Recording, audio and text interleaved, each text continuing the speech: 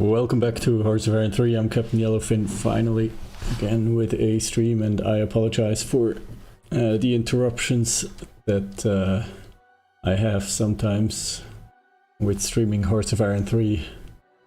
It is not something I like. I don't like the fact that I have these interruptions, but I have had a pretty stormy past few weeks in my private offline life, and yeah, with work and other obligations that I have, sometimes I'm not home for extended periods of time, and then when I'm home over the weekends, I don't always find the time to do a stream before I have dealt with all the other issues that need taking care of. Anyway, now we are back with Hearts of Iron 3, playing as Axis Italy. Let me switch the main screen, and we can load the game and get started.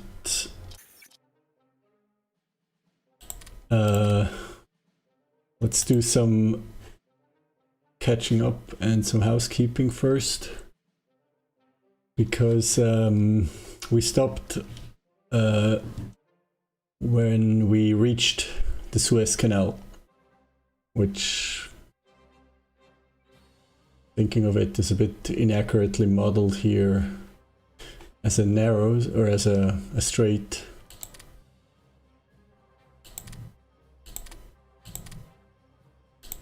Not even a province. Oh, okay, so straits are not a province of their own. Or ocean, no, it's an ocean tile, but ocean tiles don't get the province pop-up, so to say. Anyway, personally, I think it's a bit unelegant that it is an ocean tile, because isn't the Suez Canal more akin to a river? Anyway, I mean, if you look at the width on a satellite photo or on an accurate map, it's maybe 200 meters wide and not dozens of kilometers. Anyway, the Italian army, the Armata Libica, has reached the Suez Canal. We have occupied Alexandria, a naval base where we currently have 1st, 4th and 8th Squadron. Cairo is still under British control. I believe this is a British division under Egyptian command. And the Italian 27th Motorized Infantry Division is about to cross the Suez Canal, as is the Italian 2nd Light Armor Division. We have 3rd Light Armor Division sitting in the Nile Delta currently, without an order. The 2nd CCNN Division is cleaning up in the Nile Delta. We have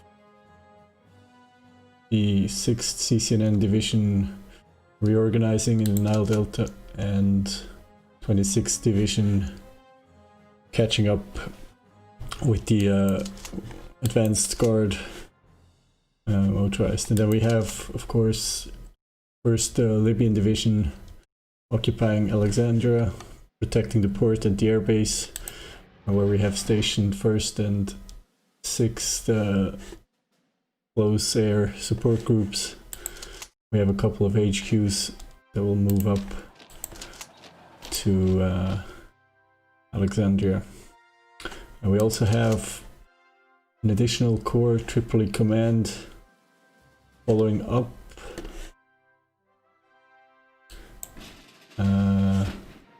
That's pretty much it for North Africa right now. We have some British forces operating here. Maybe it's the planes. I suppose it's the planes, because we are not operating any Air Force elements in the Dodecanese, in the Aegean Sea. We're only patrolling the area with 8 submarine squadron under Commodore Galetti.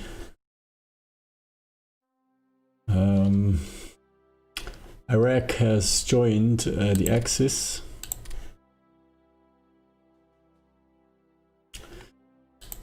After a state coup, and has advanced into Jordan with light armor, infantry and militia. They're now threatening Palestine, and we are going to meet up with our Axis allies, of course, to secure the Eastern Mediterranean seaboard for the Axis permanently. Talking about North Africa brings us also to talk about Italian East Africa. We were pretty successful, I have to say, with honestly small number of troops. We have here the Italian Oriental Army in Africa, and we have 8 infantry brigades and 13 militia regiments available here, and 4 support brigades. It's a fairly small army for a considerable territory. And we have been successful in taking out the French and British enclaves on the coast of the Red Sea, or on the exit or the entrance to the Red Sea. We have secured additional ports, or we are denying ports to the British and the French. Well, there is a British controlled southern or eastern Yemen, but it is an important coastline to have under control. However, the British are pushing along the East African coast north, and with our Ethiopian allies, or puppets, probably more objectively, we are defending and trying to slow them down. So far we are successful, but I feel in the long run we're going to need more in terms of ground forces in the south. Now that we're controlling the Suez Canal, or that it's foreseeable that we'll be controlling the Suez Canal, we can at least have the option to move troops south. I've already moved Italian naval units to the eastern Mediterranean. In metropolitan Italy, we have the old, more or less obsolete fleet, the Tarrant squadron, some submarines, and I think, yeah, we have a smaller surface force back in the east, in the west, still in metropolitan Italy. However, we need to think about what troops to move south. So the priority for the next period that we're going to cover, which, I don't know, I have the entire day more or less until late afternoon to stream, but maybe I think we might cover about the year 1940, maybe a bit more. Problems, or the issues that we have to deal with, there are several. Let's maybe start strategically. We are in the Axis, working with Germany. Germany has, of course, already secured France. I think in-game, I believe this was in... I think the offensive started in fall of 1939. I think by December, about a month ago or 2 months ago, France fell. Poland as well, of course, is divided among Germany and the Soviet Union. So, and Germany has landed in Norway, and it looks moderately successful, although I'm unhappy, of course, with how the AI deploys its armor. If we look at the terrain, it's obviously not very well suited to fight these weak Norwegian troops. I think the armor would be more suitable here in the south to aggressively push towards Oslo. Securing Oslo would be more important, but in any case, Germany has strong units here. They also have the numerical superiority, and if the British fail to move in troops quickly, Norway should fall quickly. Denmark is under German control as well, so Germany should be able to secure its iron ore supply from Scandinavia. So on a strategical level, I would like to... I'm not sure this is possible, but in the back of my head I have this idea that we should be able to support Germany in any other conflict that might arise somewhere. So I would like to have a small reserve that I can quickly deploy to support my major ally to the north. I don't know if this might be the Balkans. I mean, as Italy ourselves, we have ambitions to secure at least the Adriatic coast for Italy. Greece, of course, we would like to have peace of mind in terms of Axis versus allies, at least on the European mainland, and to that end it would be extremely helpful if Yugoslavia and Greece were not... if we could be certain about their political loyalty, be it under their own free will or after a military intervention. In terms of the Mediterranean, of course, which is a bit more relevant directly to Italy, we have had a few naval engagements. I think we should see that when we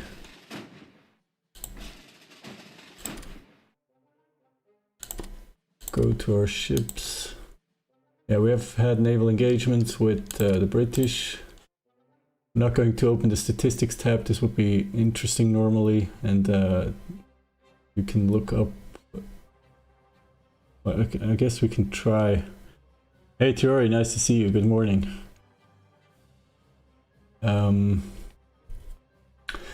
The thing is, the statistics tab has a tendency to crash the game, but you know what? I'm going to try to get to the naval screen anyway. So let's go to military. We have an overview of our brigades. I think we can have...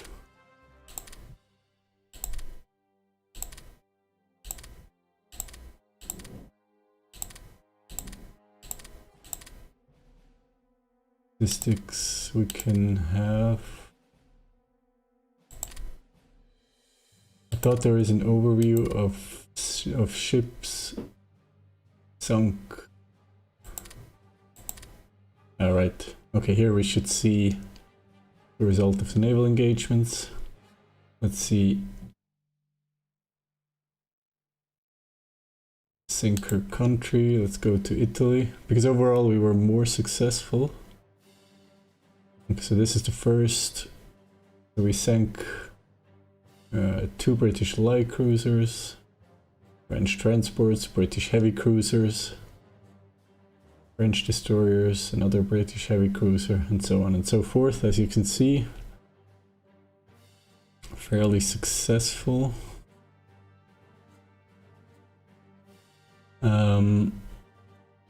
Let's see. yeah, here we see what they have been thinking of us. It's much less, as you can see. Some submarines, some destroyers, transports. We lost 4 light cruisers. And another submarine flotilla. Interesting that the sinker country here is HPP. There isn't like an artificial country in the mod that's used to moderate the game a bit. Maybe this happened right when France was capitulating, and for a brief time France was converted into HPP or something, I'm not sure. But as we can see from the name here, it was actually a French destroyer squadron that sank the Italian 9th submarine squadron. This is also... I don't know, I don't want to spend too much time in this screen actually, because realistically, I don't know, in history, a lot of ship sinkings were actually kept secret for quite some time. Even the British kept it secret that when they lost, HMS Furious to the 2 German battleships in the Norwegian Sea. It was a big deal in terms of propaganda to have to admit to have lost a major surface unit. Anyway, so we were successful in the naval, in terms of naval warfare, but we're far from controlling the Mediterranean. I think we are in control, but we're not. I mean, we have the upper hand, but we don't. We still have a British threat, of course, because Britain, the UK still owns Gibraltar as a major base, Malta, and Crete. And those are a problem, but right now I don't have the means to land and occupy all of these British ports. We do have 2 naval infantry divisions, 1st and 2nd Marine brigades.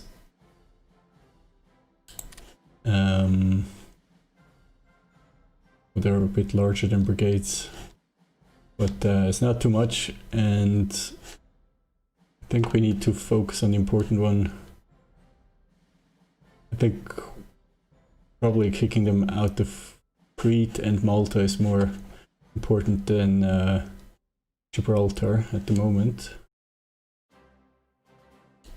But this will use some units, and we're not going to be able to do that only with the naval infantry. And we already mentioned the Balkans. I mean, waging war against Yugoslavia or Greece, I don't think the Italian army could do it right now at its current strength. In metropolitan Italy we have 3 divisions here and 13 more here, that's 16 divisions. We have 1 division on Sardinia. We had to deal with a nasty landing there. We have about, probably only 1 division left on Sicily, and then a few weaker divisions in North Africa to guard some ports. So right now, maybe I could... I mean, I have a non-aggression pact with Vichy France, of course. So I could probably amass about maybe 15 divisions. That's about 3 corps. It's going to be... I don't think it's going to be enough, honestly. I think 15 divisions is at the lower end of what's necessary to subdue Yugoslavia and Greece. Obviously after they fall, those divisions will be available again. But I think this should be coordinated with Germany, just for safety reasons.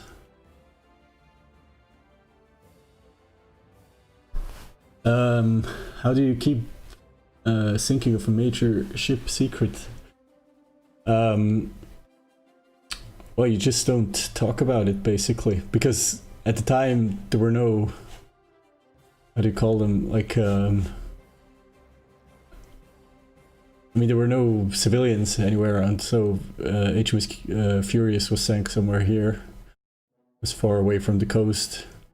Military operations were secret in the harbors. When ships left port, people were forbidden to talk about it, to talk to relatives.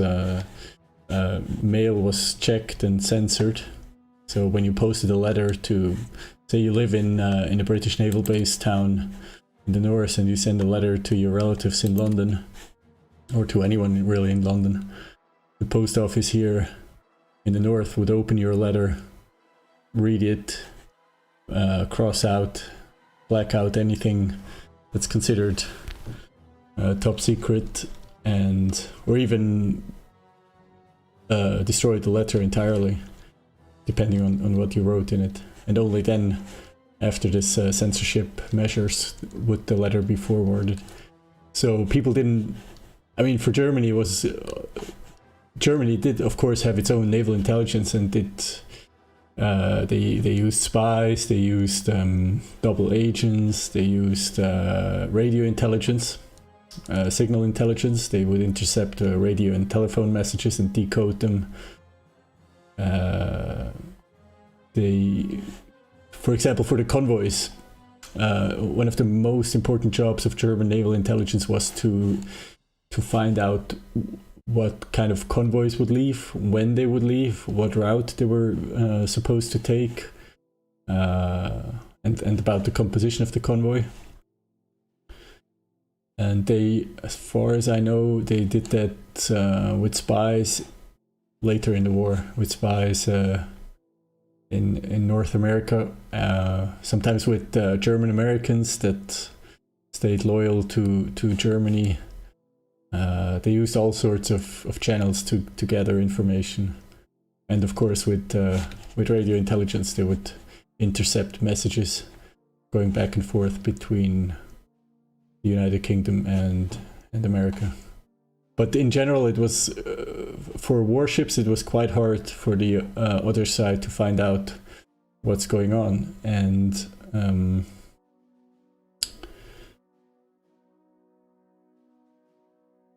so at the time when Furious was sunk, Britain had to accept a series of defeats.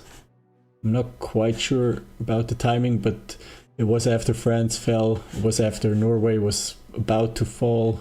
So it must have been in spring or early summer of 1940. Obviously, because it was in the Norwegian theater.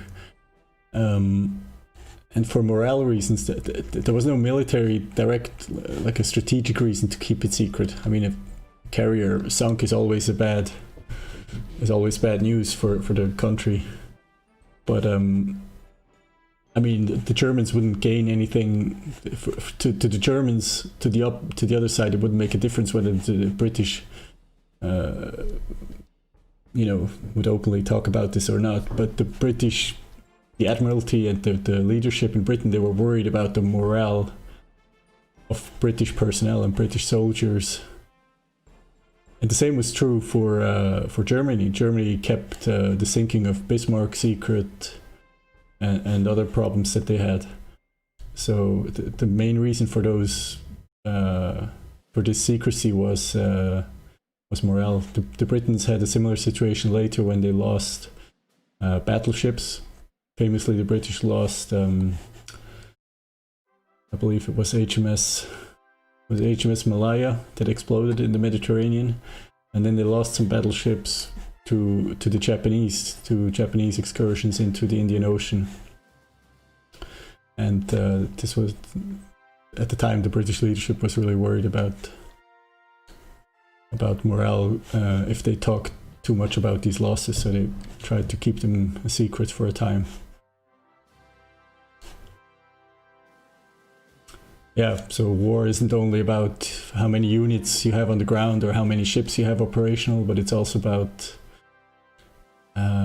keeping the morale up and keeping a fighting spirit in your population, because of course the war put some very harsh measures on all these civilians in the affected countries, rationing and losing relatives in battle to captivity.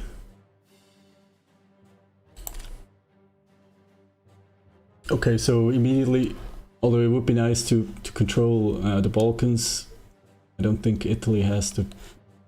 More importantly, we have to secure East Africa, because we invested a lot, of course. And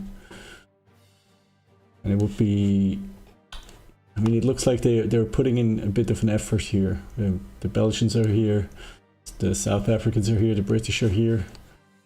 But hopefully, if we don't have to commit too many troops, we can at least put up a fight here. It's still exposed, but now that we own, or now that we control the Suez Canal, we have a realistic chance of keeping the British busy in Africa. This will help Germany. This will help us in the Mediterranean. So we're going to put up a fight here before we're thinking about taking Yugoslavia or Greece alone. If Germany attacks, I think this is what we can do. We can redeploy most of our army to the Balkans, or at least more centrally, so we can quickly react if Germany decides to take control of the Balkans. Then we'll be there and stand by their side. The problem is Hungary is not in the Axis yet. Romania is not in the Axis, and so maybe they're pretty far down the rabbit hole, I'm tempted to say. But they're not quite there yet. Romania especially not. That's a problem. Romania is actually drifting towards the Allies and is already almost in Allied, or it's quite close to the Allied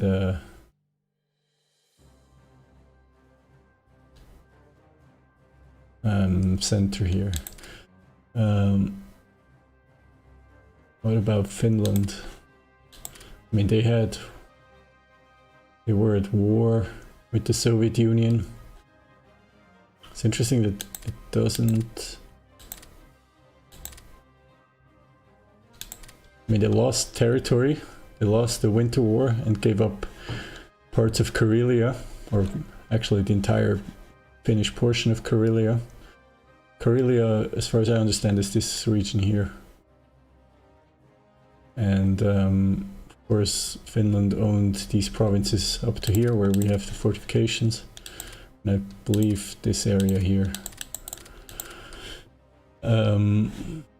But what's interesting, it doesn't say here that they have a truce with the Soviet Union or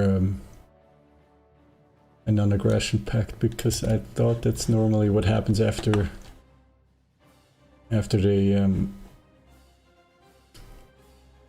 they get defeated by the Soviet Union and lose the Winter War. But apparently that's not the case right now. So I'm not quite sure who's next to join the Axis, if anyone, but hopefully Hungary. I mean, we did get lucky with Iraq. I think it's good that they're in the Axis, but they are not going to. They're not going to stand a chance if the UK decides to intervene. I don't see how they can withstand the British Army and Navy. But we'll see. We'll see what we can do to help them out. It's definitely something that will keep the British busy and up at night. Kuwait is in the Allies. Oman is in the Allies, Saudi Arabia is not. And they perceive the UK as a threat, so maybe we can get Saudi Arabia to join the Axis as well, and then we can have an Arab Muslim alliance here going on, a cooperation between Arabian countries, some Arabian countries, and the Axis. This could be helpful. This is something that we can try. Well, of course, right now we have to deal. We have to link up with the Iraqis, and then we have to reinforce Ethiopia. Those are the next two important things, and then I think we have to see what's going on with Germany, and we have to see if we can clean up these British bases, especially Malta and Crete with priority, and with a lower priority Gibraltar. Alright, so let's get to work. Here I don't expect too many more problems. I'll push with yeah, I think an armor and the motorized division will be enough.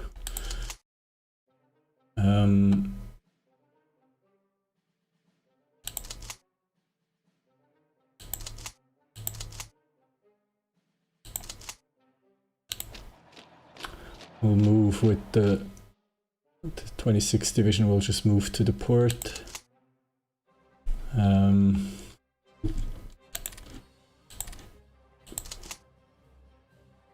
We'll surround Alexandria, because we have to defeat Egypt.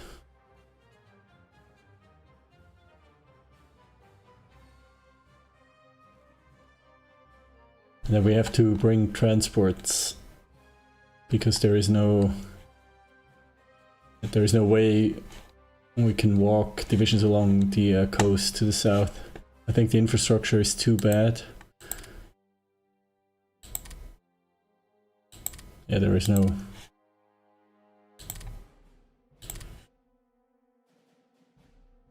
I'm not sure if I'm not seeing it or if it's really that bad, but I think there is not enough infrastructure here. We don't have the time, so I'm going to bring naval transports, and I'm going to ship the troops into Ethiopia. Here I have submarine flotilla and 2 destroyers. We can start scouting the area. I think we lost the submarine flotilla because I thought we had 2 here. This one is damaged anyway.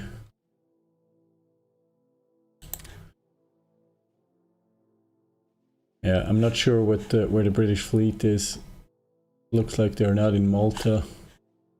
They might have retreated to Crete.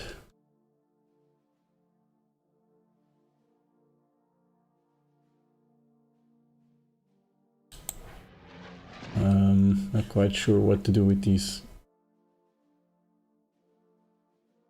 ground attack planes. Might be helpful in Ethiopia.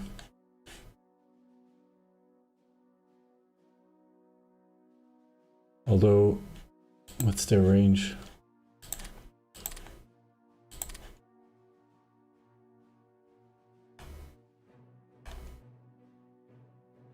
Right.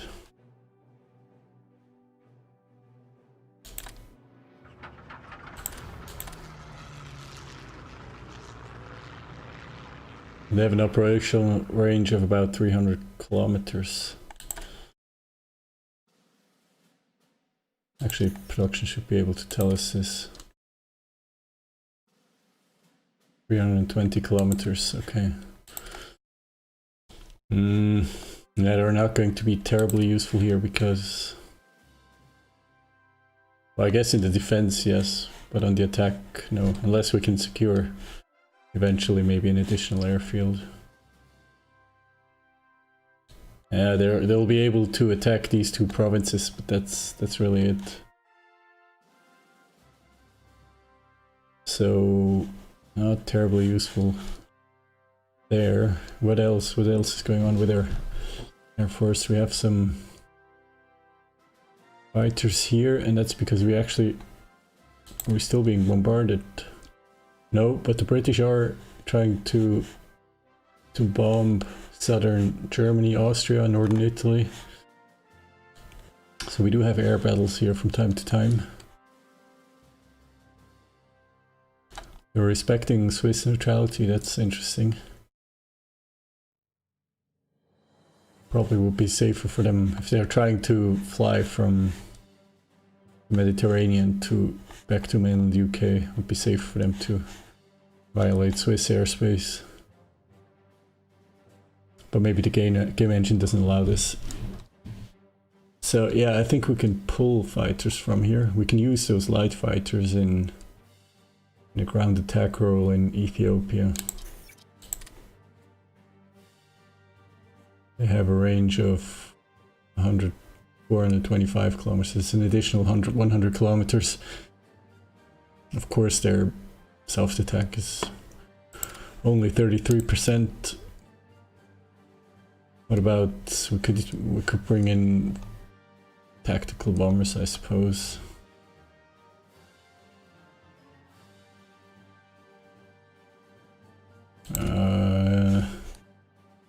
Or should we use those to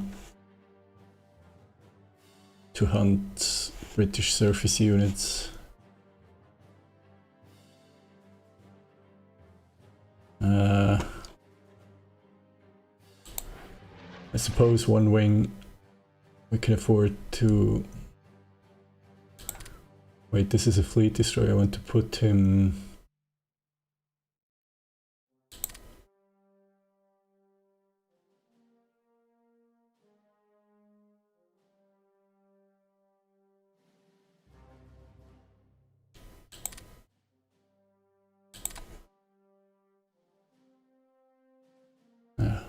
let's bring one wing to Mogadishu.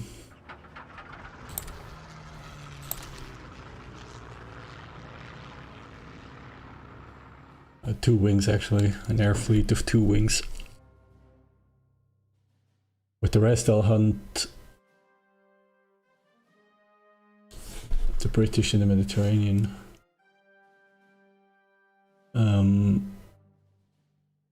And for reinforcements for Ethiopia, I think I'll just bring some infantry that'll be freed up here. Not quite sure what to do with the armor. I think the armor will go back to metropolitan Italy.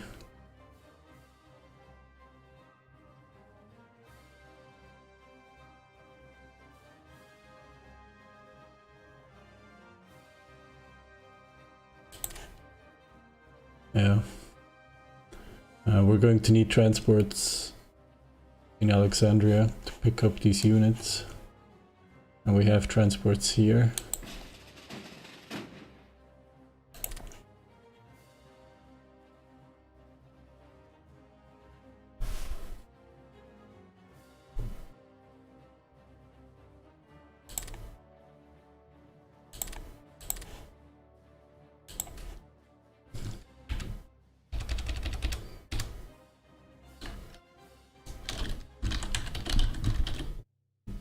Okay.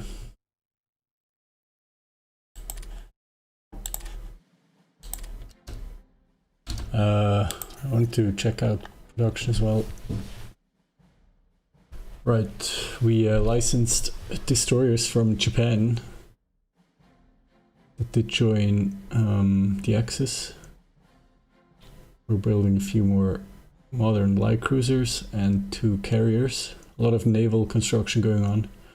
Some escorts as we're running a bit low. Transports.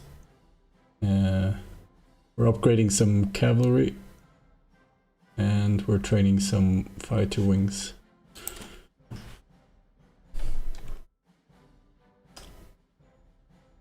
We're wasting IC on reinforcement, is that? Huh. We are wasting.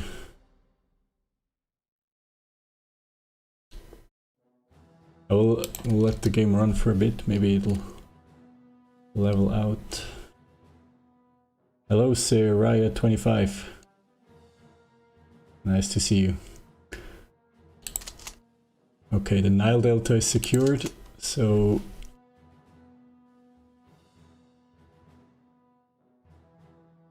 suppose this is a division that can go to Ethiopia.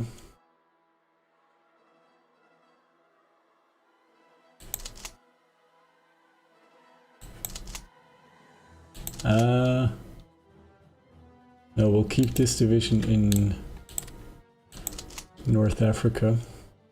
And this one does have support, but it's badly disorganized.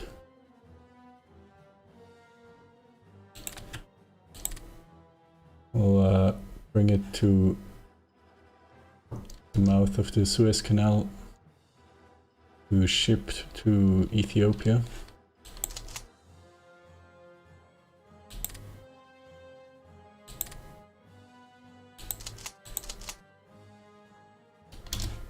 Okay, it looks like we can readjust this.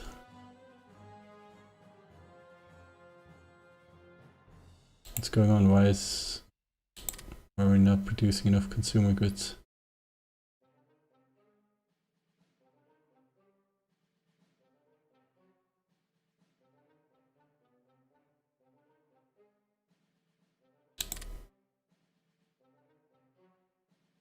Okay, this looks much better. It looks like we have some production available. We have 12 IC available right now. We're overproducing supplies. I mean, we have a small stockpile.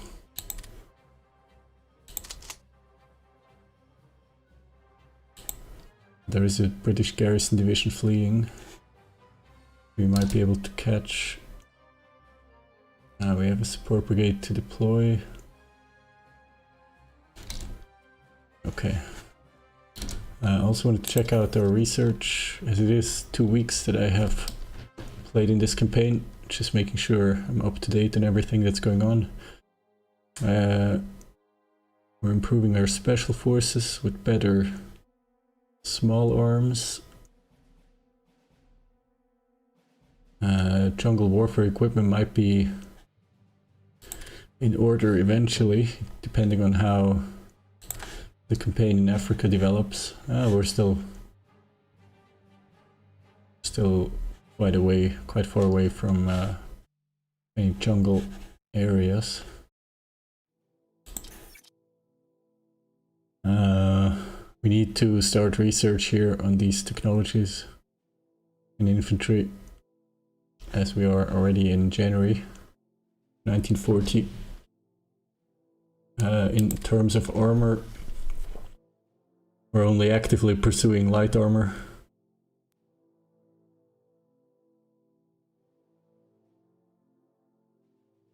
I think we're good here. In terms of escorts, we have licensed Japanese destroyers.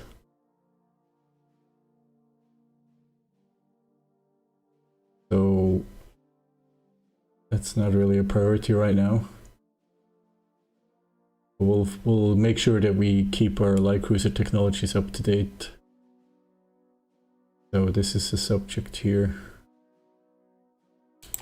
In terms of capitals, right now we're constructing aircraft carriers. Not sure that more battleships will be in the cards.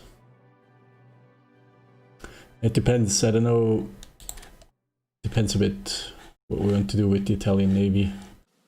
If we throw the British out of the Mediterranean, there is no need to aggressively pursue a larger or better navy, then we can focus on other things. But we'll definitely not completely neglect it. Bombers were up to date, and we'll keep up to date. In terms of fights as well, that's important. We're not going to neglect this. Industry techs, I want to keep those up to date, of course. And here we have a few important areas. Start research immediately, especially education. Radar would also be helpful.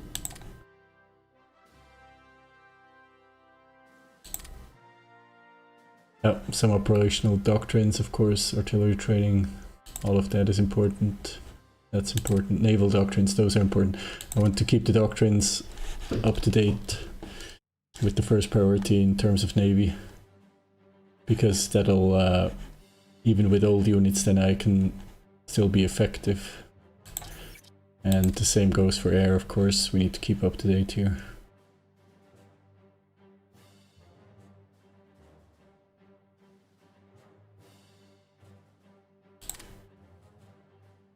Right now we have a lot of research projects here. That's good. Okay.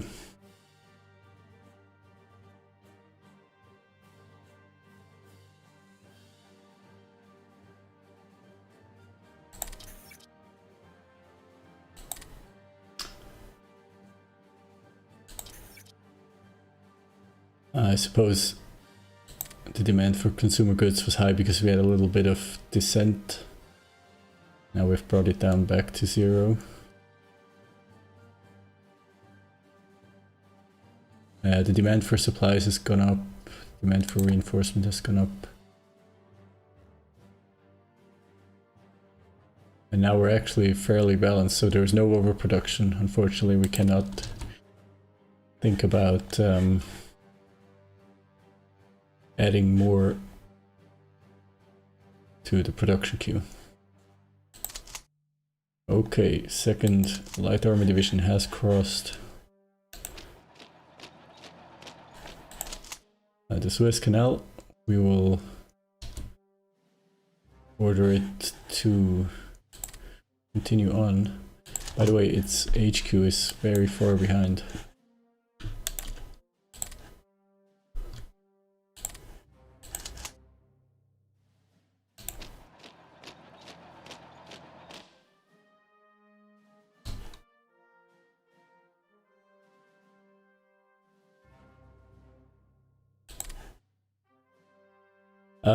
Yeah, this maybe kind of vanished with all the other information. Italy had basically was put to shame when we joined Germany against France. We were unable to break through this chain of fortresses here.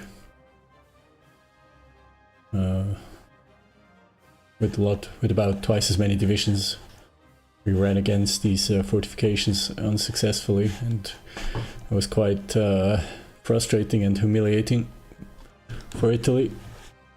Nevertheless, Germany managed to, I guess maybe we helped a little bit in terms of finding quite a number of divisions here that were used to defend against Germany. But from a military point of view, it was unsuccessful for Italy. Quite the contrary was how it played out on the high seas. We were successful against the British, and very successful against the British and Egyptians and Indians, I believe, in North Africa. We overran, I believe, about 4 or 5 divisions here. With a small force, actually. Much of these divisions that you see here are reinforcements that were shipped in later. I think we exploited their weakness with only 5 divisions or so. And it wasn't, instead of a long tedious fight for every kilometer of desert, it was actually quite a nice, not technically an encirclement, but we kind of 2 or 3 divisions pushed them out, and 2 or 3 divisions circled around and cut off their retreat, so they all went into captivity, and then it was just there was no opposition anymore. We were just able to march through more or less to the Suez Canal and then across it. There were few local defenses here, garrisons of these ports, and as you can see, there's an infantry division in Cairo, which we're about to take out.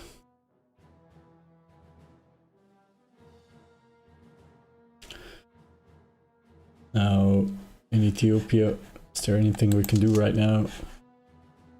We have 2 infantry divisions. Actually, I'm going to put this division under this Corps HQ.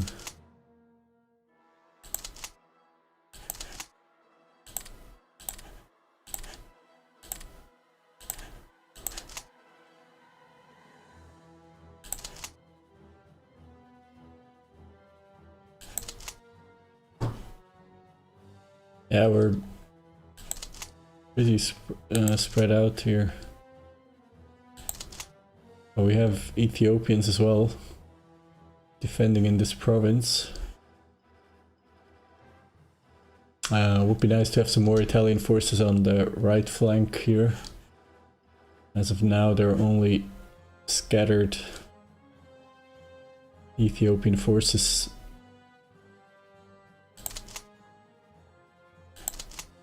Okay, 2 divisions are here.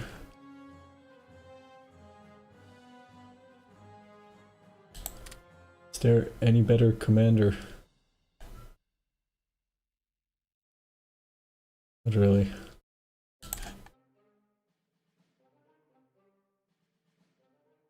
I guess.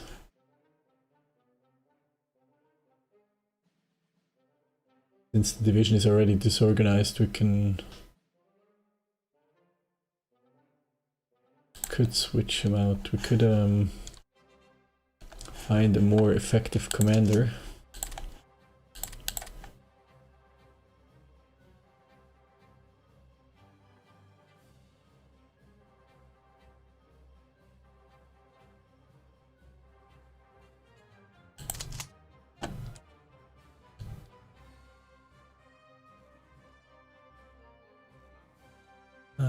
Skill level 3 would be nice, with some traits.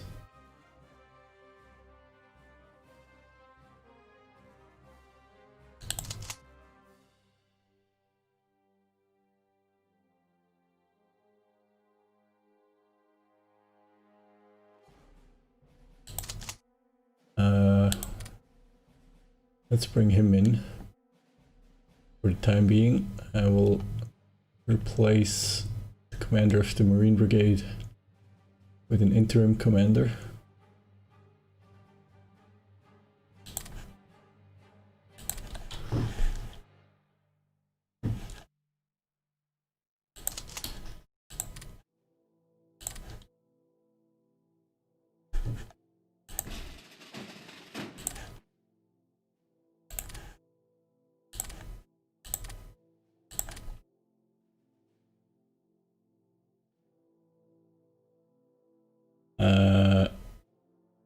Dutch submarines.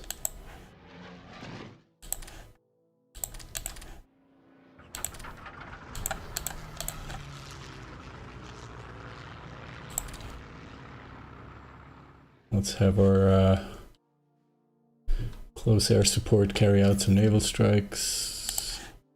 Iraq conquers Jordan. It's good. Meanwhile, our armored spearhead is moving along the Sinai northern coast into Gaza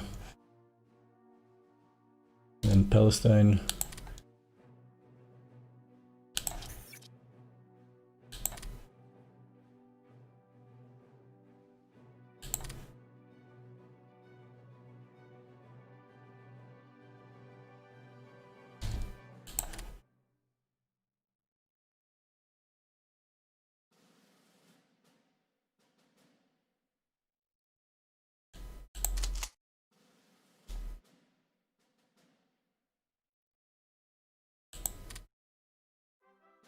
We can replace this commander as well.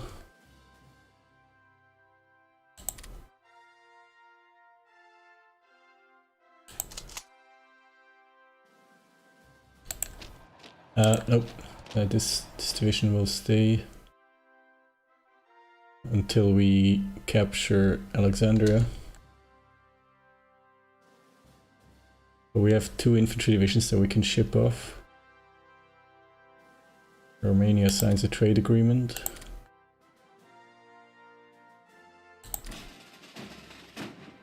Okay. We'll detach these divisions. Yeah, we'll think about the HQs to ship in later. And the divisions will go on a little journey. I think we have, of course, our air units arrived. Are the Ethiopians under attack here?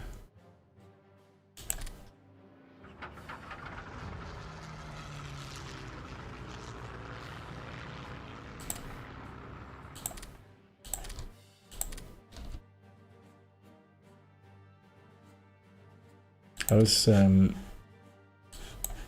supply situation looking in Ethiopia?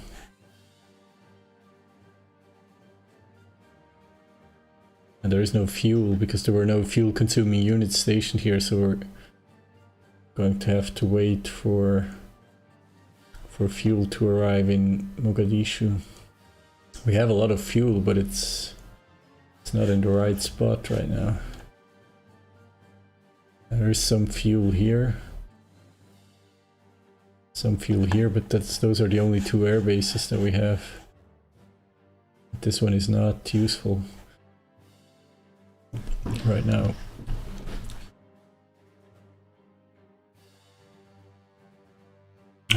We'll cancel the mission and check back in a few days to see if there's some fuel.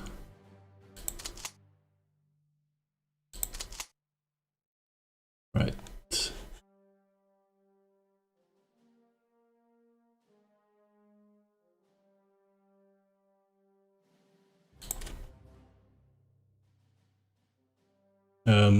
Yeah, to ship these divisions, can we...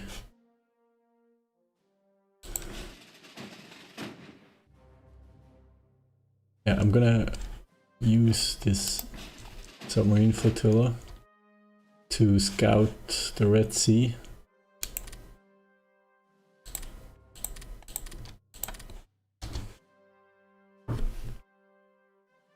Even though we have put quite the dent into the British Navy.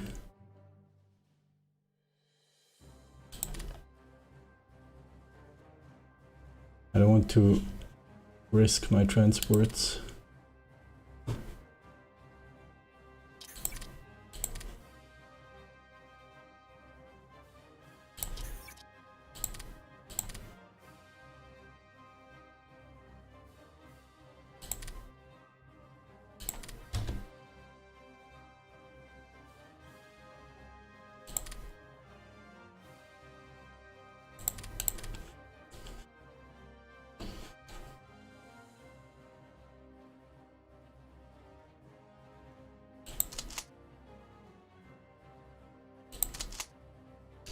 Okay, now we're ready for...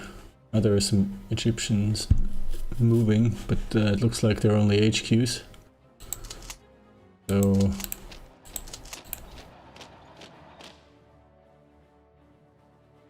maybe it would have been smarter to move the armor division across the Nile into the desert, because crossing into an urban province across the river,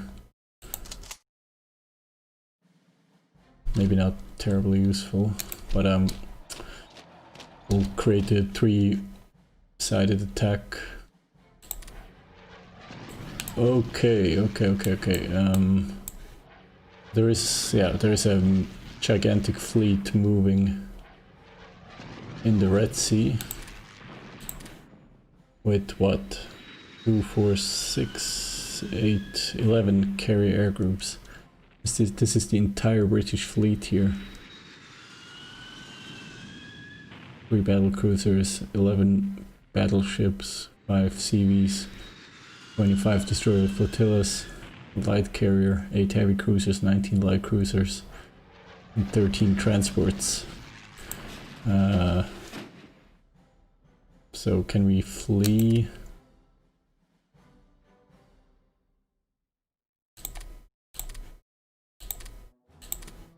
Into port.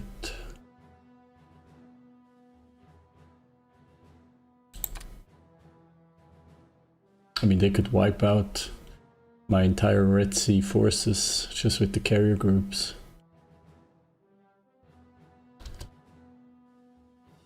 In this case, I'm not going to move my divisions right now. But the problem is, by kicking the British out of the Mediterranean, they don't really have another theater to use their surface fleet. However, the Germans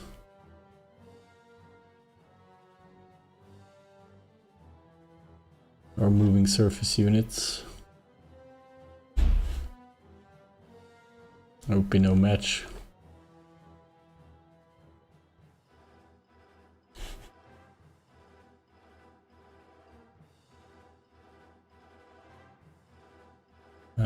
Now the German surface fleet is small, quite small.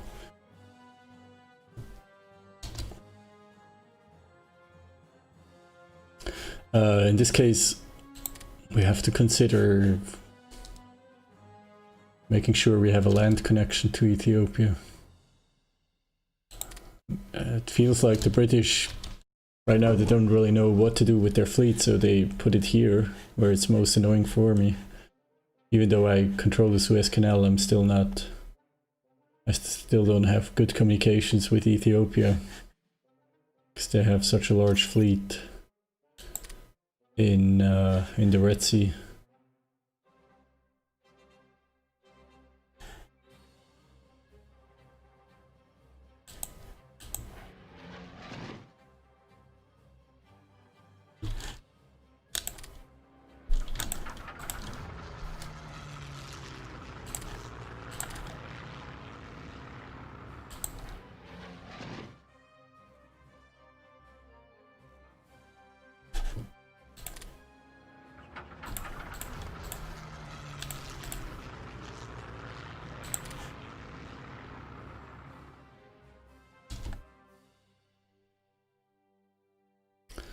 The British submarine here.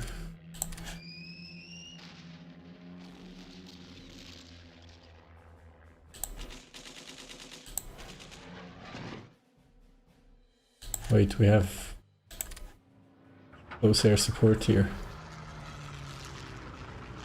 Going to use it, of course, for the attack on Alexandria.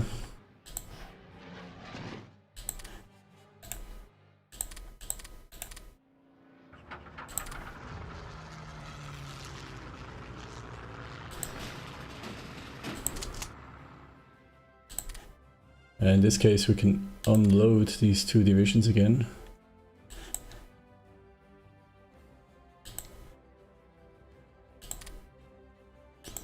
Production demands for upgrades and reinforcement keep going down.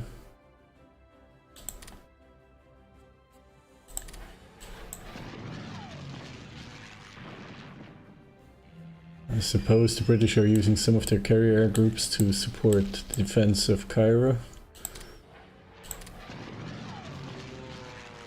And then we have British bombers bombarding coastal cities. They're being intercepted.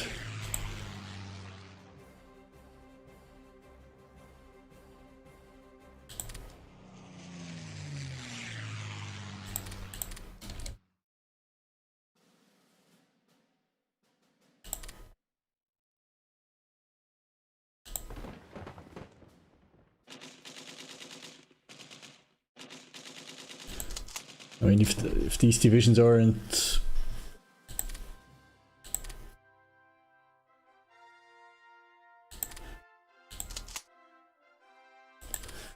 can't ship them off right now.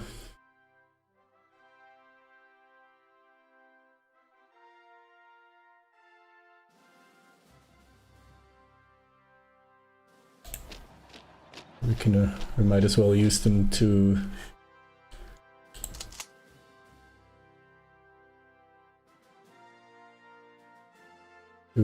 capture Alexandria.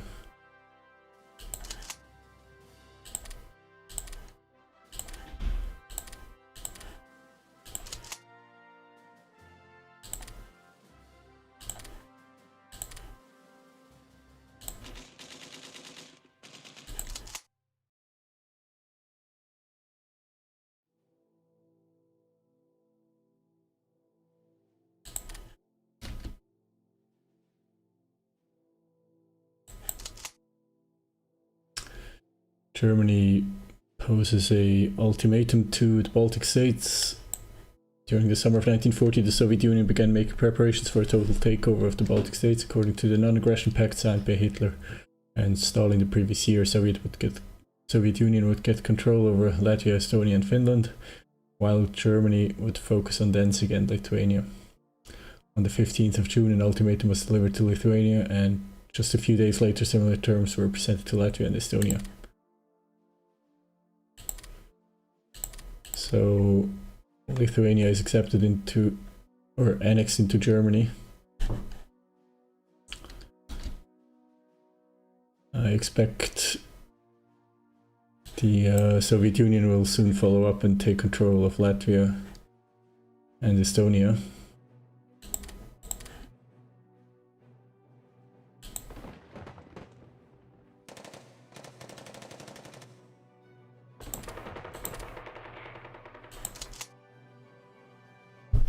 It would be nice to secure the port, what is it, Tel Aviv for Italy, and have it to leave to the Iraqis.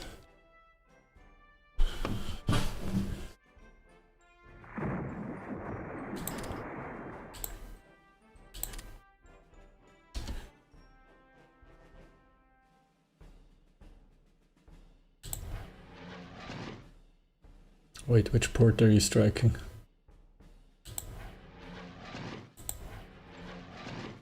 Oh, we're striking Malta. Oh, there are some units in Malta. Okay, I have to keep an eye on this.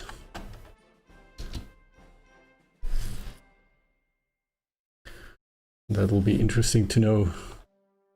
Securing Malta would be great.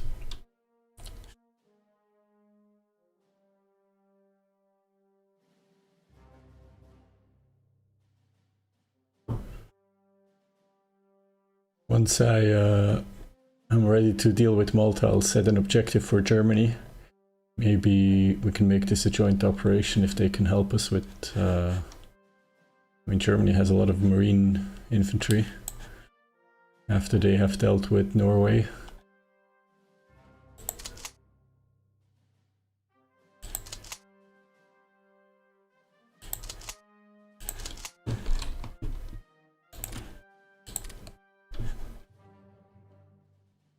And in just a few days, we have pushed 2 divisions along the coast. We're now attacking Tel Aviv.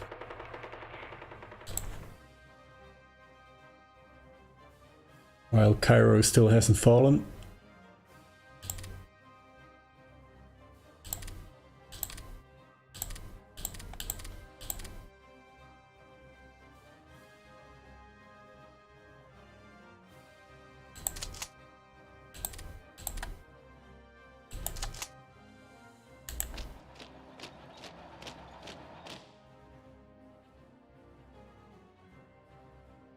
Actually, I'm just going to support this attack on Tel Aviv. Doesn't matter what these HQs are doing here.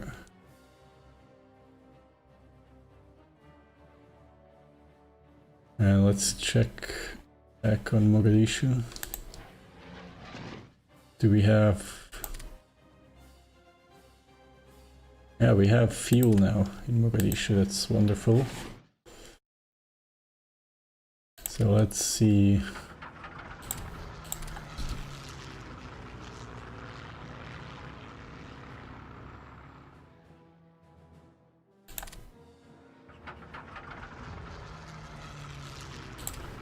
Let's see if we can slow down the enemy.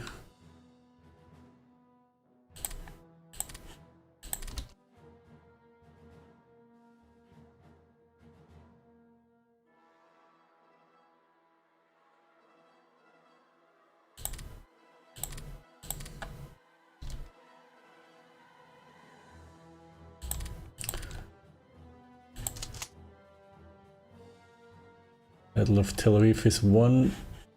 British Palestine should be history in a few short hours.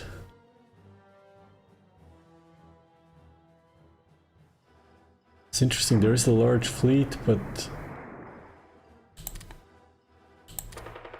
yeah, the allies are attacking.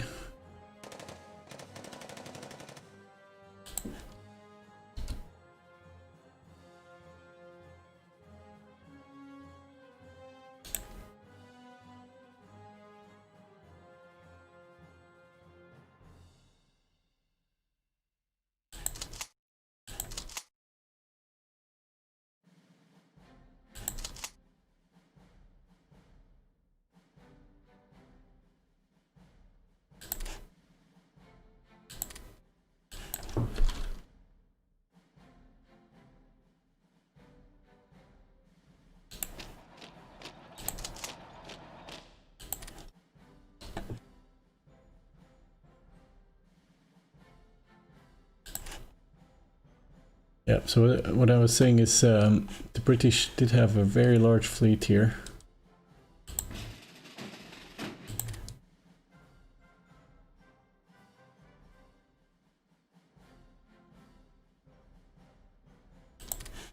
But they're not raiding our convoys. We're able to ship supplies in. So I wonder what happened to that fleet.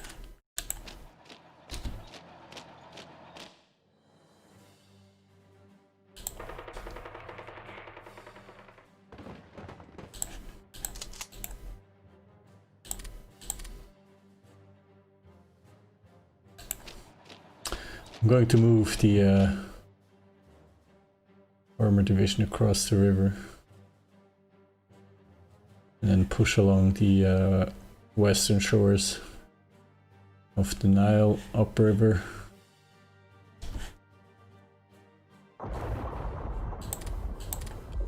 Okay, there is some one-way raiding going on.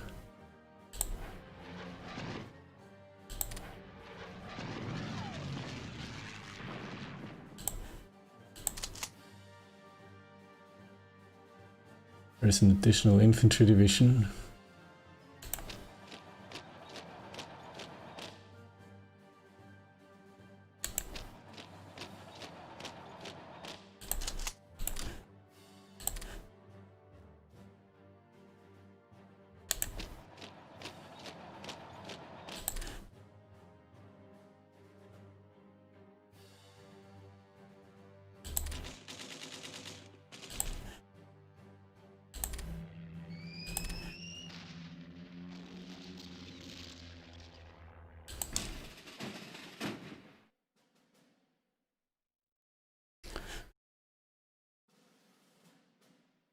I wish I could do some more scouting.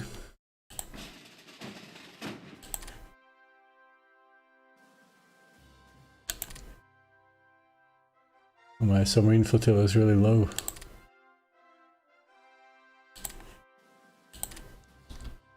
Maybe I can repair it a bit more.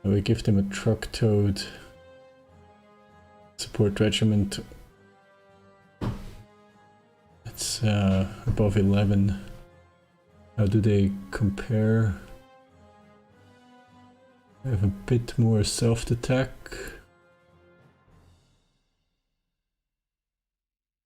Same amount of hard attack, same amount of piercing.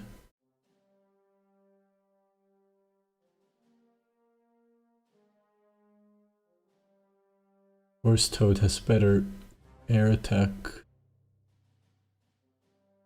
and better defensiveness.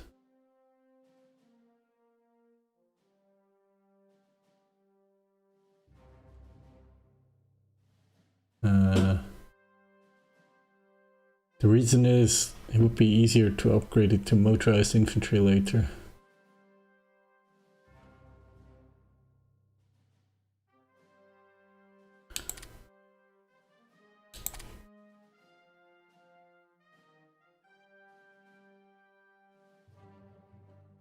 Because I'm thinking about what to do once these units finish. We finish 2 regiments retraining into motorized infantry.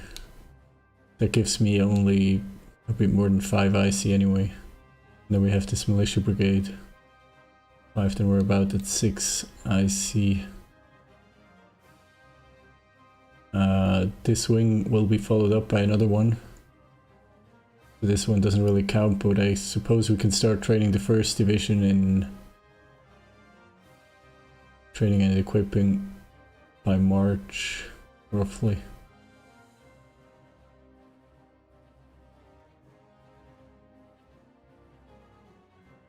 Maybe end of February. I suppose we'll train regular infantry, horse towed support brigades. I have to do for the moment. And here in Ethiopia we will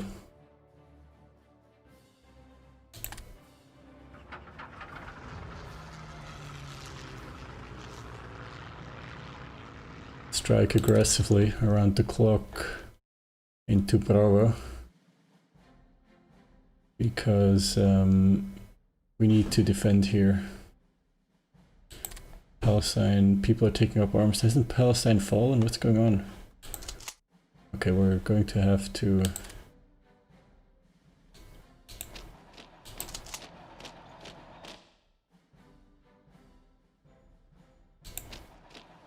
do something about this. I'm going to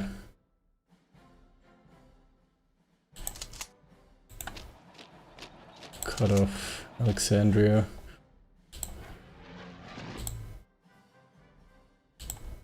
I'm going to pull one ground attack air fleet to Tel Aviv.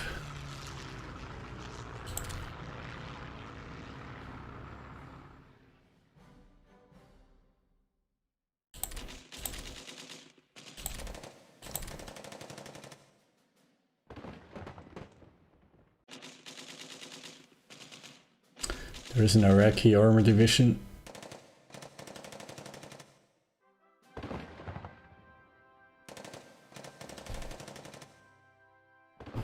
Should be able to clean up the Palestinians. It's interesting that they haven't.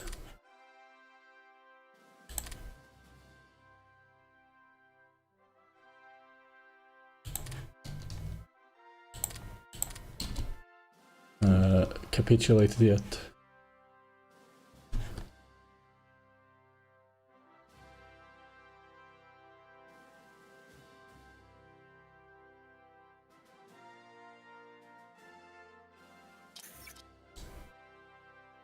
We have an investment opportunity, Navy. For 500 money we can get better naval organization. It's half of our assets, but I think it's worth it.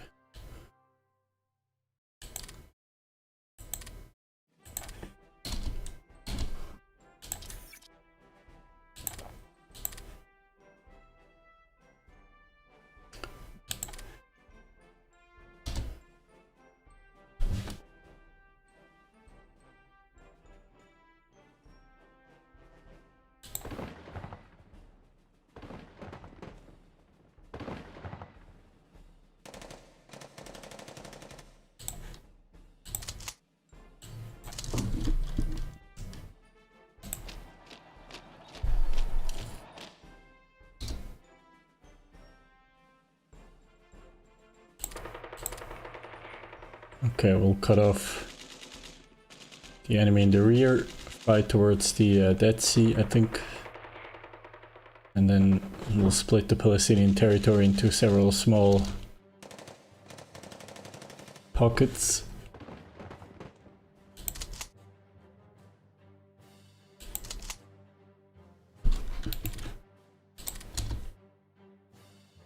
Yeah, 3rd Armored Division will now support the attack.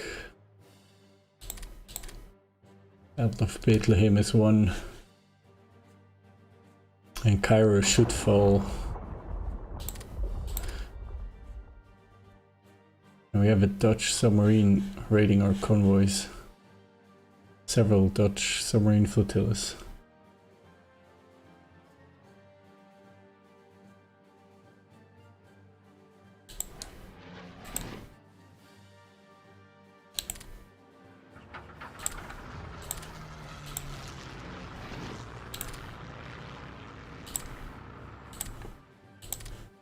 Let's fly a few port strikes in Malta. I want to find out what's going on here. So there's a couple of destroyers, a heavy cruiser, a light cruiser. And in terms of ground forces, 3 infantry regiments, a support brigade. No major air defenses.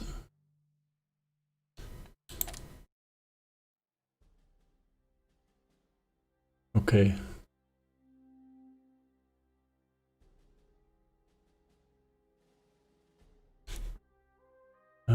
What do we have in terms of transport capability?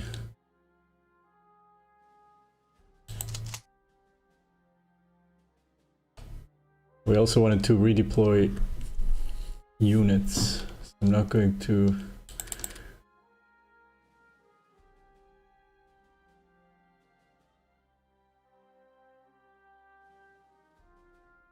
use marine infantry, but the rest of the reserve units in Genoa can deploy towards the east to potentially move on Yugoslavia.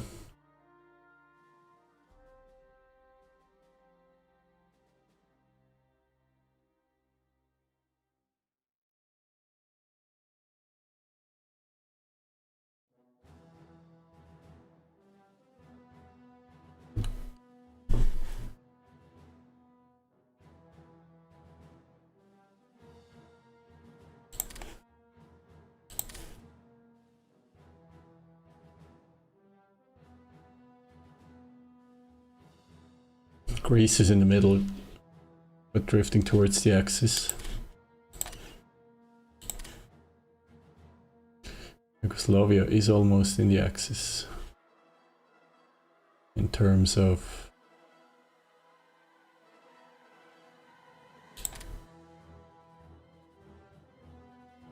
political positioning. We're going to hold off on that. Maybe Yugoslavia and Hungary will actually join the Axis.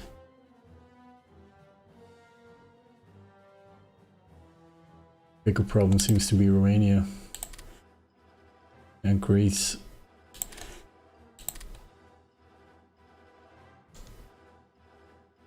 We are spying on Greece, of course, which is why we know a little bit about their army composition.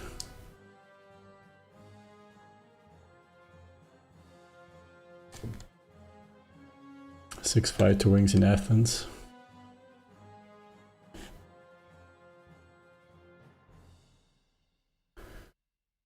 Priority has Malta.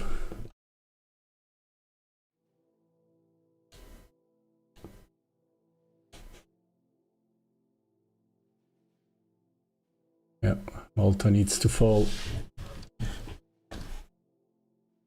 But first Egypt, then Ethiopia, then Malta.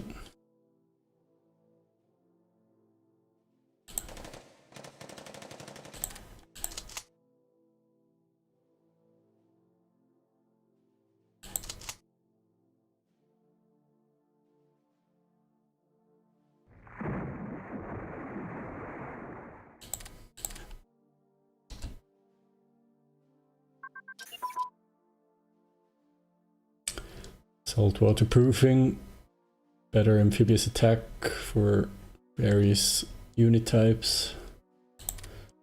What's next? Well, it would be nice to further research better amphibious attacks, better special forces, but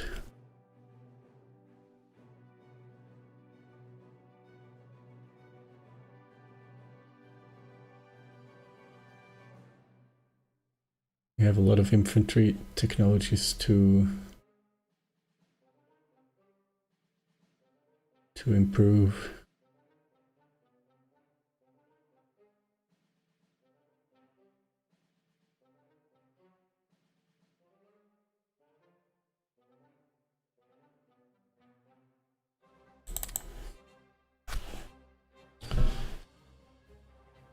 Wait, no, actually, I think getting education is even more important. Yeah, we need to cover these first. These industry techs are more important.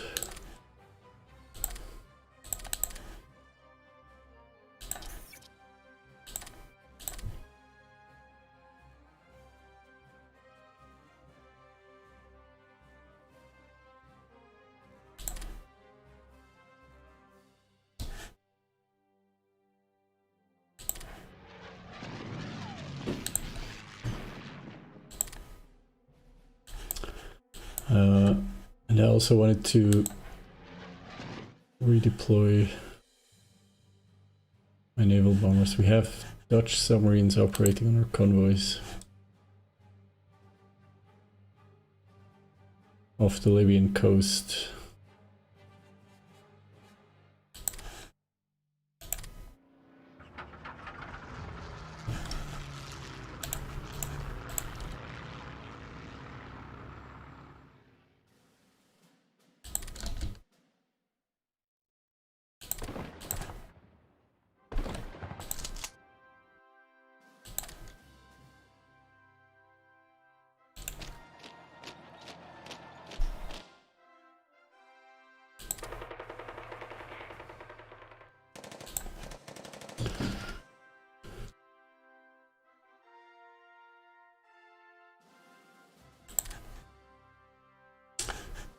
The problem is here, of course, we're about to retreat.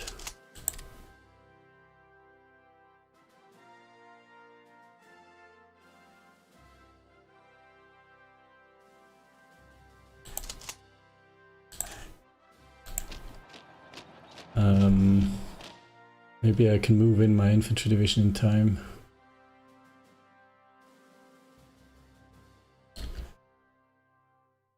I don't think I can.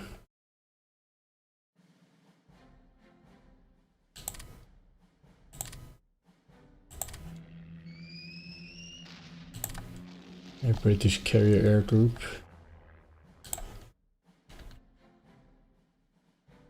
Attacking my submarines. Actually, we can pull this flotilla back into port. So we haven't been sinking any convoys in this area anyway.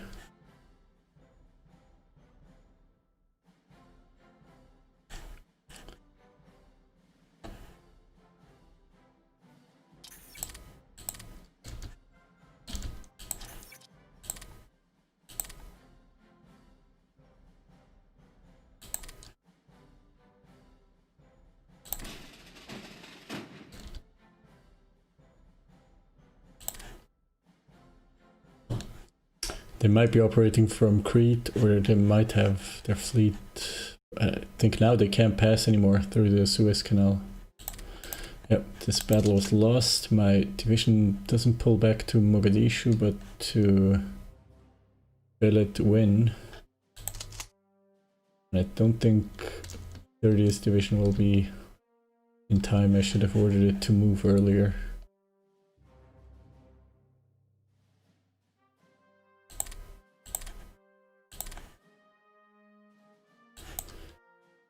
Japan signs a trade agreement with Persia.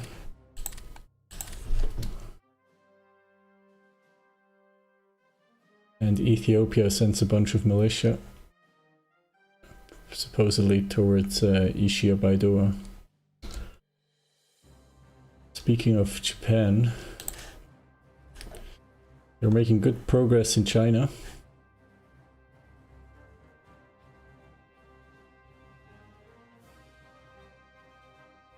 We have ended the Battle of Cairo.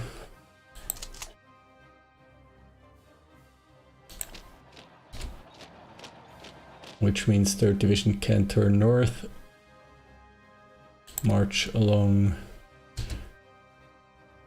the western shore of the Nile River, cut off the fleeing Egyptians.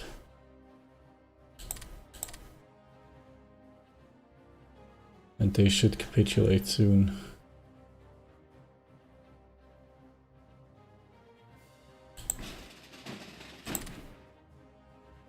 I'll send my submarine flotilla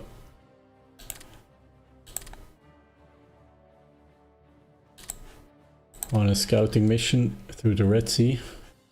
See if it is safe to move divisions eventually to Ethiopia.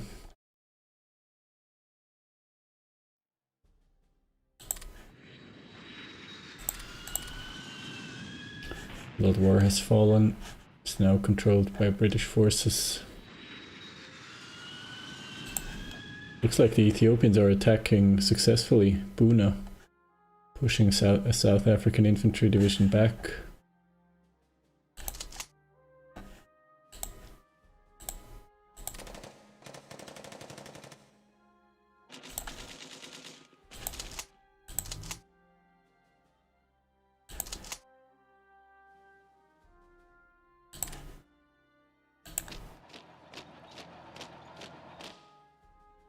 We have a small Ethiopian contingent in Mogadishu, so I'm going to try to use the Italian militia.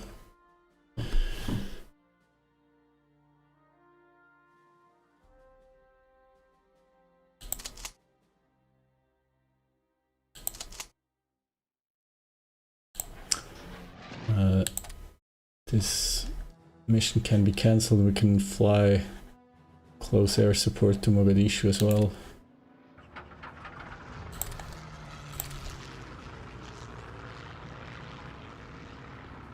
We can use them in the defense of Somalia.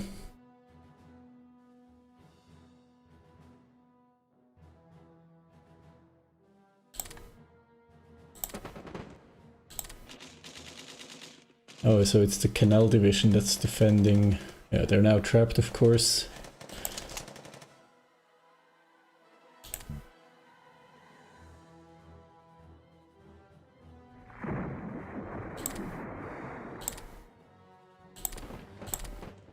We are sinking the odd enemy transport in the central Mediterranean.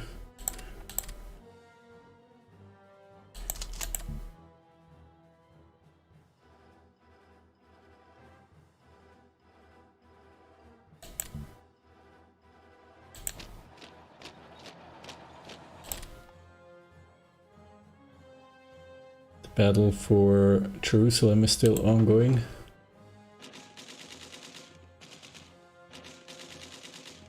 Let's get some crazy defense bonuses.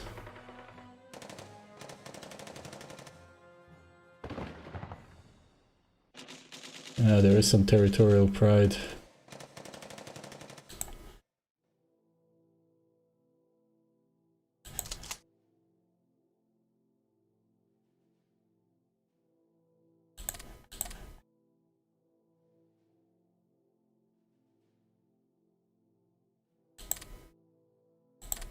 So far, a successful campaign for Italy in the Middle East. Now it's important to secure Ethiopia. Finally, the Battle of Jerusalem is won.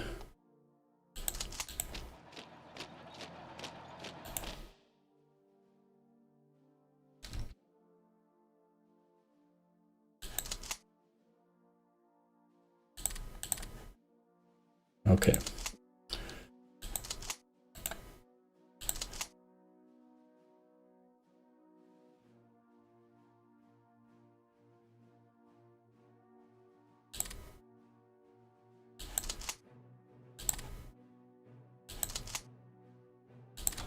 26th Division was earmarked to be shipped to Ethiopia. So we'll send it back to Bursaid.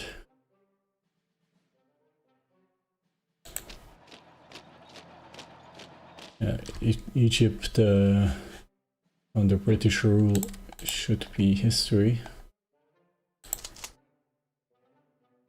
Actually, for a brief moment, the Palestinians managed to escape and cut us off, but shouldn't be too much of a problem. Are we actually getting... There are a lot of supplies in Tel Aviv, that's no problem.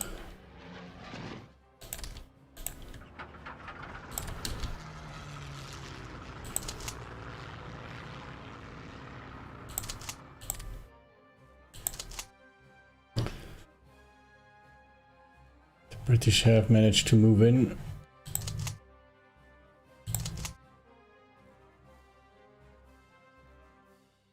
Now we might be able to kick the British out of Serendli.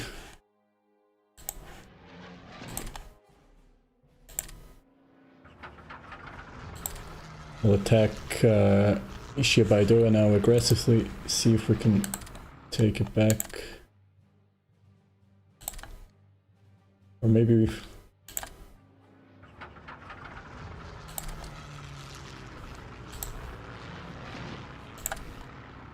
Yeah, it's too far away for close air support. So with tactical bombers we'll support the attack on Serendli.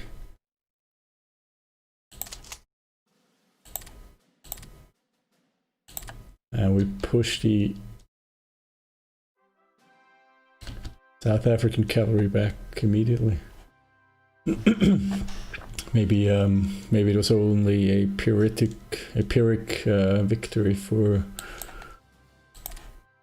the Allies, and we'll end up actually not only controlling this province but also this one after this winter campaign. Okay, Palestine is conquered, and we catch some spies, and we improve sea lane control. Very important doctrine, because it improves the organization level of our surface units except carriers. So we'll keep researching this. I think organization is very useful to keep up.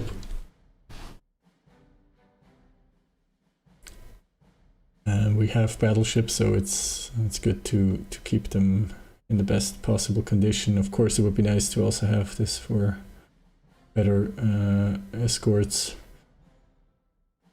better ASW tactics, but we have to prioritize.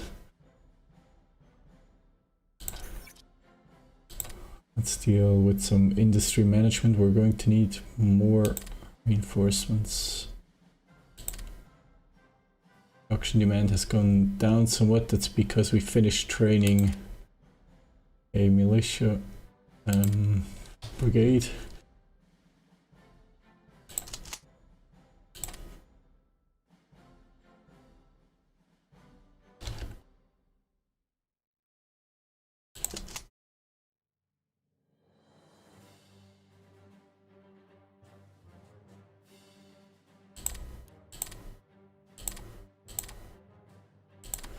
Norway is closing trade agreements. The Germans have understood to only send a small force to clean up northern Norway, and they are turning their main forces to the south, but they seem to be bogged down in these mountains north of Oslo in central Norway. Cairo fell, and this should spell the end of Egypt. Hopefully.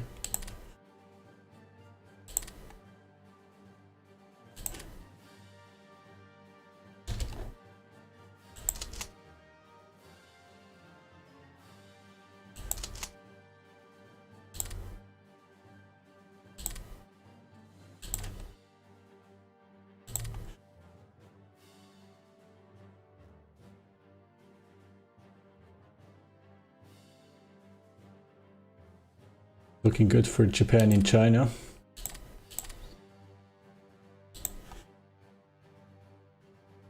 And the Dutch submarines are still operating pretty much at will. I'm not sure our naval bombers are really up to the task right now.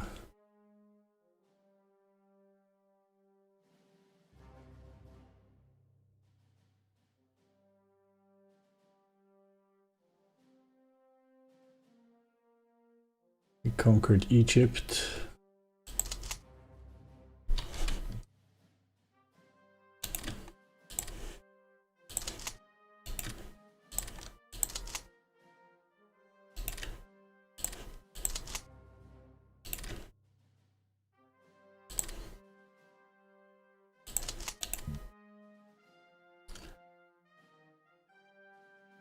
Let's check the infrastructure levels. 40% actually.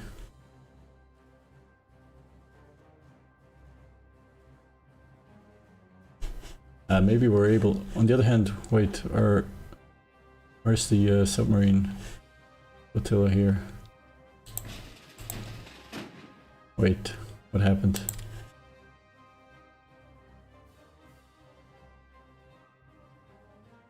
I had a submarine flotilla patrolling.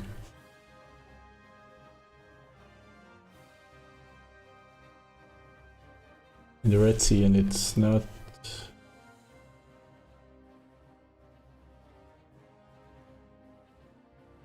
around anymore. I think it was the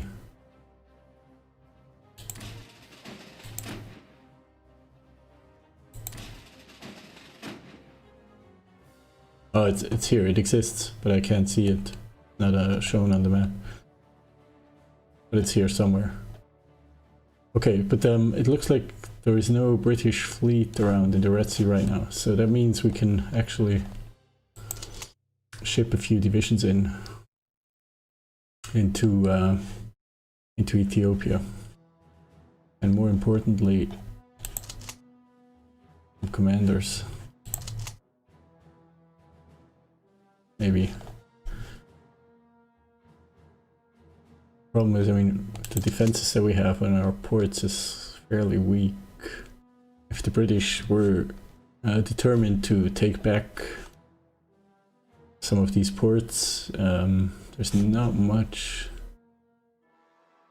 I could do about it.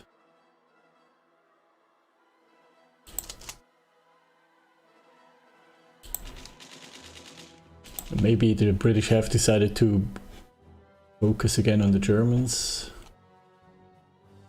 It's possible.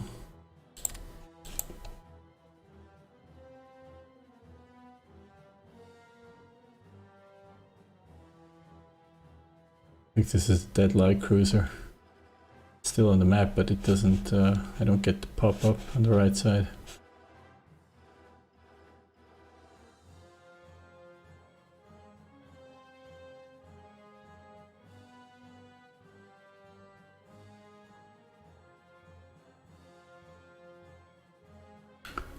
It looks like the Germans have a bigger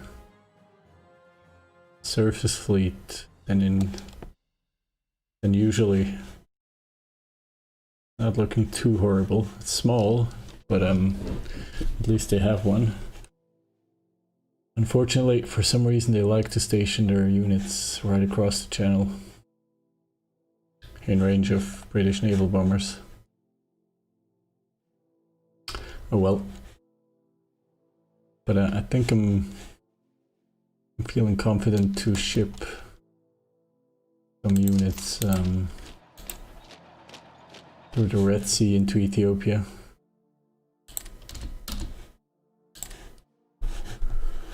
Okay, Palestine fell, which also frees 2 divisions here. Frees a wing of close air support.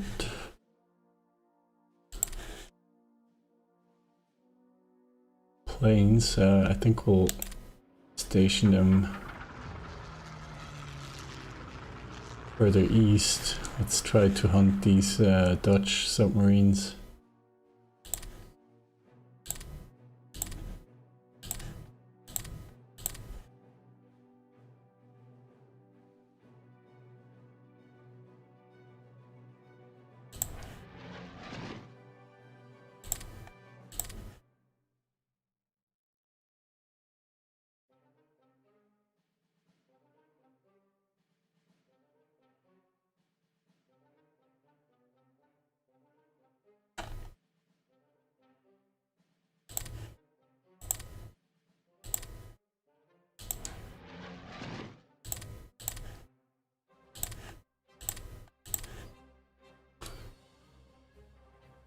And the Libyan army is basically out of a job now.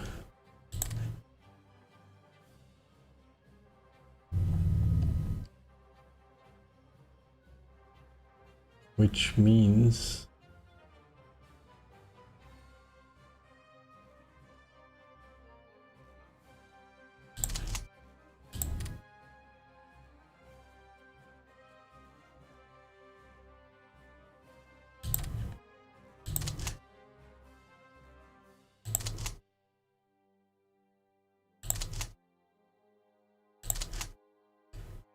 we need a good commander here in Mogadishu because that's where our main efforts are taking place right now.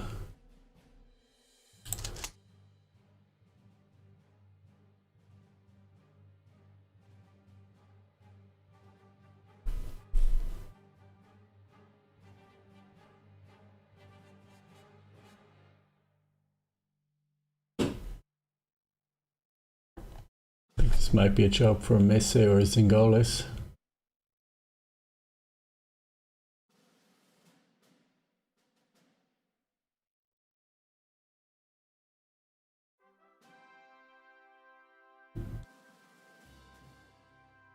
Or we could make Messe commander of the Ethiopian army.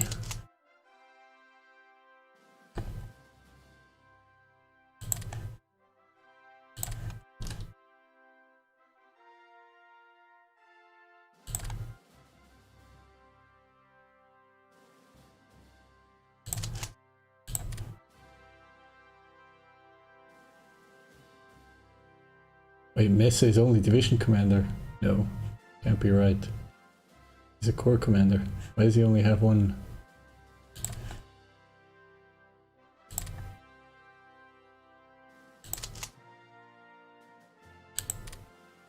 That's weird. Doesn't a corps commander normally have 2 stars?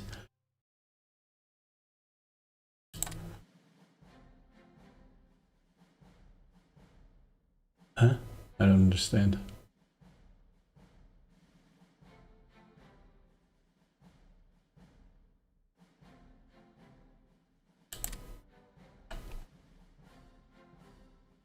Should have had 2 stars from the beginning. Anyway, let's make him army commander. And he will command the African Oriental Army.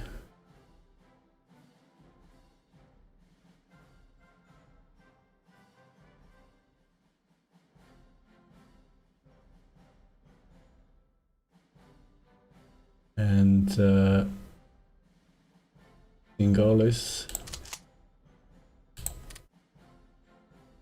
will be commanding the defense of Mogadishu for the counterattack.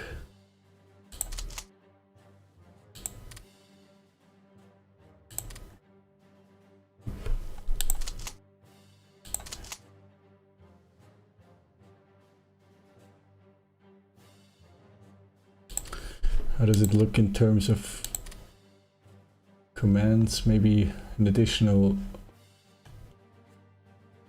corps command eventually. It's not a high priority.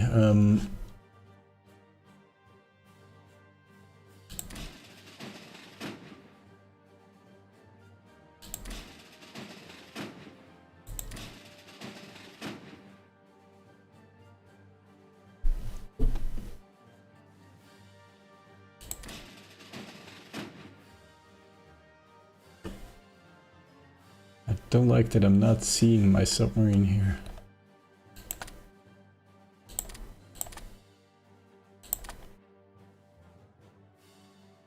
Oh, it's in port. Okay. I'm gonna scout ahead with the submarine flotilla.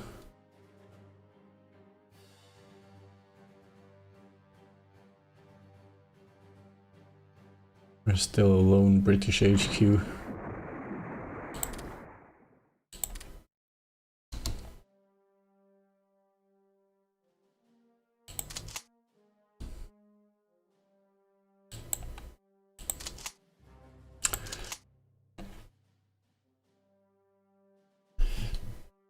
One infantry division will be sent to occupy this port, secure Palestine.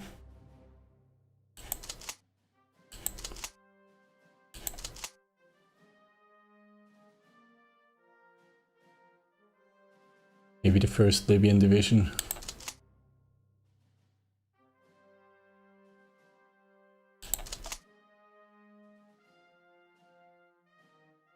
We're a bit thin here in North Africa if the enemy decides to land anywhere. Right now we don't have a crazy number of forces to deploy.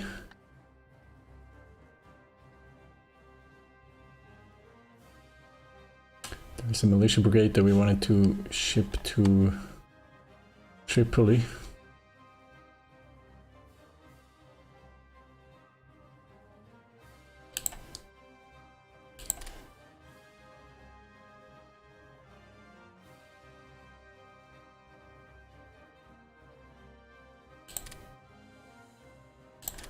And the support brigade, I'm not sure where it was supposed to go.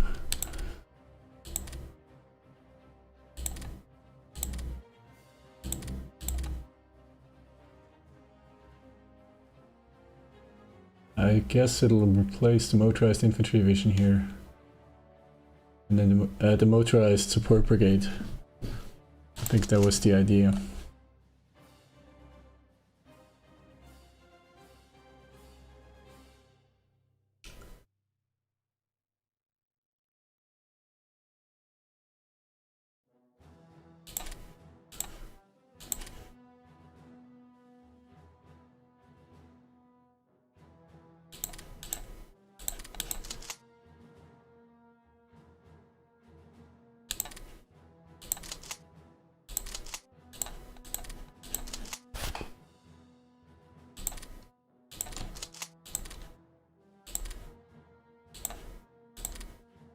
And then the motorized brigade should probably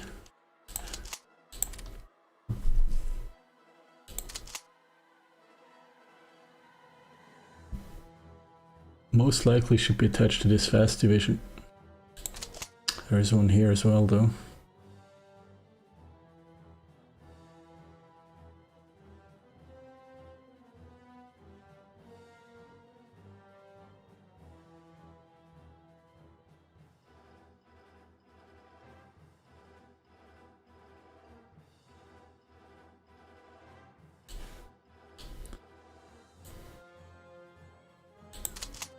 Yeah, we'll send it to Genoa and attach it to the fast division. You will notice that my division composition is a bit odd. So normally I have binary divisions with 2 regiments of infantry, either motorized or alpine or whatever. And then I have a few support units, generally a support brigade, and then either engineers.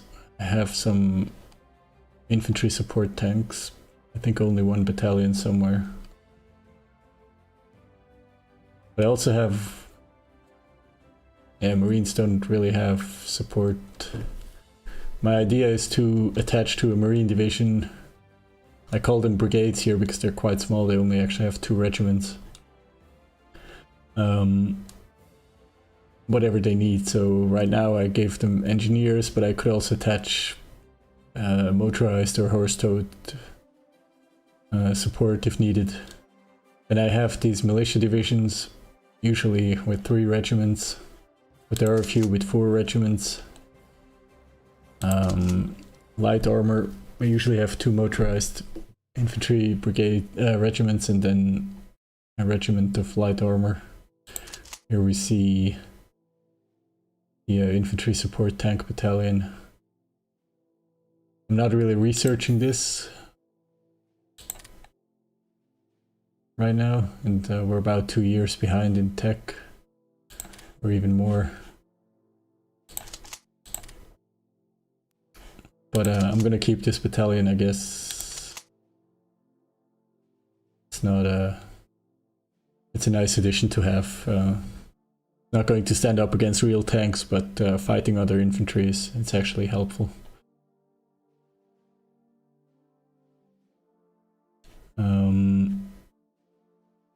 Right, yeah, so that's basically my army composition. And then I have an infantry division with 3 regiments. This is an upgraded militia division. It was upgraded to real infantry, and it actually got a support brigade as well. A pretty strong division for Italy. But I think, yeah, so there are historical reasons, of course, for the binary divisions as opposed to the triangular divisions. But I find that they actually make it quite flexible, but you have to make sure you need, generally, of course, you need more divisions to achieve the same objective, because each division has, in a way, 30% less fighting power than, say, a German or a British or a Soviet division. The Soviet divisions, even sometimes they are quadruple. You would have 4 infantry regiments. So right now the philosophy is more divisions, but smaller ones, so more flexibility. I believe this was actually the historical justification, because Italy, of course, Italian generals, they studied other armies as well, and they before the war, and some people in Italy were actually in favor of switching from the binary division design to the triangular division, but ultimately it was rejected.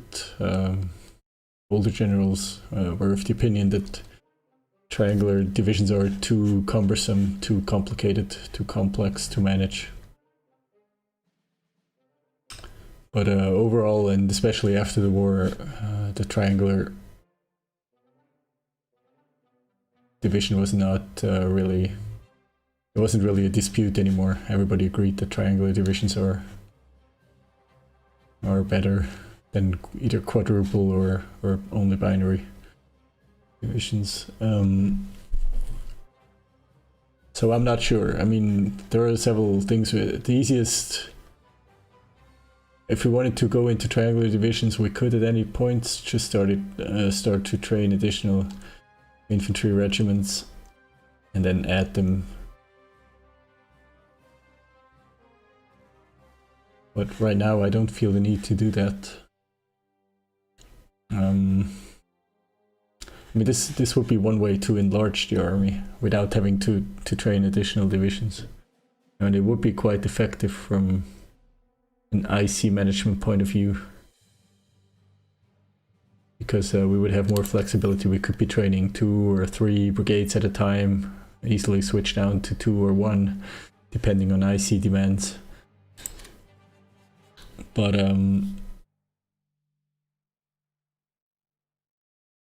yeah, so maybe I think this was what I was trying to do.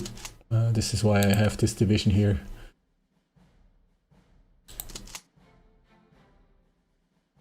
But for a moment I think we'll just stick to the Italian doctrine of fielding binary divisions. Now we'll see where this gets us. And in Ethiopia things are actually looking pretty good. Of course we have 5th Division retreating to the north, but we're taking back the province that we lost.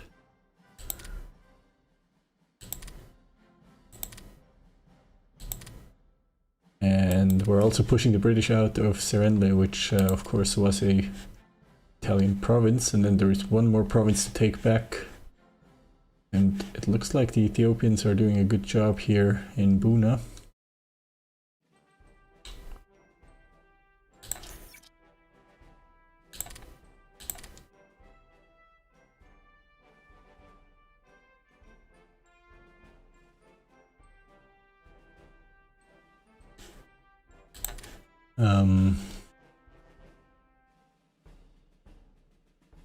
Yeah, so let's watch the travel of the submarine flotilla. the Red Sea is safe to ship, we'll ship our divisions into northern Ethiopia. Of course, then we'll still have to... It would be nice to be able to ship them around the Horn of Africa, but...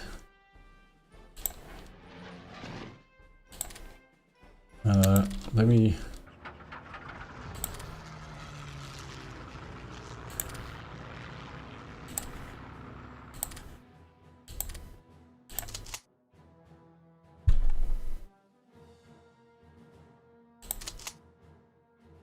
Let me see if I can use the medium bombers to scout the ocean.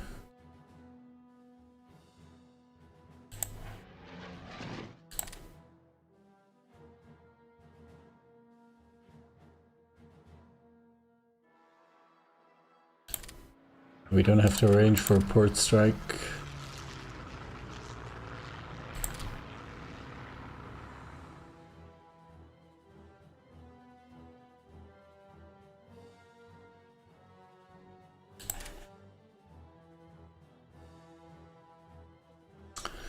We see some British units moving here.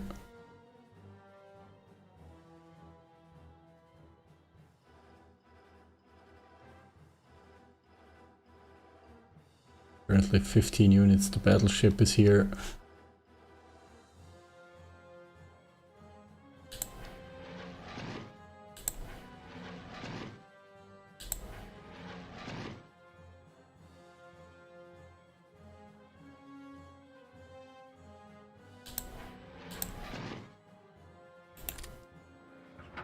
Let's do one more port strike quickly.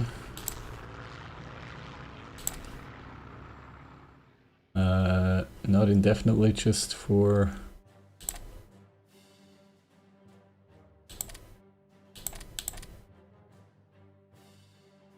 few days.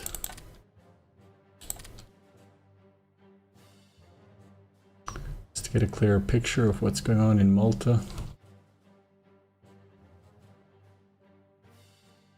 The fleet hasn't really enlarged.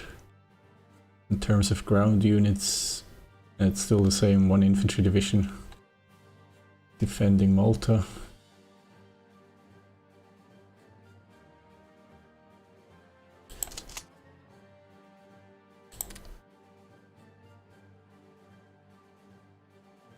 The good thing is now we can leave the Iraqis to defend their own territory. Basically, they can have the entire army face south and defend against a possible British intervention.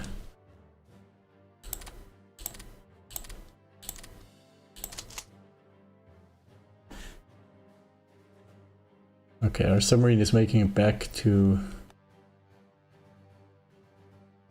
northern Ethiopia.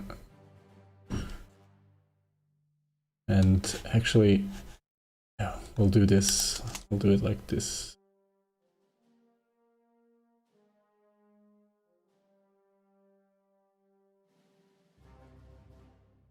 A pretty strong commander.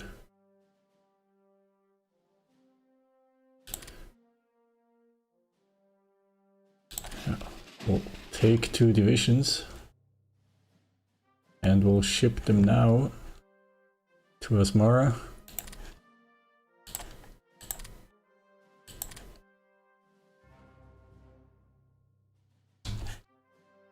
And then we'll scout with the submarine flotilla again back to or along the coast here. And if it's safe, we can continue the journey from Asmara to Mogadishu and ship the troops into southern East Africa directly.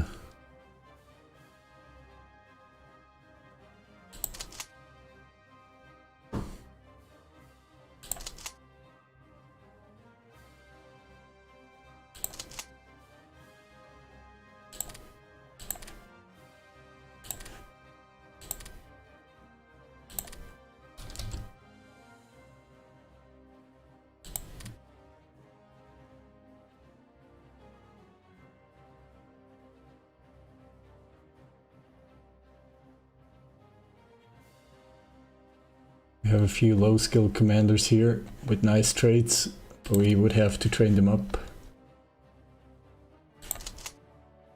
I'm not too sure about this.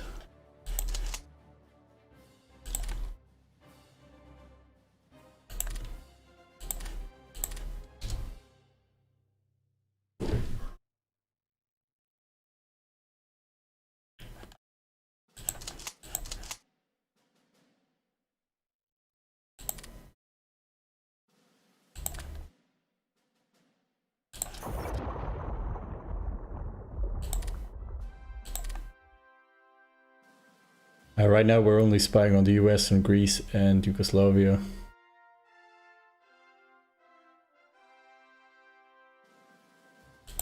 Well, wait, is that really? Yeah, pretty much every country eliminated all our spies. We're only investing 3 leadership into training spies. 4 or 5 would be better. But I'm prioritizing training officers right now and research mostly.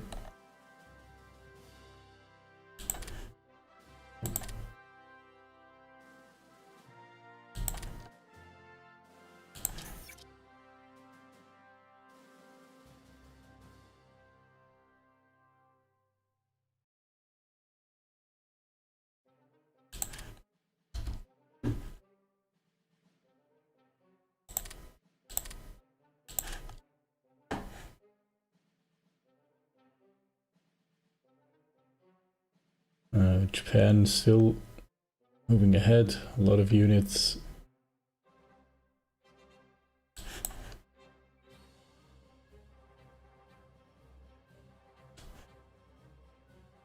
I've had their border skirmishes with the Soviet Union, but most forces are in China now.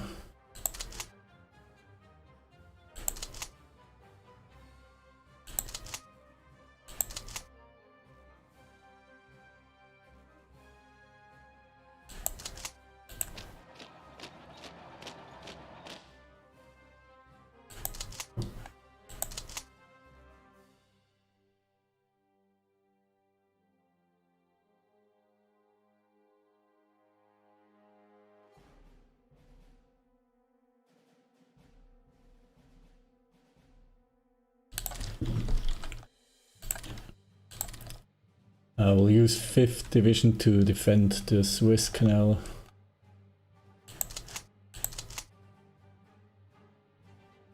Second Division can defend Alexandria.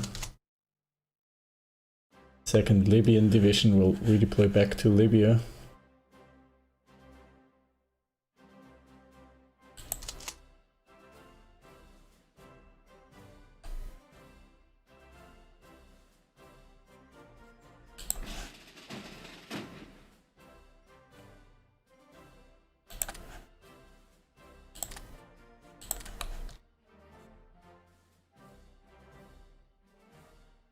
We'll have to see what we're shipping to Tel Aviv to defend and secure Tel Aviv.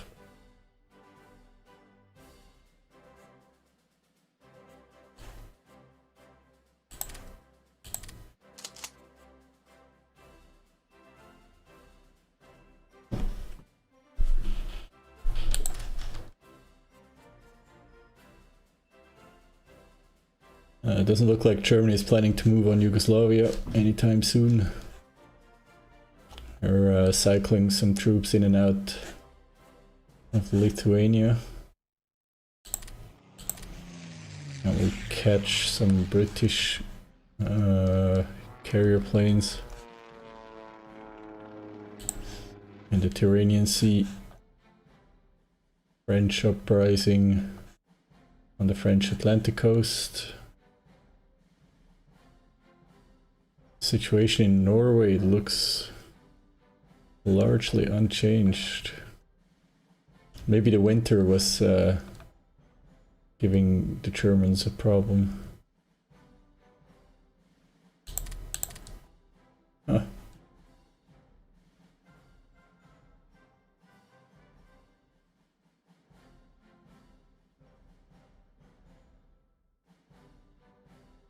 3 German paratrooper brigades are trapped on Corsica. They air landed there when they were at war with Germany, but now that Corsica belongs to independent Vichy France, they're not able to extract them, so over time they will degrade and lose their 3 paratrooper brigades.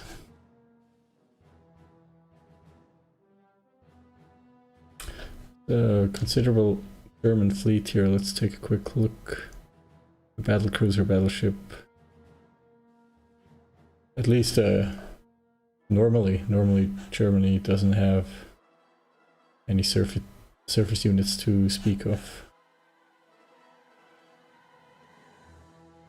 It's not big in any way compared to what the United Kingdom is able to field. And Germany doesn't feel like it needs to concentrate its troops, although now they have moved some ships from Trondheim. I have a lot of planes here, 15 fighter wings.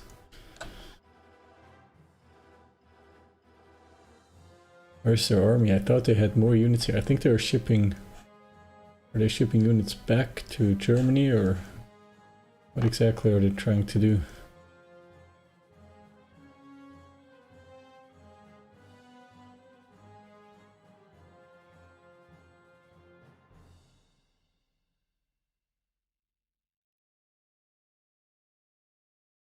I think they shipped some, yeah, they shipped some units back to Denmark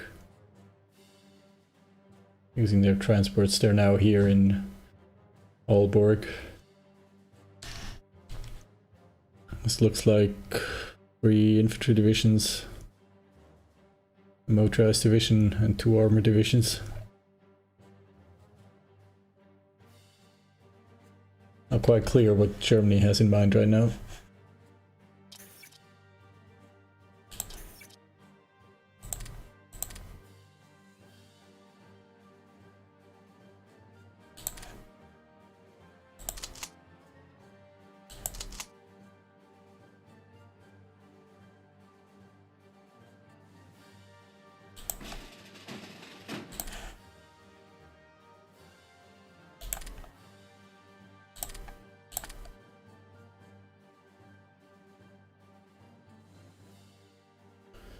We're scouting ahead with the submarine flotilla again.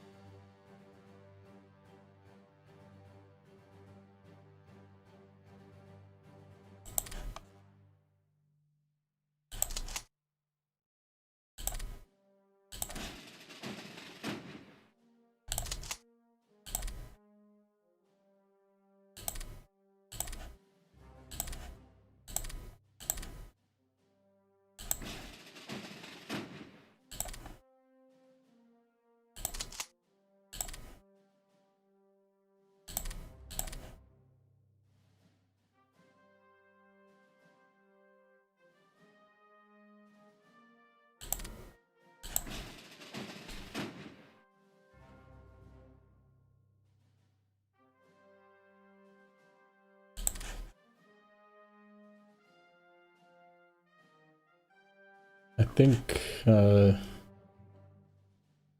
maybe we should secure the entire... Yeah, wait, what am I doing? We need to secure the entire Red Sea coast, of course. Now that we control most of Egypt, we need to march south along the coast here. We need to take control of the entirety of northeastern Africa.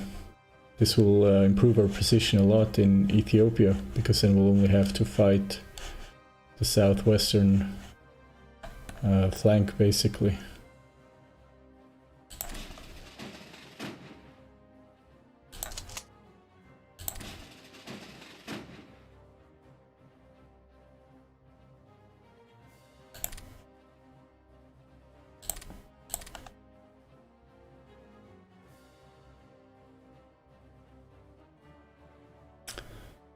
British are patrolling with the destroyer flotilla and the light cruiser. Our fleet has been largely inactive in Alexandria.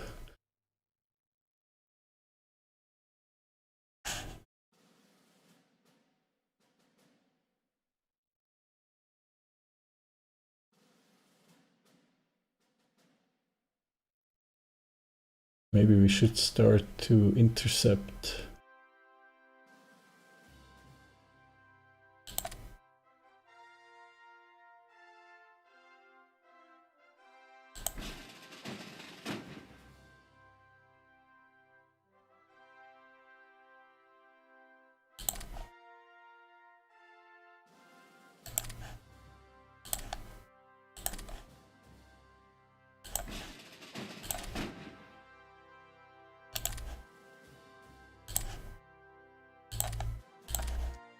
I'll see, maybe we can catch some British surface units.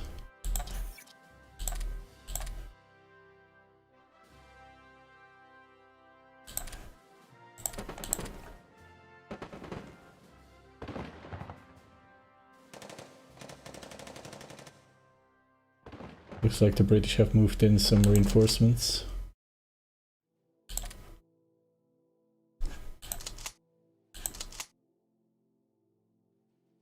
But the Italian attack is running out of steam here.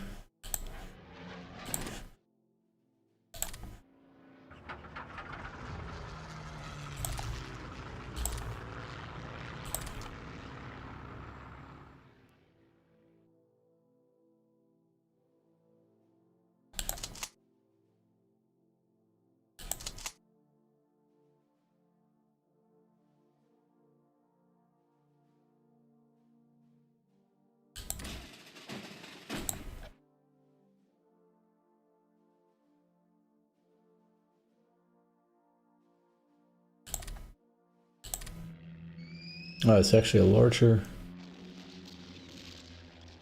fleet. There are 3 carrier air groups. The question is, yeah, it is a big fleet. No, wait, most of that is Italian. They have a light carrier. Ah, I see. A light carrier and a carrier.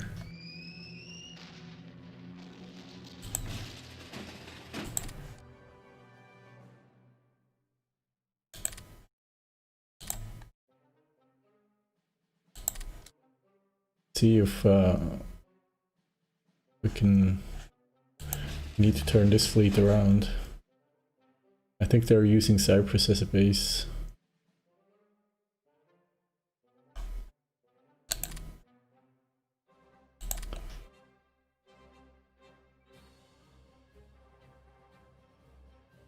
But does it look like we can catch British?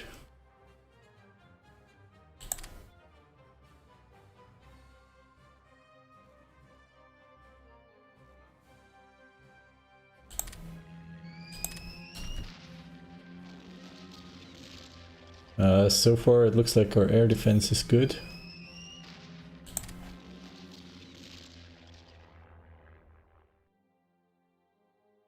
I'm wondering if we can catch British.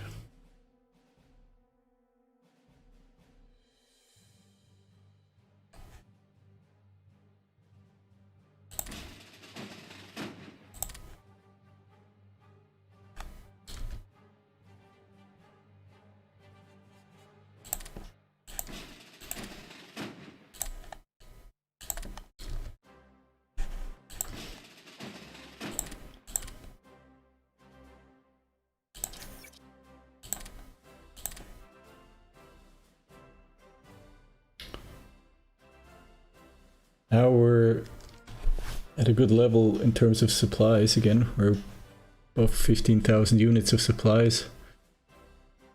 And we have about 10 excess production in supplies.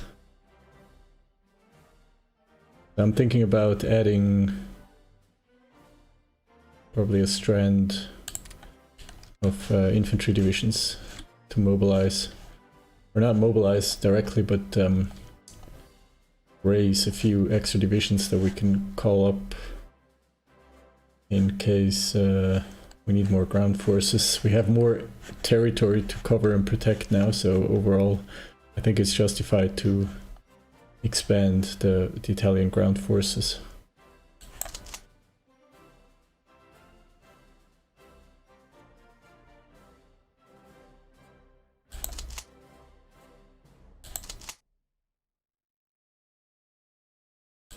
Can I get some Ethiopian help here? Maybe?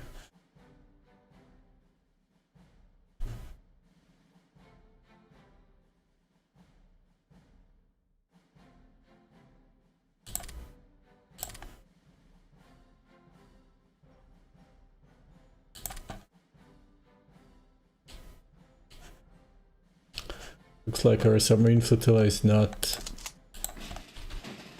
did not run into any enemies. So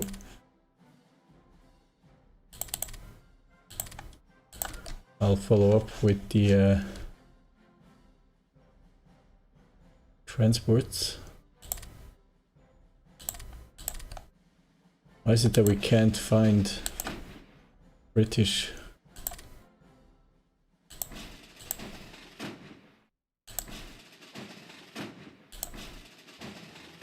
Oh, they're still here.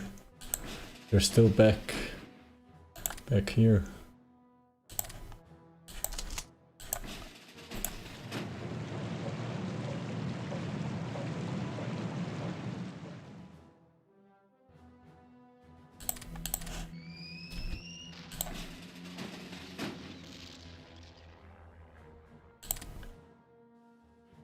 And where's my transports are here.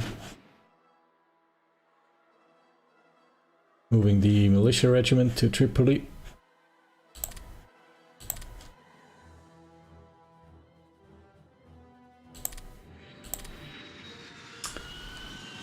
A lot of carrier air groups attacking here. Hopefully that doesn't mean any carriers are close by. Intercepting potentially my transports.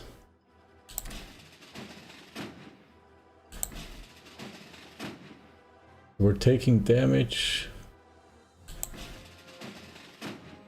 But we're unable to find this British carrier task force. Or are we? Now we are. HMS Victorious and HMS Eagle. And they destroy a flotilla.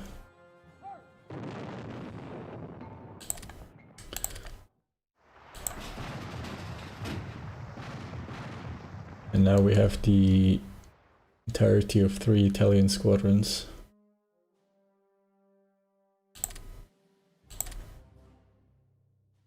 With them. Looks like the 2 carriers went down already.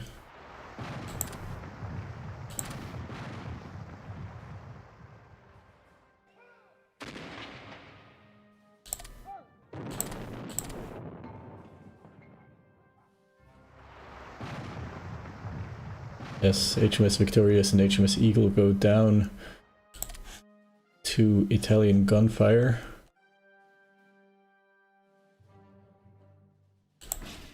Destroyer flotilla might escape. Let's find out which ship sank the carriers.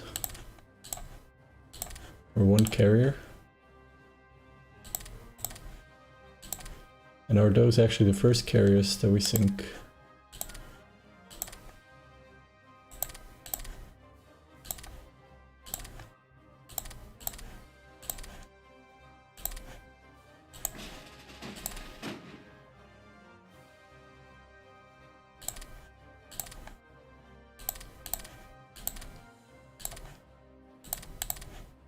I think those might actually be the first carriers that we're sinking.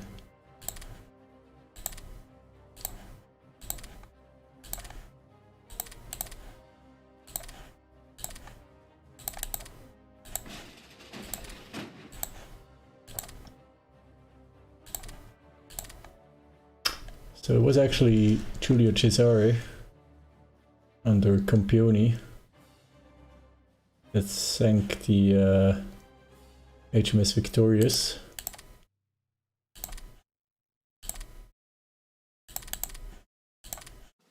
Who sank the light carrier?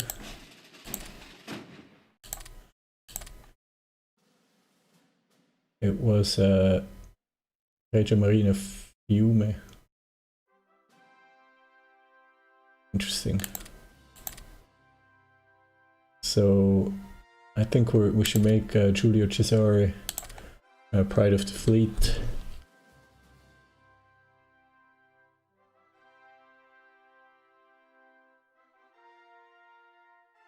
Or is that a stupid mechanic? I'm not sure. It doesn't get any extra. Yeah, we can, whatever. Doesn't hurt. It's just a flavor thing. Okay, successful.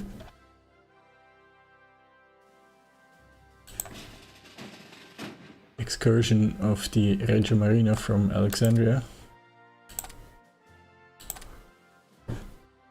Let's return. We did take some damage. Carlo Alberto and Alberto da Giussano.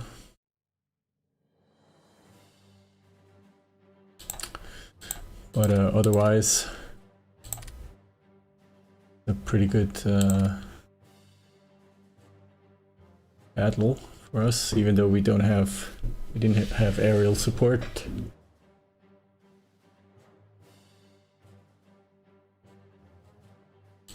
And portable anti-tank weapons up to date now. I don't want to switch out of infantry technology completely, although we do have a few important industrial techs to catch up with.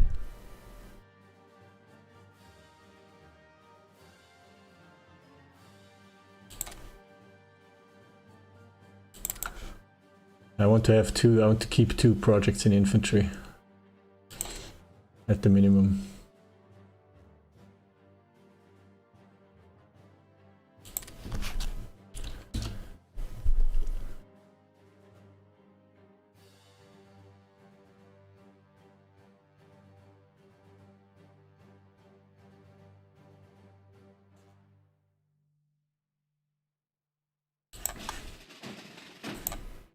Okay, it looks like there are no Brits impeding our transport.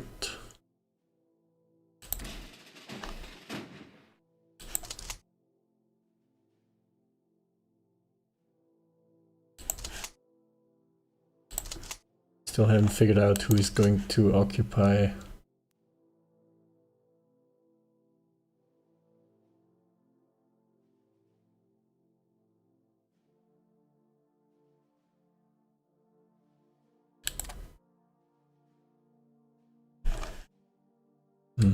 Yeah, I think I will use some of these CCNN divisions.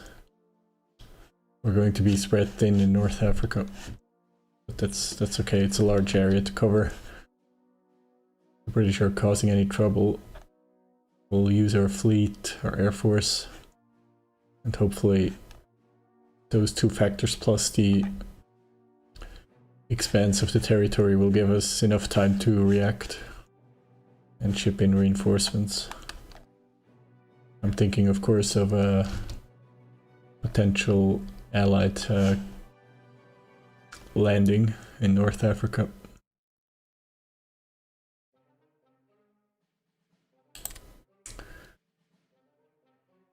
The problem is now I don't really have any forces. Guess I don't need much to take the remaining British port on the Red Sea. Maybe I can do it with this motorized infantry division. Yeah, I'm going to bring them back with transports to the Suez Canal, and I'll push along the coast, hopefully link up the 2 territories.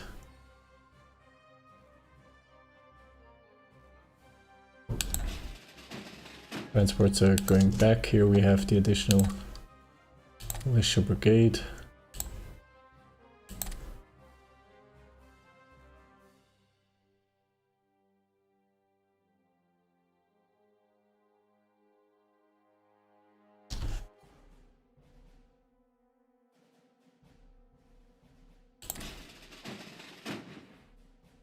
Our fleets are back in Alexandria.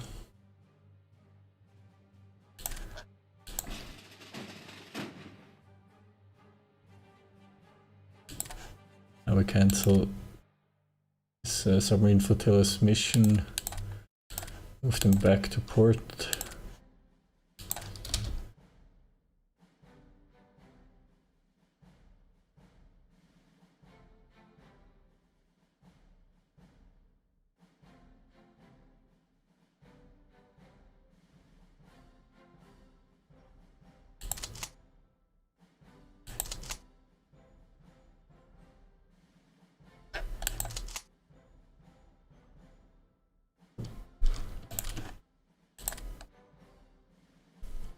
Oh, wait. This infantry division will move along the coast, since it's already in the area.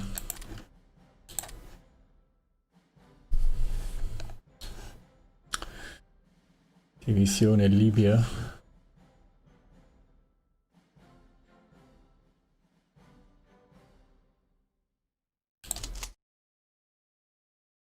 We have a theater command in North Africa, and then we have an army here.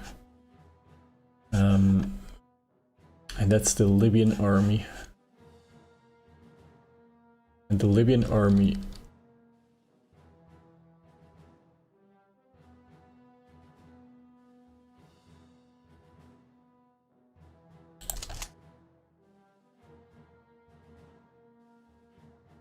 okay, this will not be the Libyan army, but this will be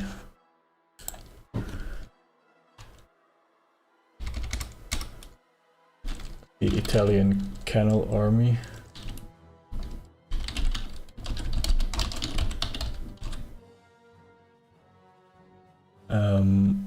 The Libyan army will be reformed.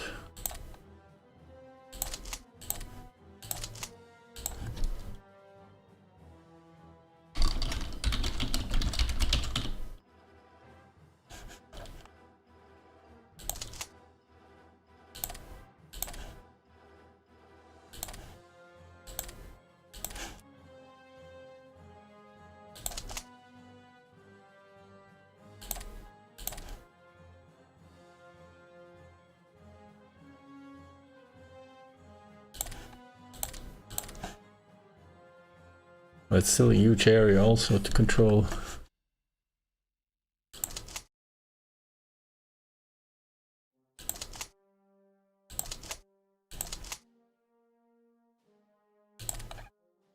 So we'll send some additional transports would be nice here.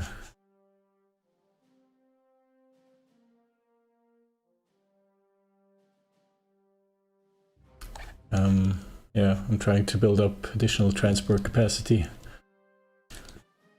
but it all takes a lot of time. So in the meantime, we'll send Tripoli command back. It's actually a pretty far distance, so we'll just send first Libyan Corps.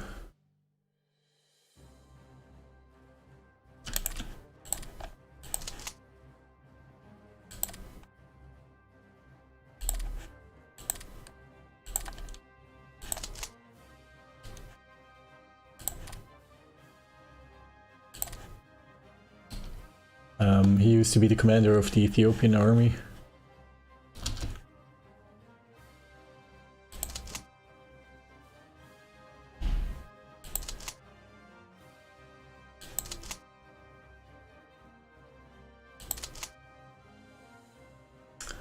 And we have taken back an additional province in Italian Somalia from the Belgians and South Africans.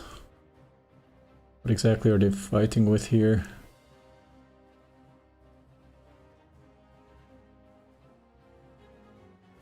It's only 1 infantry regiment and 3 cavalry regiments. Okay. And it's actually the 3rd CCNN Division, 21st of April, under Major General Romero. The 24th Infantry Division is only following up a bit later.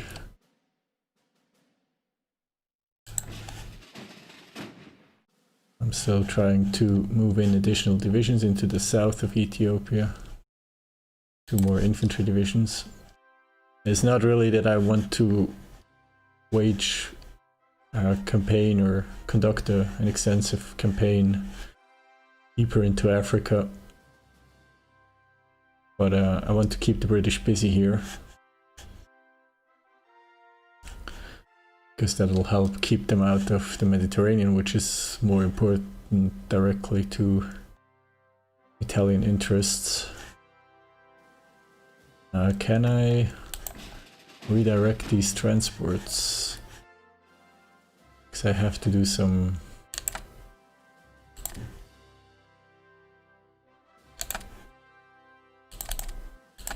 reorganization here of the defenses.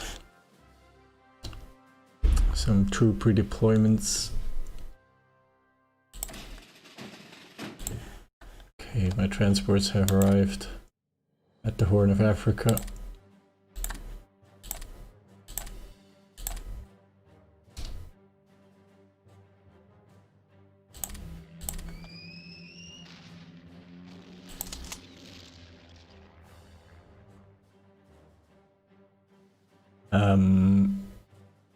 Given that we control Serendli now, we can try to take back Brava as well.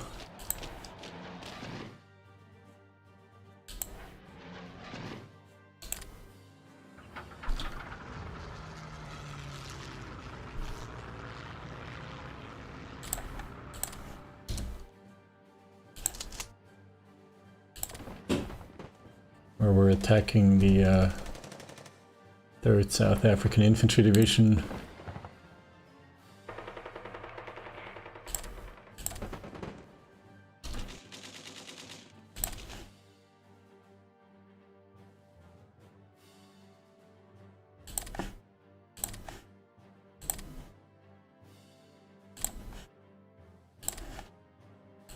I'm trying to help the Ethiopian AI by setting objectives. Here we're going to have to reinforce the defenses.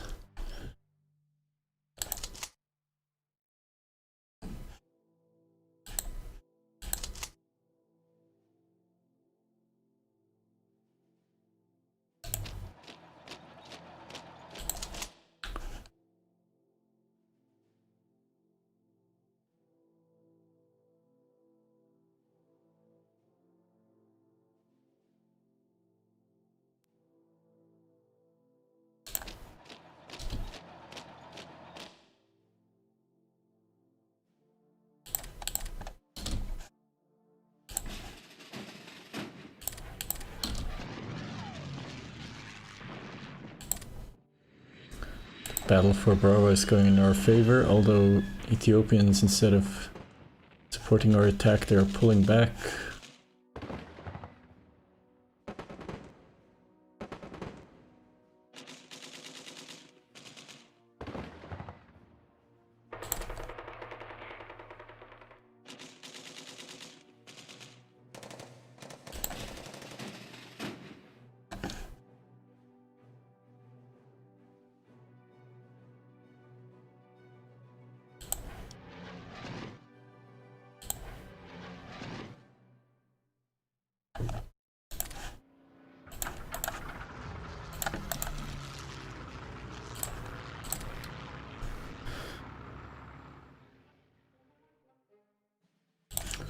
Instead of trying to hunt the Dutch here in Greek waters, we'll try to hunt them around Malta, because I think they might actually be operating out of Malta now, instead of out of Crete.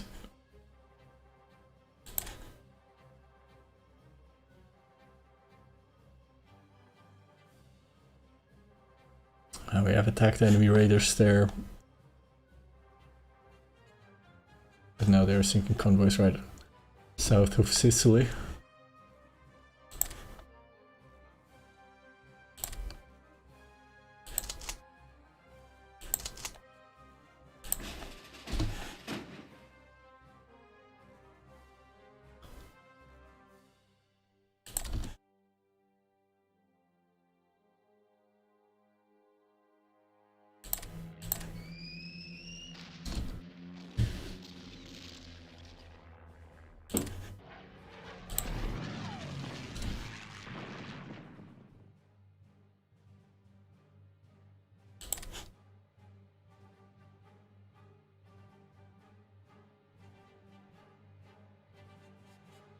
I still don't have a clear idea what the next intentions are for Germany.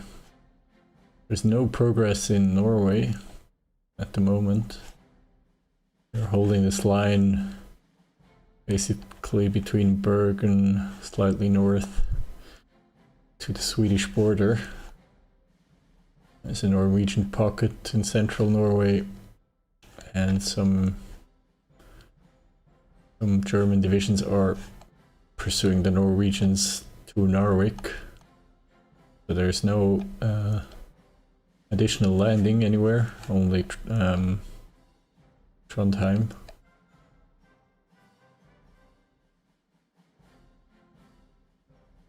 I'm not sure if they're moving units to Aalborg to ship them to Norway or whether those are divisions returned from Norway. But from the looks of it, I think they have reduced actually the number of divisions in Norway. So this might mean that Germany is ready to, or is preparing to attack somewhere else.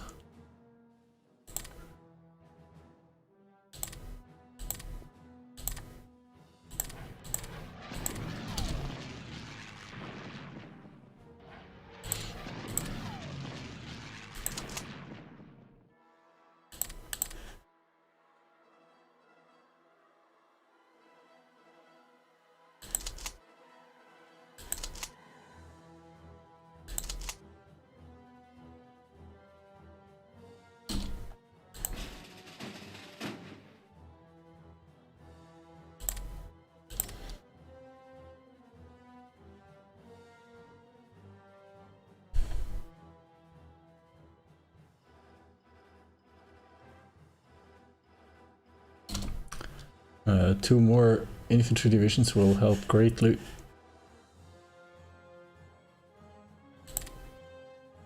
In the securing of Ethiopia.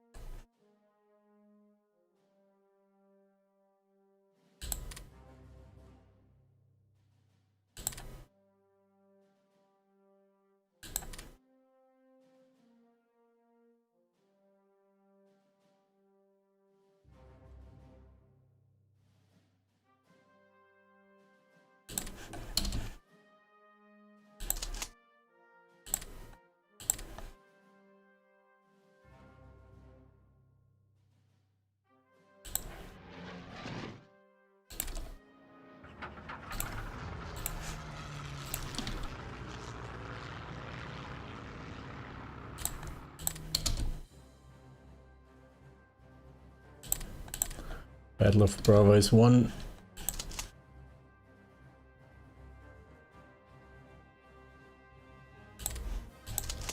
Going to need some support soon in Serendli.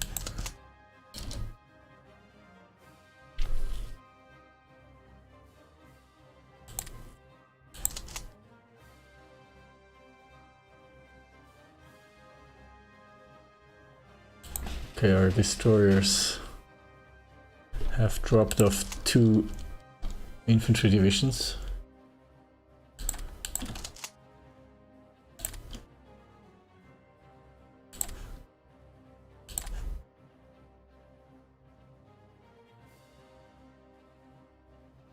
We wanted to strengthen the right flank.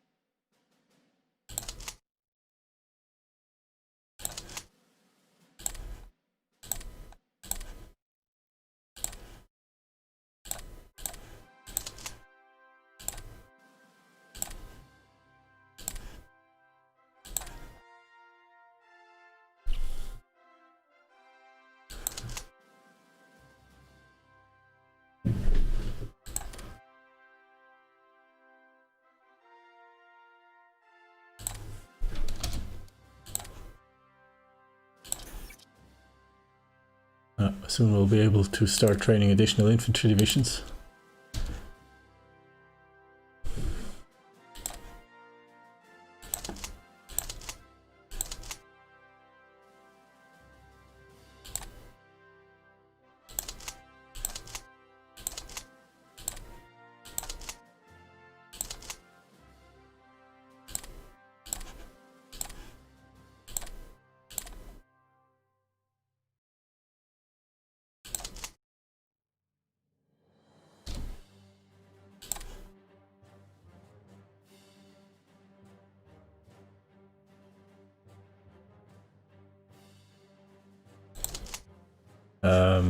Securing the Red Sea coast is going to take forever, I feel. Well, it's only end of February. I probably issued the order maybe a week ago or so. Okay, so these transports are back here, which means we can load 6th CCNN division as an occupation force for Palestine.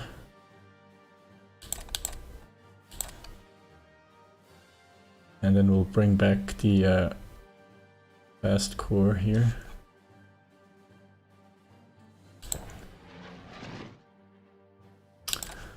Cancel this mission for these medium bombers.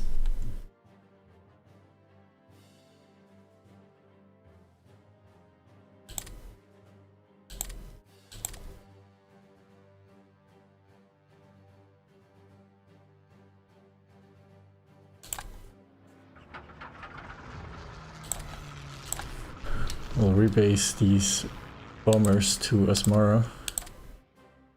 See how we can make use of them there. Maybe I can start bombarding this airfield. It would be nice to capture eventually.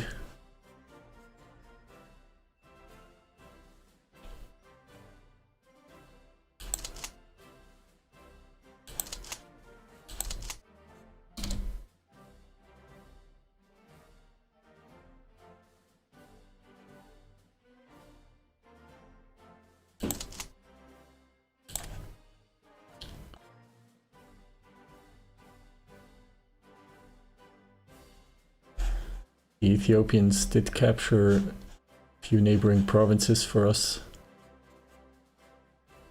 but of course they're not focusing on defending those captured territories. That's unfortunate.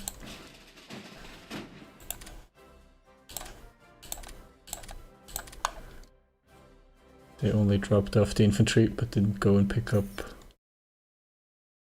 So the cavalry is upgraded. That's wonderful. We also haven't redeployed our forces yet. Further to the east.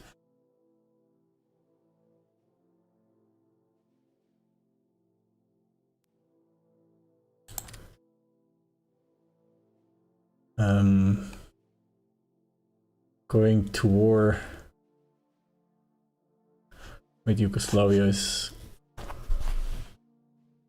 doesn't seem reasonable at this point. Greece, on the other hand, Malta and Crete.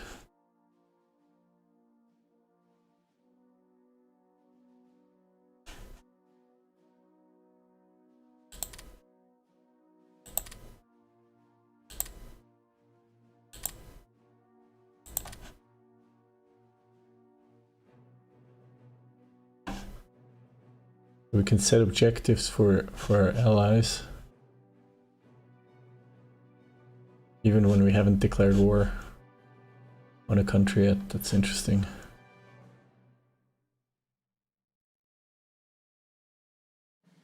I don't understand why Germany isn't speeding up things in Norway.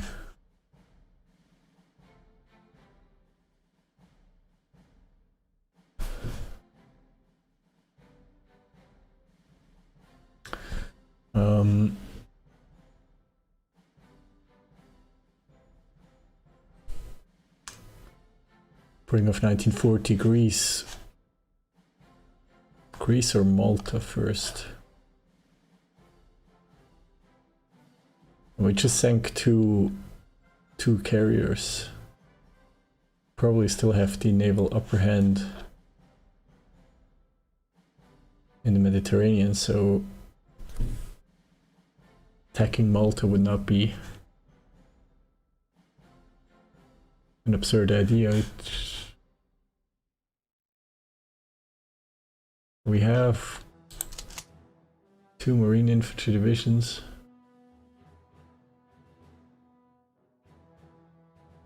We also have 2 Mountain Infantry divisions ready. And probably from North Africa we could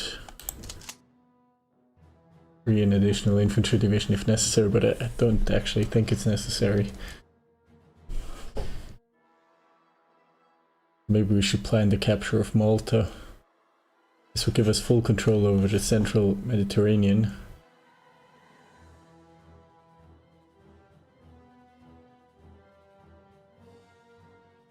Maybe Malta and then Greece directly.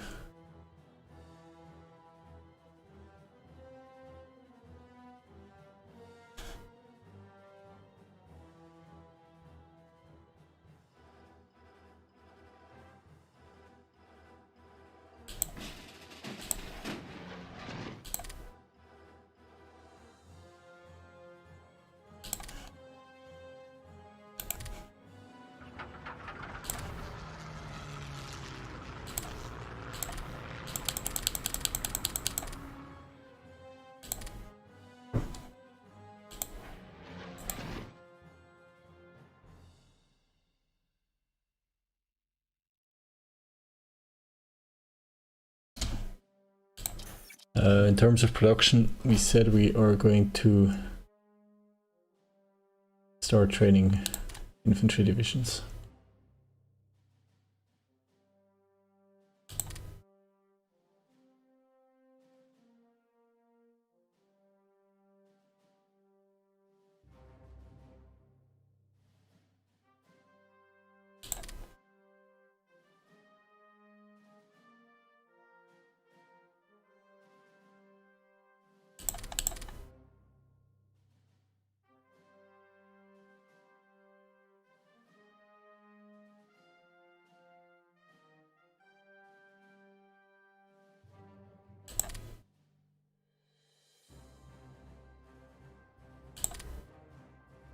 We'll expand production on the expense of supplies.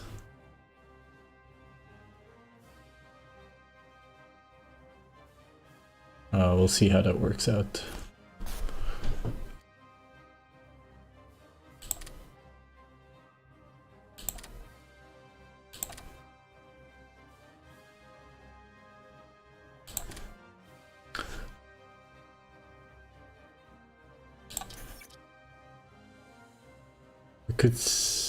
We could try to buy supplies from Germany.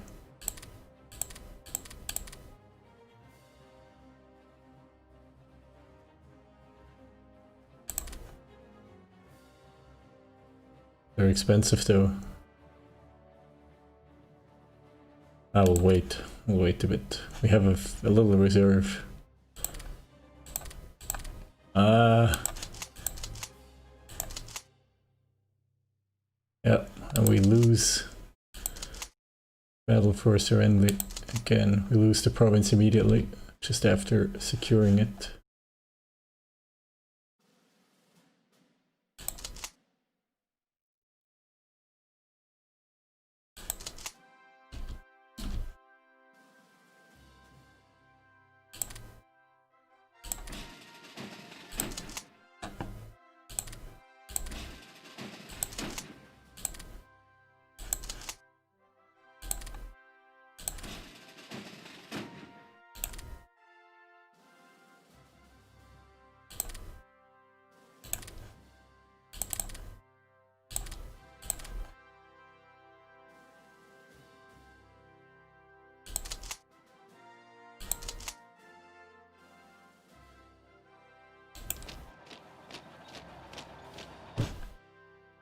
Let's see if we can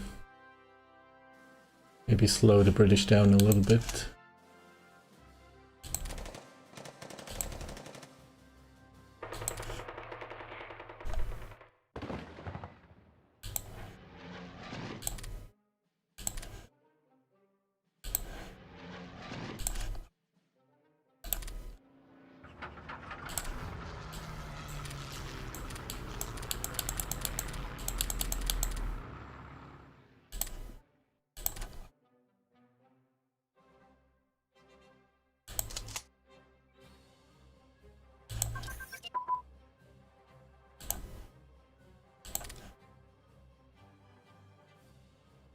Better infantry training. Where is this? This is in land. Yeah, we're now in on a 1940 level.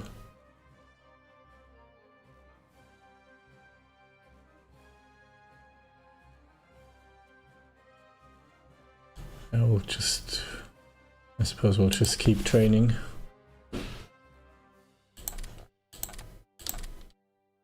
Keep researching.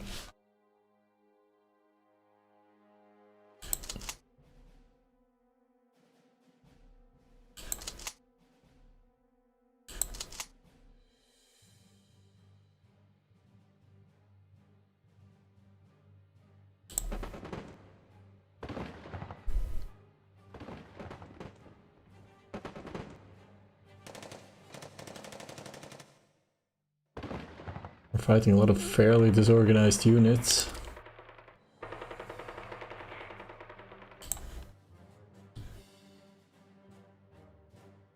We're also out of range for close air support.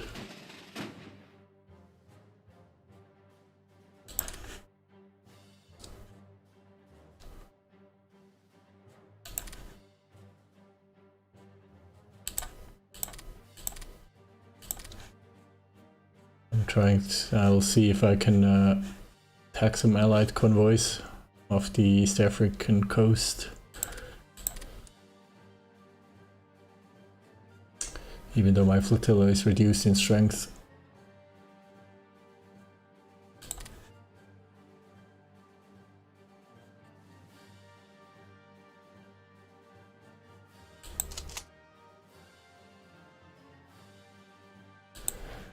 The close air support is not useful anymore here, so we will fly them out. First of all, back to Alexandria.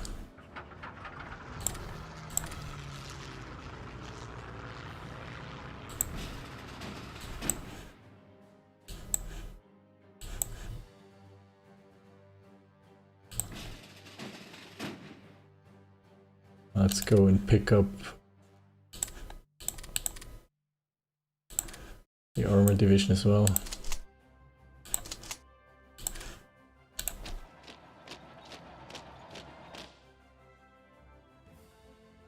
Okay, now with the infantry in the fight, I think now we can move up with the HQ.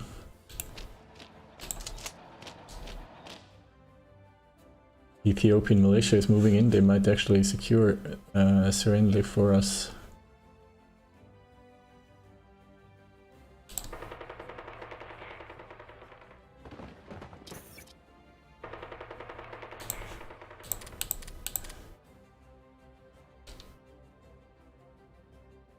Norway wants to join the Comintern, but the Soviet Union don't agree. I think this happened before.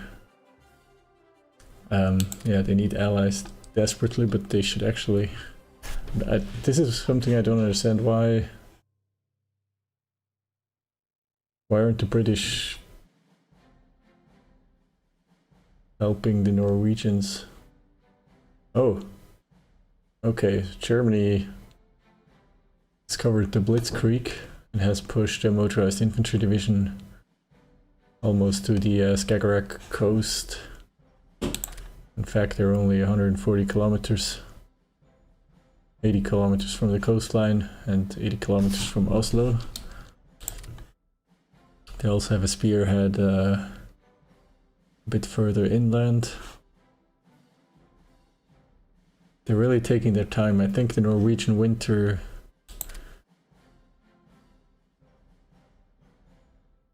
kind of put everything to a halt here. Maybe they shouldn't have relied on heavy tanks or medium armor. They have at least 5 armor divisions in Norway. That's a lot. Norwegians, I'm pretty sure all I can see is now 2 infantry divisions, a few HQs, a garrison on the Norwegian coast, another infantry division here, some HQs fleeing towards Narvik. Nothing too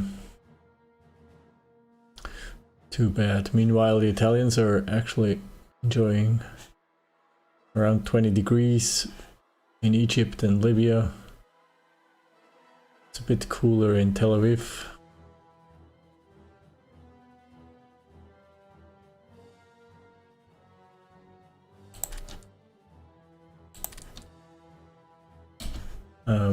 We're wasting IC. Interesting.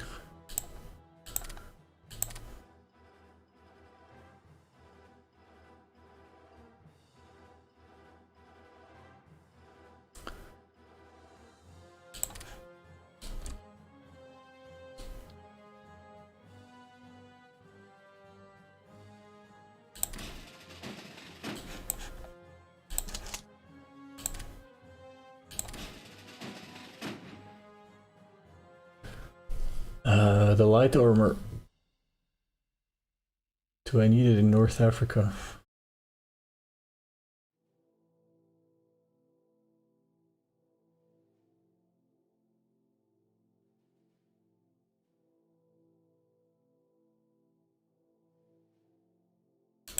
Maybe for the time being, but...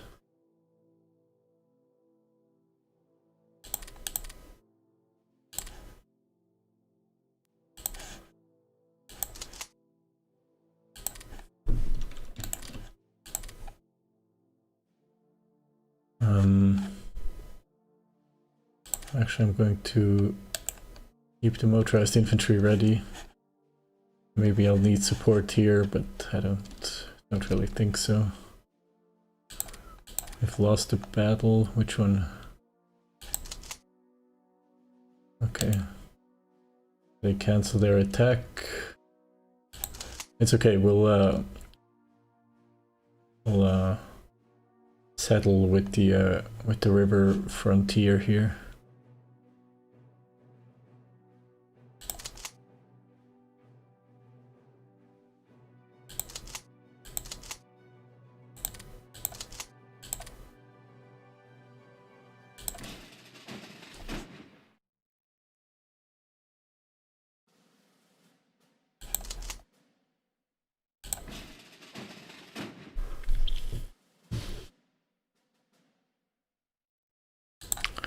I'm thinking about pulling back my main fleet back to Tarent in preparation for an attack on Malta. Crete is not the priority.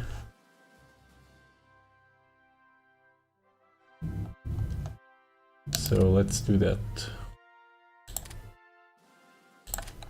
We'll rebase 3 squadrons to Tarent.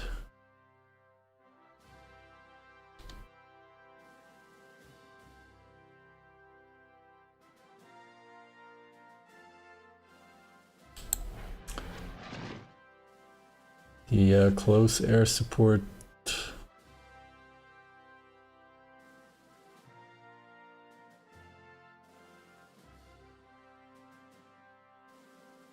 But also redeploy further west.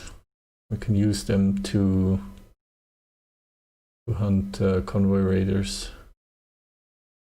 I'm hoping my game is crashing, because it's taking unusually long to save. Yes, lucky. And trading with Iraq, some inter-axis trading going on.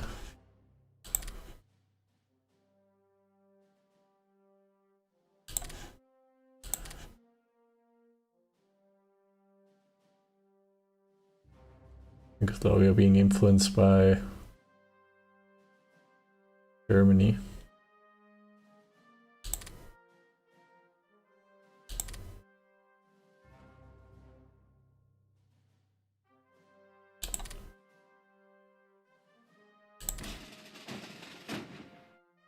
Okay, our transports are mainly back.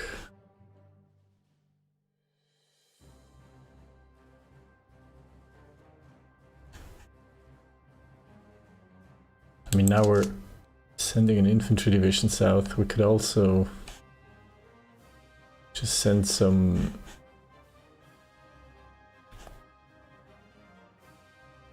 I mean, we have command of the high seas. It seems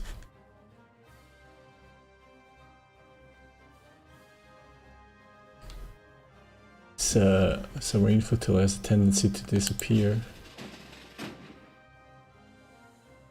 I suppose they are executing their order to convoy raid, although it doesn't look like we have found anything so far.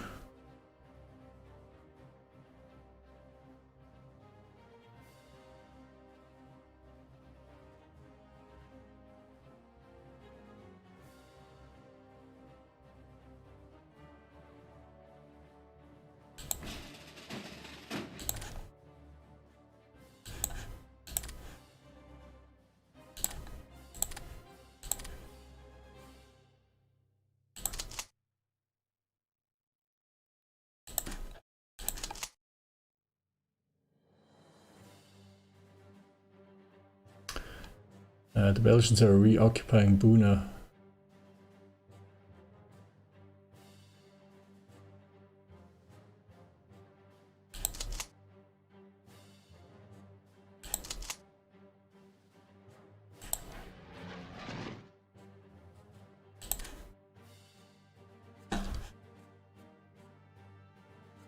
Might need more divisions actually in Ethiopia. Not to defend, I think I can keep the status quo, but to push them back, I'm not sure. We're not starting any new adventures. I think Malta is more important. What's going on? There are some medium bombers flying over southern tip of Italy.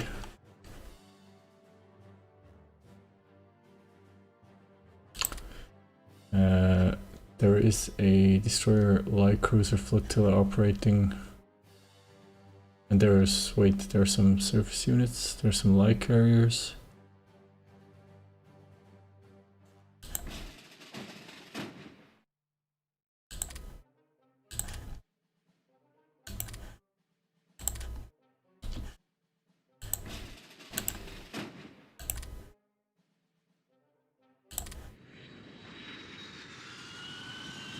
We're being attacked by British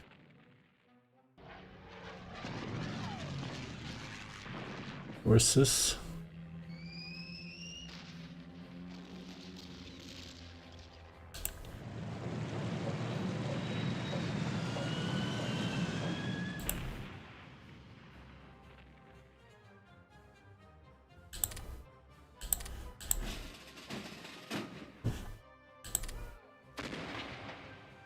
Yes, we ran into a small British force, like 2 light cruisers, 2 destroyer flotillas.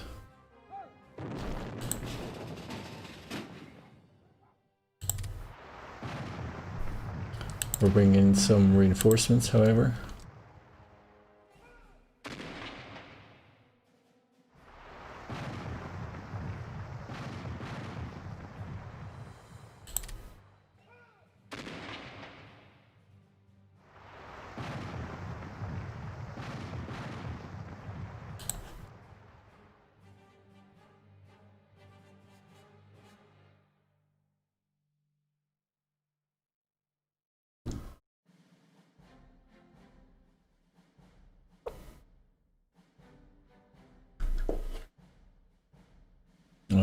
Sinking 2 British destroyer flotillas.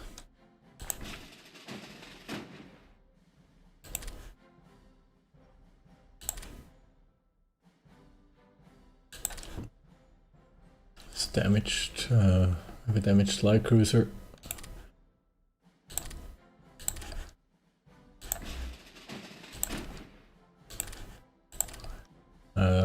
We will go back to port with its squadron. The other 2 squadrons will pursue.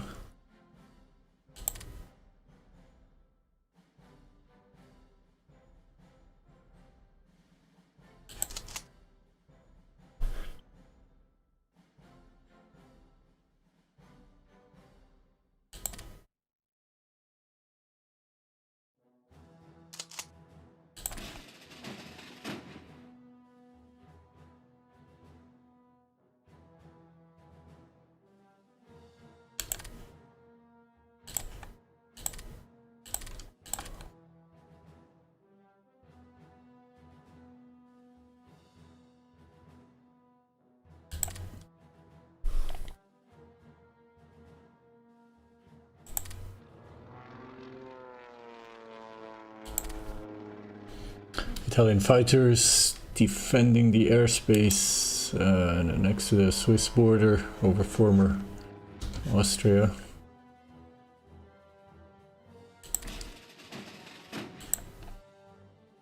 Okay, heavily damaged here. Evacuate to Tobruk.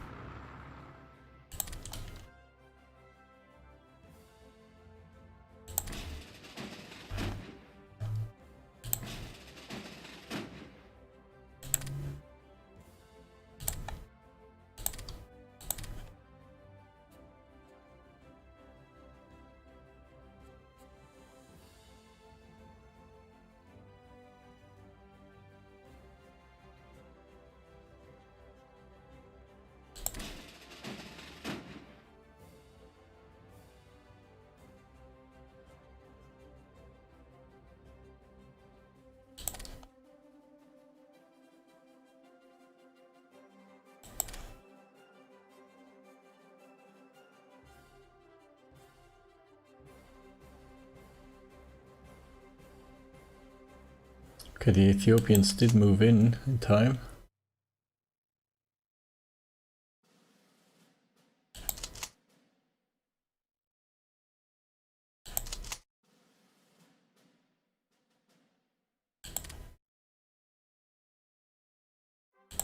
And they also did move into Buna and occupy it before the Belgians can arrive, but they are driven back immediately.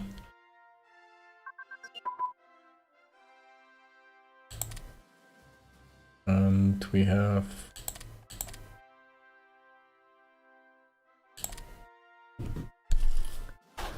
gained our carrier air group pilots, that's good.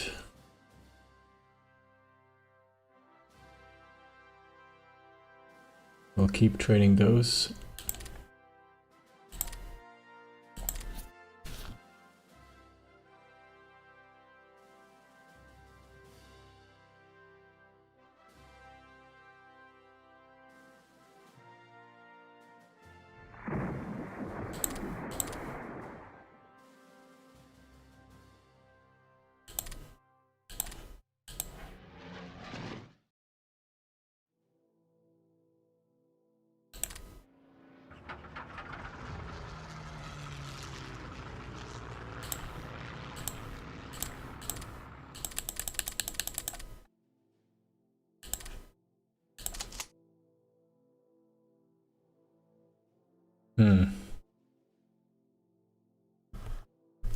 Okay, so this army is out of reach of its HQ. I'll just detach it.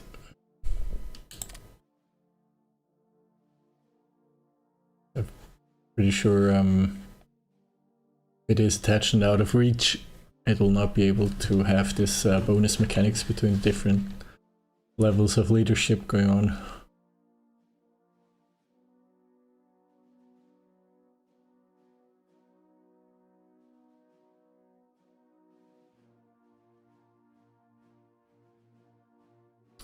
Yeah, so the Ethiopians did capture Buna briefly, but now they returned back immediately. Meanwhile, South Africans are taking back all these provinces. It's going to take them some time. It's not terribly important, doesn't matter too much.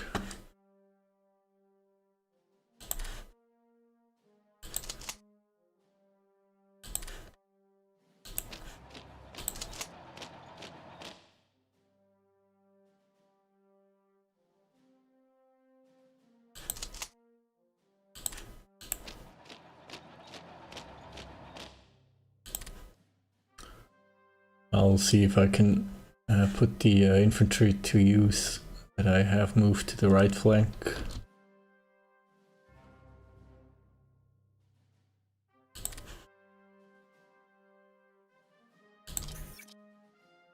Our officer ratio is slightly falling.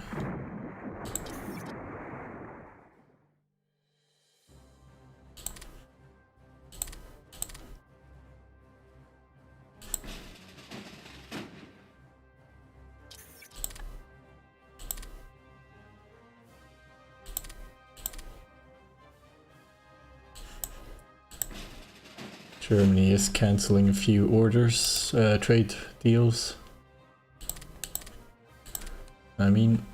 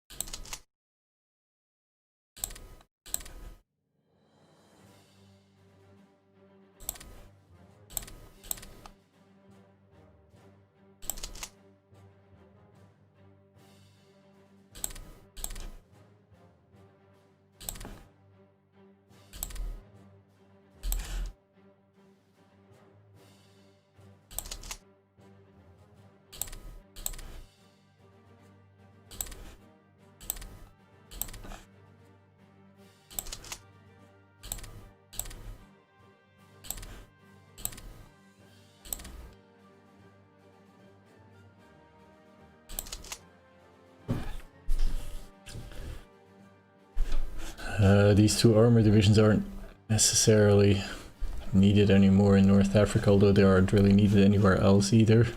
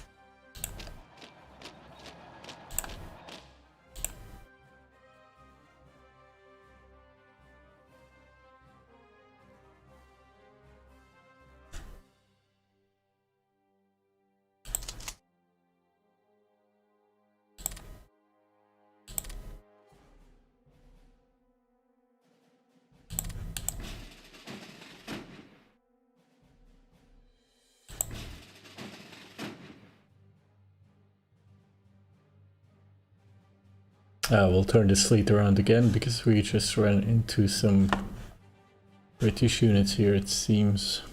Although, let's see. 2 battleships, a heavy cruiser, 2 light cruisers, and a destroyer flotilla. I think it's only a destroyer flotilla. Yeah.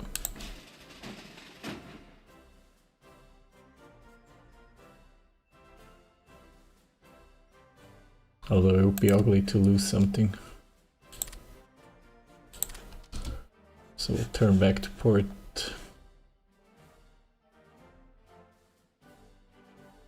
And try again.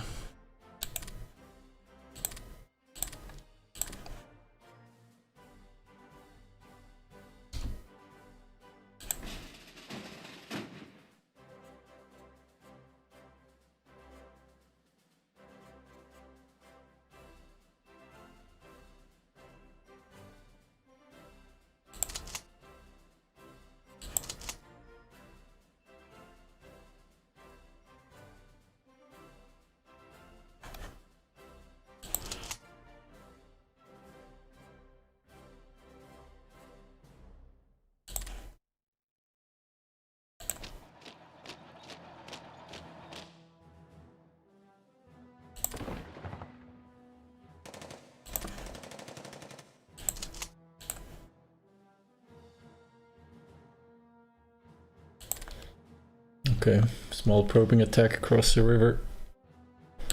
Not worth it right now.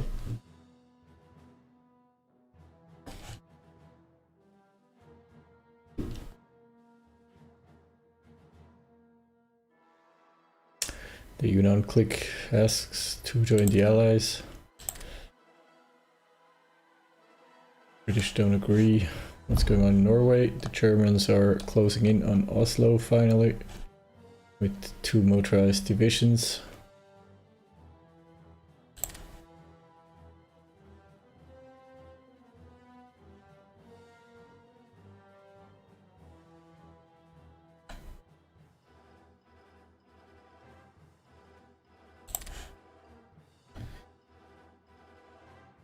China, not too much progress either by the Japanese.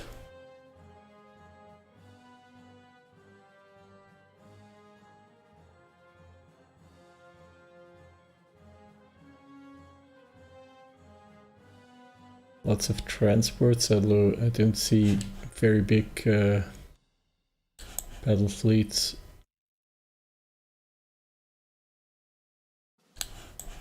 Mostly squadrons based around some transports. Not quite sure where the fleet is, might be in the South Pacific. Carrier task force. Battle cruiser, battleships.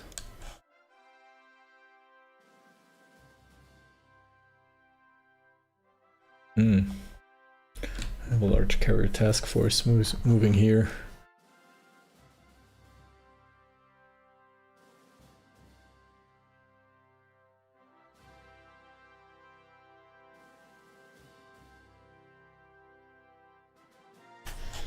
Okay.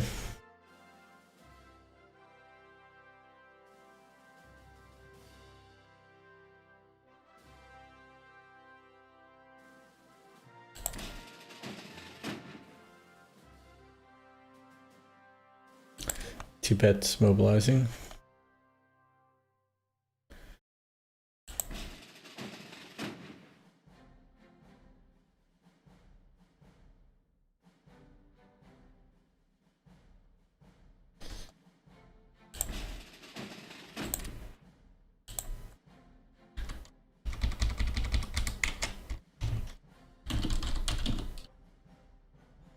Those are mostly obsolete cruisers. We're going to rename this into the Reserve Squadron.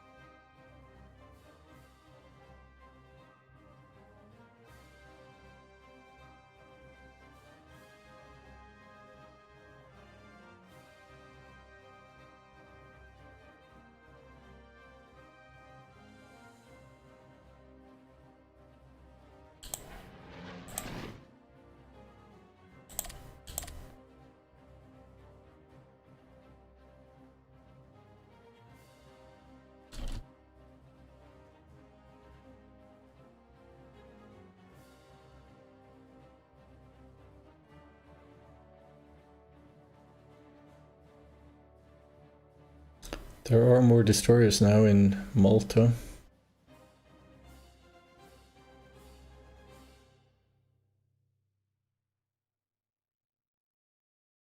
But still no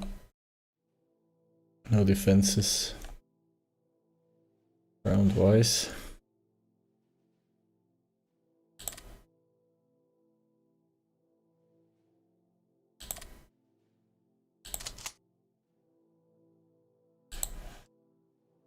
Ethiopians being pushed back out of Serendli as well.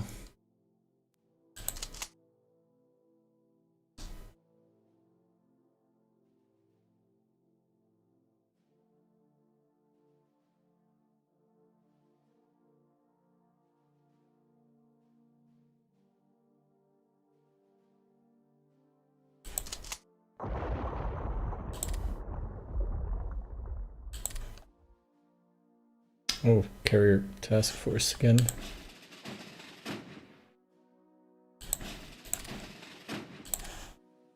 Let's see if we can intercept.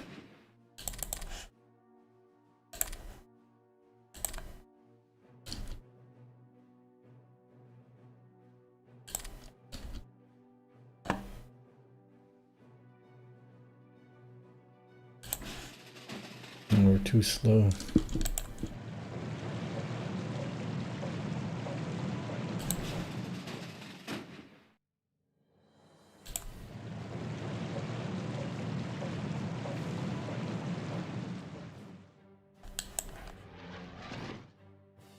Soviet Union is mobilizing.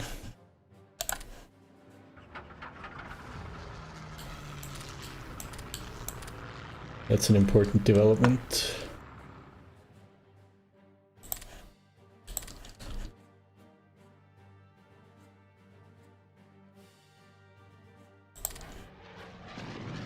I'm using naval bombers to attack HMS Argus, light cruiser HMS Delhi, and 3 destroyer flotillas.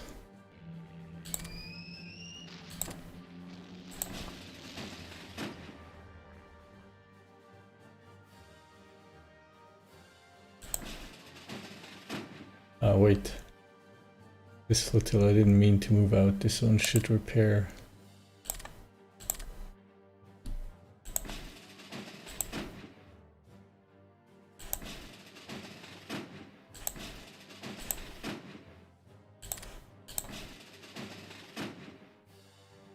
But wasn't there another one?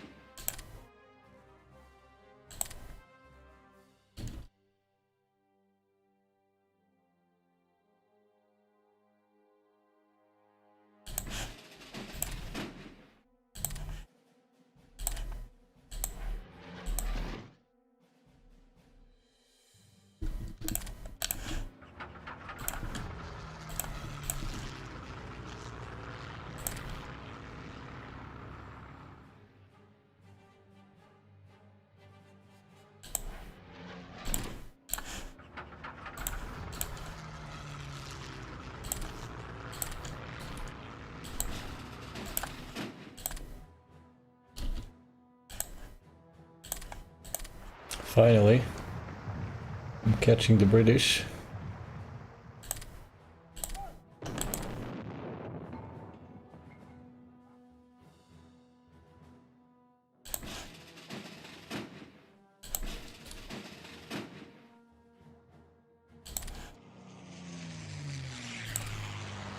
It's 6 against 6.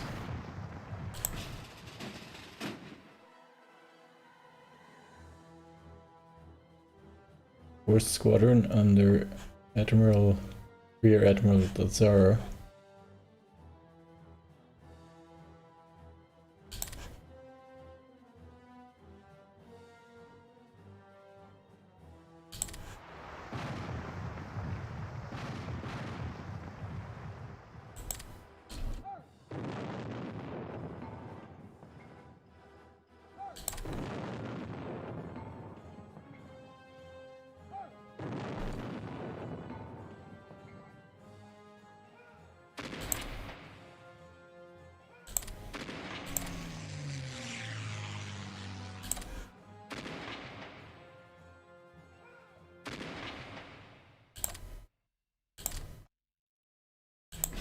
Question is, where are the British fleeing to?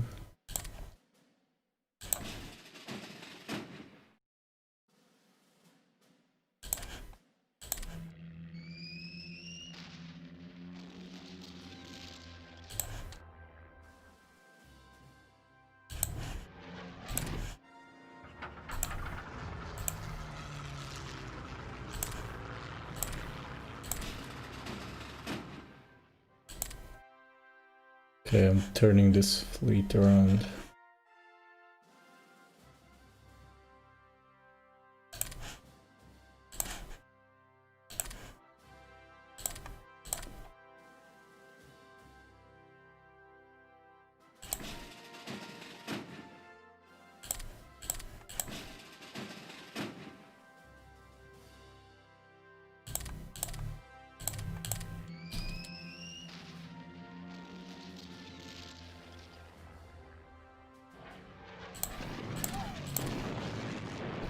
Okay, we find the British again. Luckily.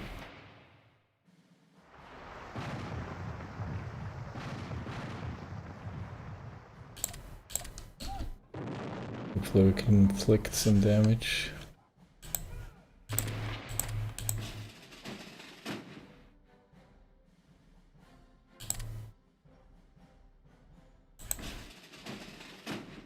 Nice.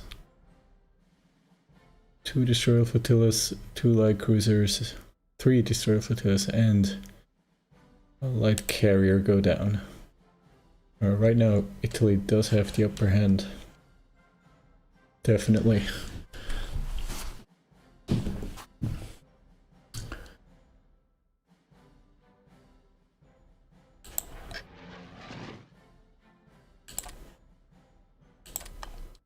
Okay, let's pull back our forces.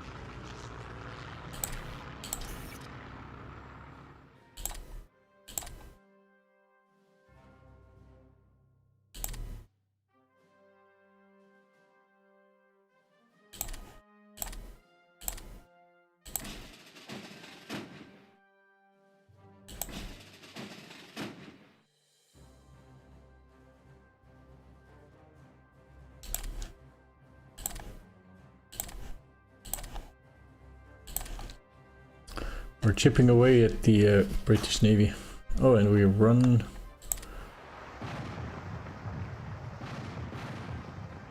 Wait, what is this? This is... Oh, this is the heavy cruiser task force out of Genoa. On its way back, it runs into 2 British heavy cruisers.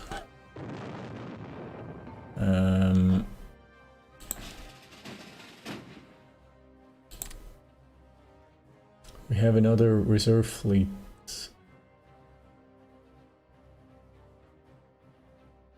La Spezia, why is this?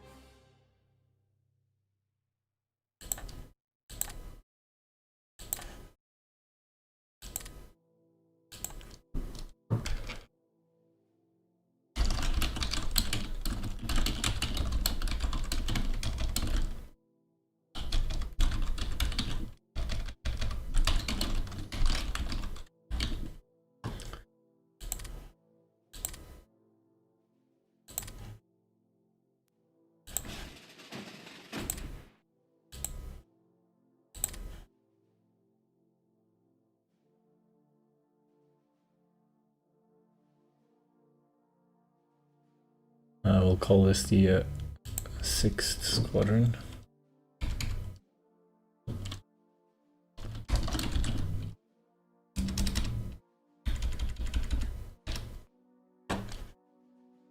And it is fully repaired, so it's able to move.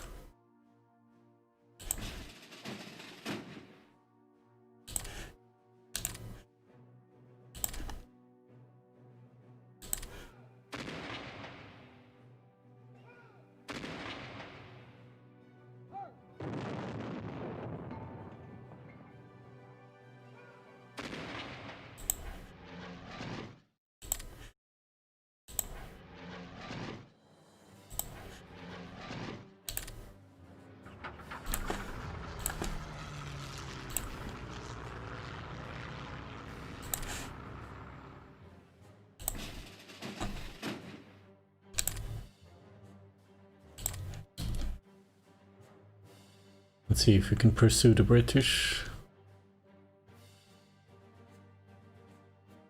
The United States decide to help the Chinese with pilots and fighters and logistics.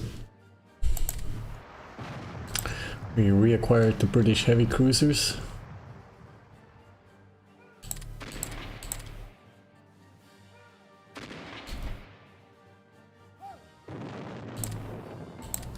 HMS London goes down.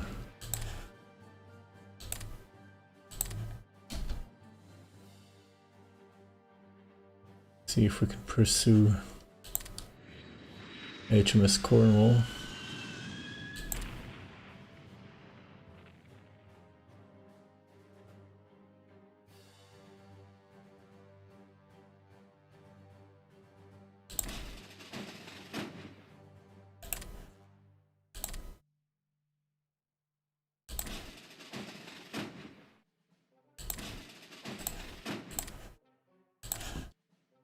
We'll detach the light cruiser and send it back.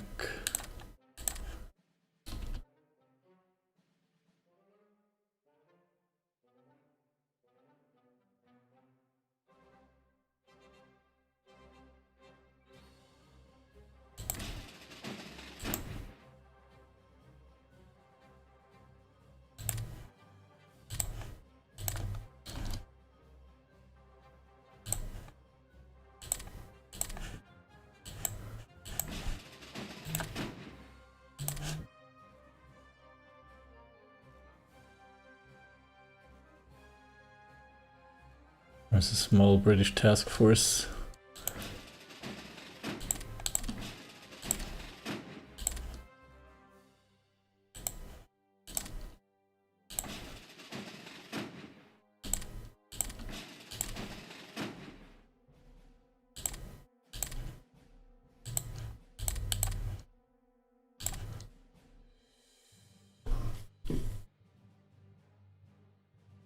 Let's see if we can intercept.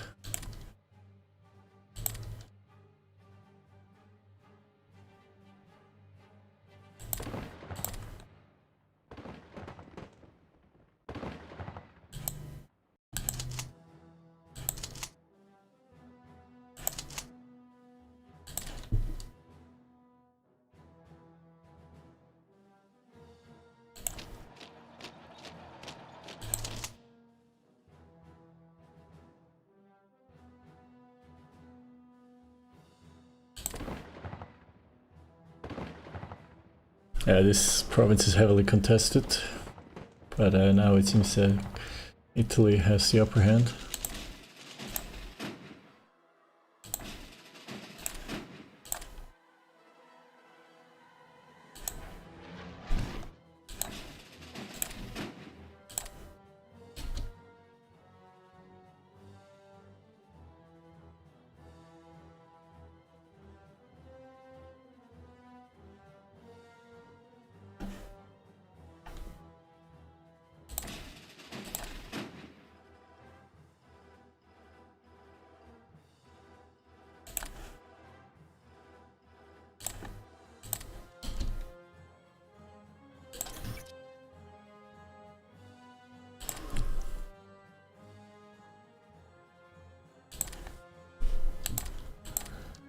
Buna fell to the Belgians. But the 26th Division should be driving them out immediately. Yes.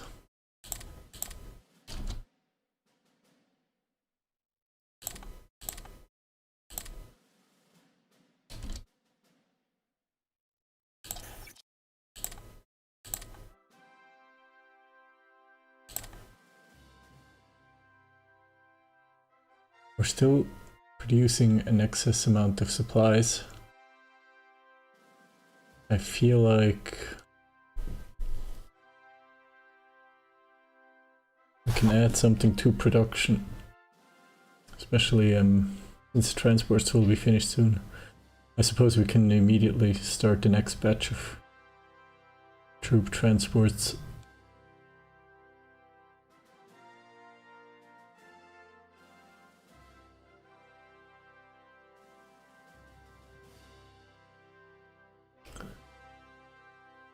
Eventually we'll need a squadron of carrier planes for a light carrier.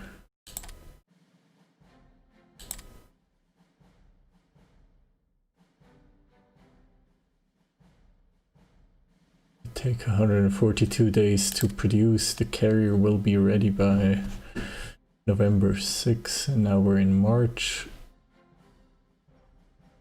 That's roughly 8 months.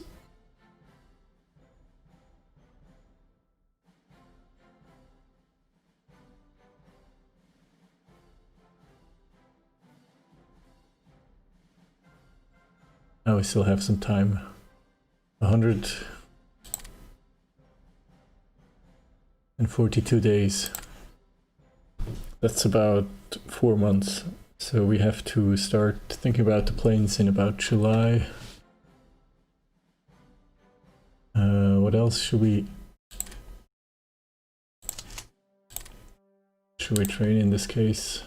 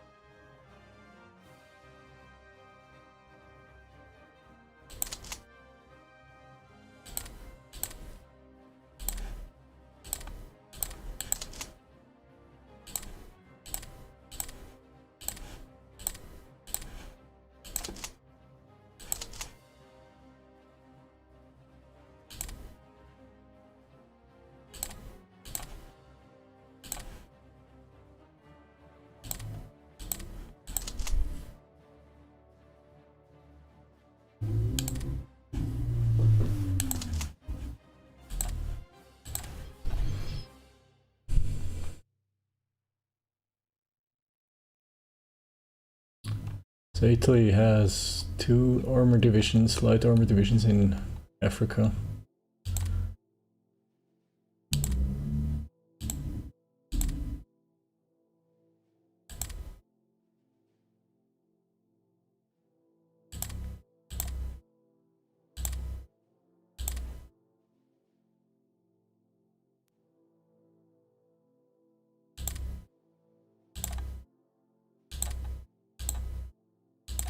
Some motorized and armor in northern Italy.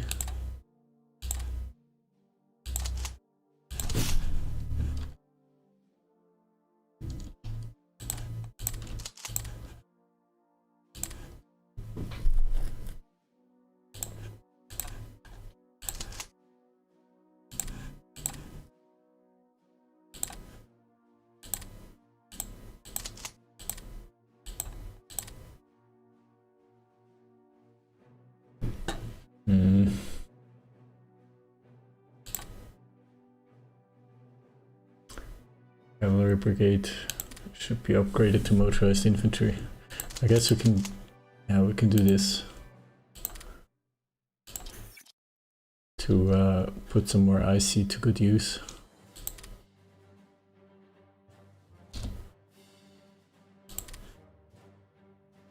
Veni Vidi Vici, exactly. Welcome to the stream, OCB84. Yeah, it's going pretty well for the moment, I have to say. We as we overran the British in North Africa, controlled the Suez Canal, and we intercepted HMS Nelson, accompanied by 15th destroyer flotilla in the Gulf of Tunis.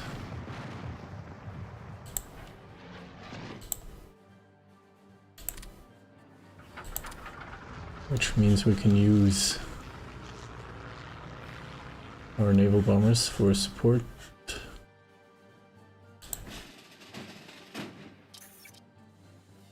HMS Nelson is sunk. That's the, seems to be the British pride of the fleet.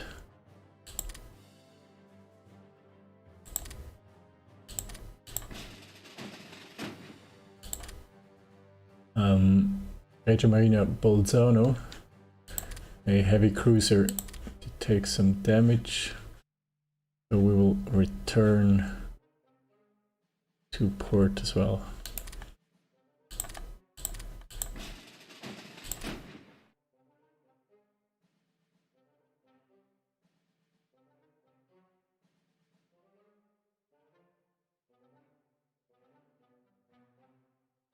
But I want to know who sank HMS Nelson. It was Conte di Cavour. That's a nice success for an older admiral with an older fleet, basically.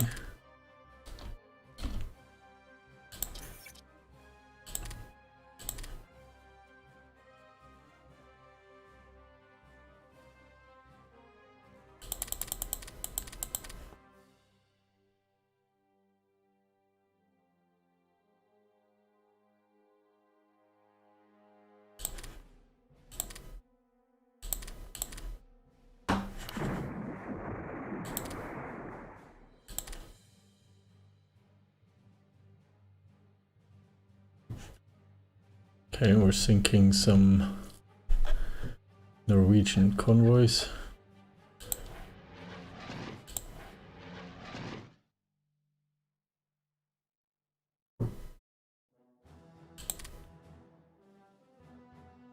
Yeah, we have sunk a crazy amount of British naval units so far.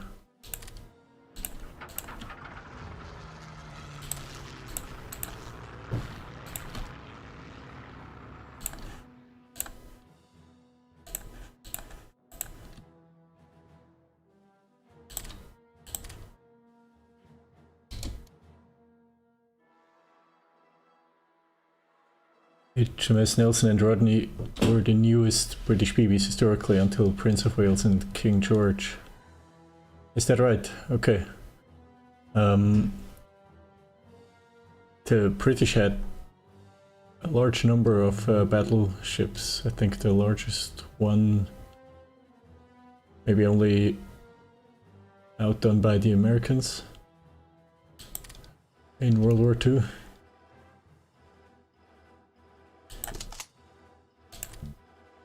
Okay, and this is the end of the journey for the Libyan division, as the infrastructure is too bad here. We move into Buna once more.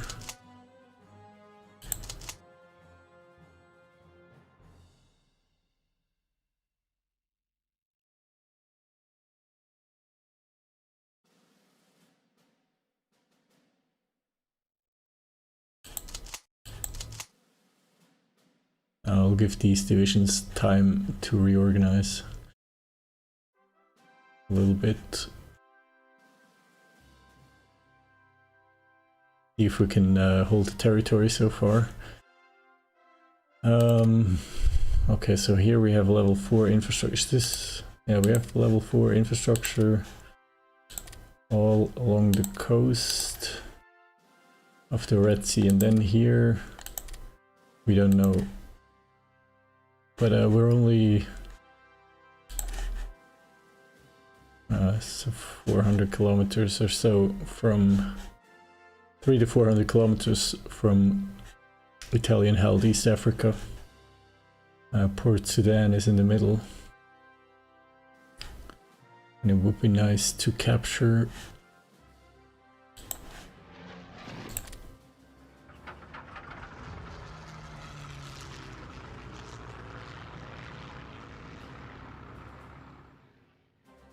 Capture this entire coastline.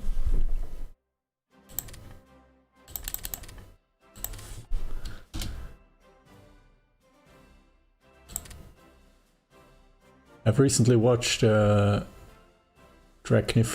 HMS Nelson video. I think it was put out last year already, but I watched it again and tried to remember what he said about the HMS Nelson. I think it was I think they sacrificed armor. It wasn't very strongly armored.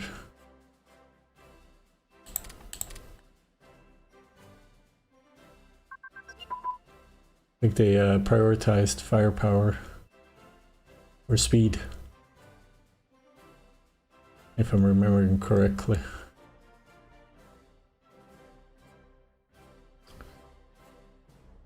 Yeah, I'm not sure the naval combat is. Sometimes I feel bad because the way the naval combat is going for Italy right now reminds me of a Japan campaign I did a while ago. And at the end of that campaign I looked at the statistics for Japan, and I might have the paper where I wrote those down. Yeah, it's actually here.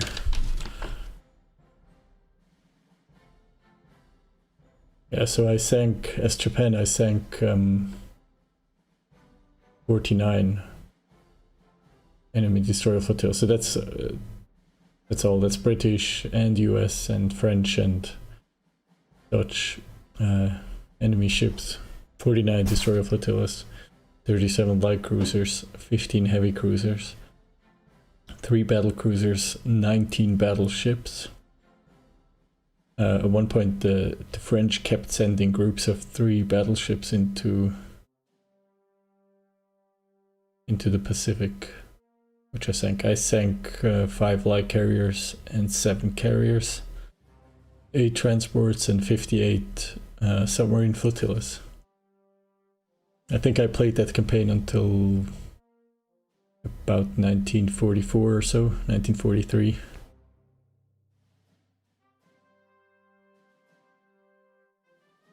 Draknifel is awesome. Have you seen the video about the Russian Far East Squadron?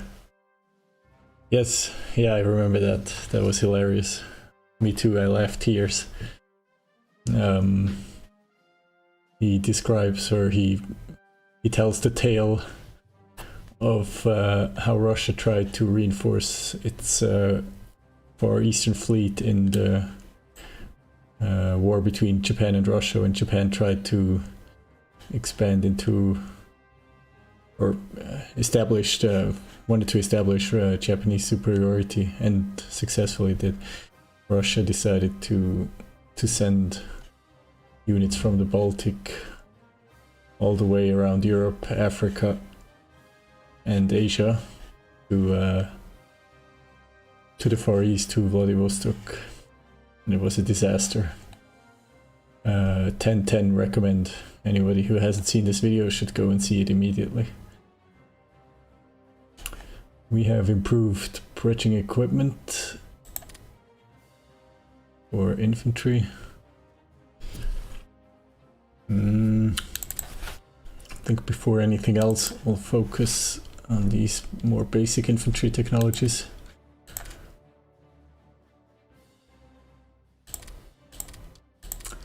Some adjustments to trade agreements being done.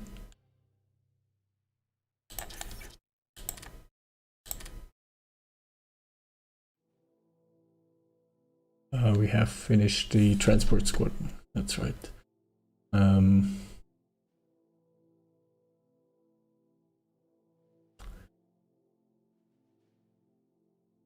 Before I do more transports, let's get some convoys in. Very easy to forget about those.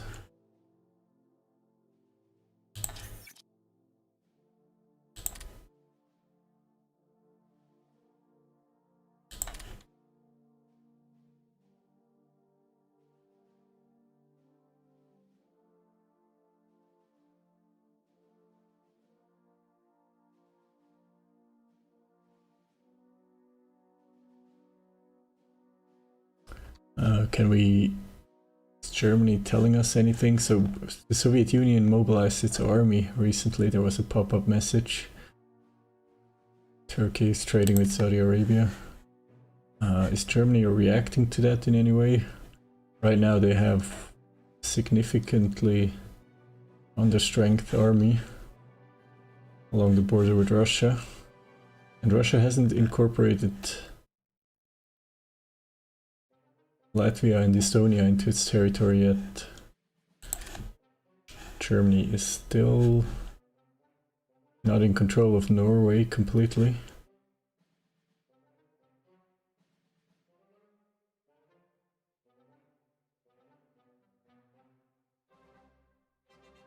We have spotted a convoy. I think the 8th group is the group patrolling off the coast of East Africa. A strong convoy, strongly defended convoy of the Aldabra Islands. Right. We were trying to basically intercept or impede Allied supply lines in East Africa. We're doing this with one small submarine squadron.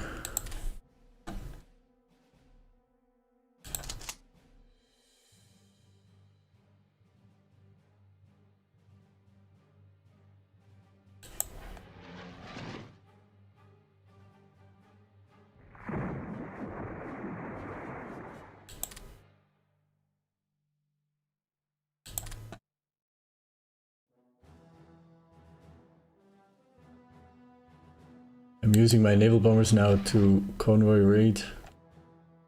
I guess the idea is to cut off Malta, weaken this island's defenses.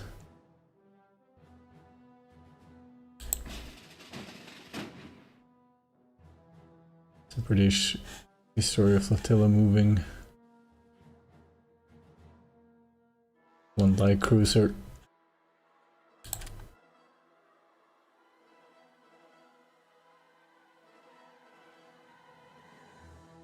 Yeah, I think the next step will be to prepare for an attack on Malta. There is nothing in Port Sudan. There's some event taking care of some Japanese problems.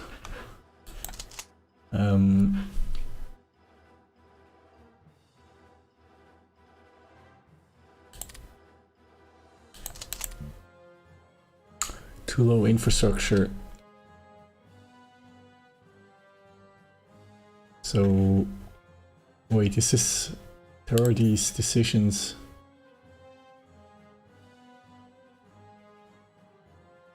And we can put an ultimatum to Greece.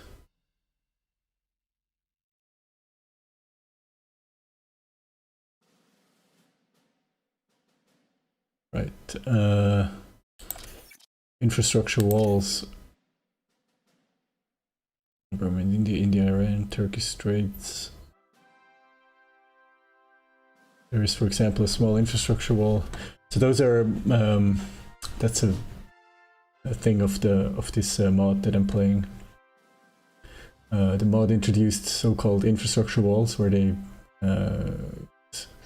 explicitly lowered the infrastructure in certain provinces to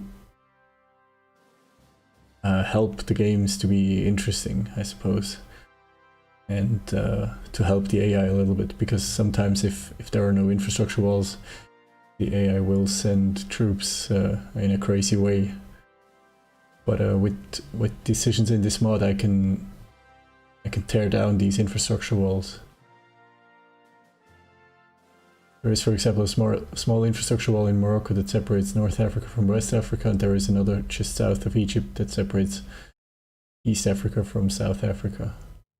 Should you wish to do some infrastructure walls, some infrastructure walls can be switched on and off within the game using the options here. But I don't think I can. Yeah, I can't take care of this infrastructure wall. That's one that existed historically and made it impossible for armies to move along the coast here directly. I don't know if this province is more... wait. I should have done my research. I should have done my intelligence gathering, because here the infrastructure is higher, and here as well. So here I can move. I could risk not occupying this port and just have some militia move north. Yeah, I suppose I can do that, given how much we weakened the British Navy. And even if they decided to attack anyway, I wouldn't be able to defend us more just with one militia division. So I might as well pull it off to secure Port Sudan from the south. And I think then by influence I'll capture this province, and then I can actually get rid of this infrastructure wall by building it up.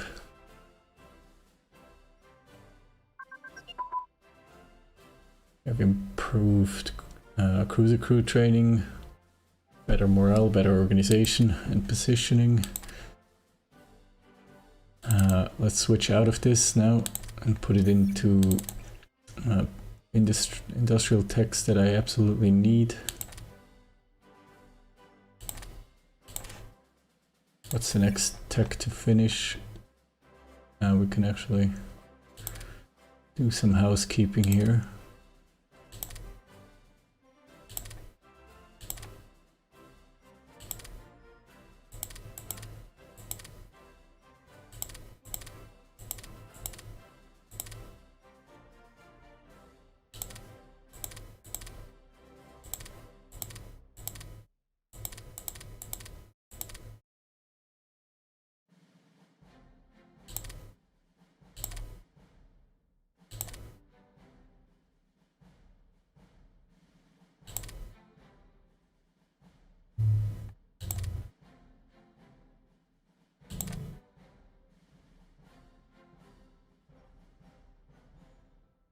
Okay, better battleship task forces, that's good.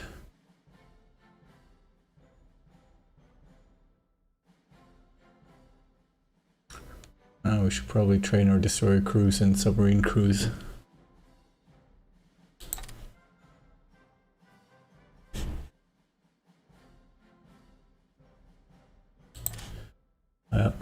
also trying to find out what Germany has in mind. I think they're not going to do anything before they have secured Norway. For some reason they are struggling to do that.